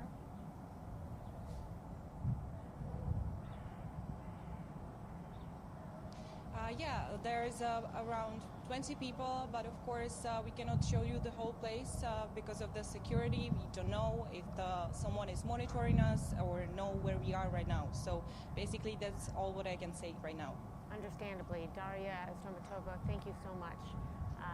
Please take good care of yourself, of your crew there. We're thinking of all of you. Thank you, Daria. Okay, let's talk to Arwa Damon, because she's talking about the invasion that's creating this humanitarian crisis at Ukraine's border with Poland. More than 350,000 people are leaving Ukraine now. Arwa, you've brought us such emotional stories from these people who are leaving fathers and brothers and husbands in Ukraine because they have to stay and fight. What are you seeing there this morning? You know, it's extraordinary because every single person who you talk to, and I think this is important to remember, has their own unique, to a certain degree, experience of what it was like. Want to come in and talk shit? Now you're banned. Go talk somewhere else, troll. But it's not just that. We're right now at a reception center, and by the time... Yeah, it's pronounced car keys. Here, and you have some new arrivals over in this direction. the vast majority of them would have gone through days. Like CNN's got a live segment right now at 11 p.m. You fucking moron. Walking and waiting out in the cold. The stories we're hearing about these overnights in these freezing temperatures with no food, no water, no bathroom, with little children. And then as they get closer to the actual border crossing from this... They think they're smart in doing that because they're probably flexing for someone other's channel that they suck their dick daily. They've got their cock firmly lodged in their esophagus. Now, once they actually get here, they're met at these various different makeshift... And by the way, fuck you, Fletch.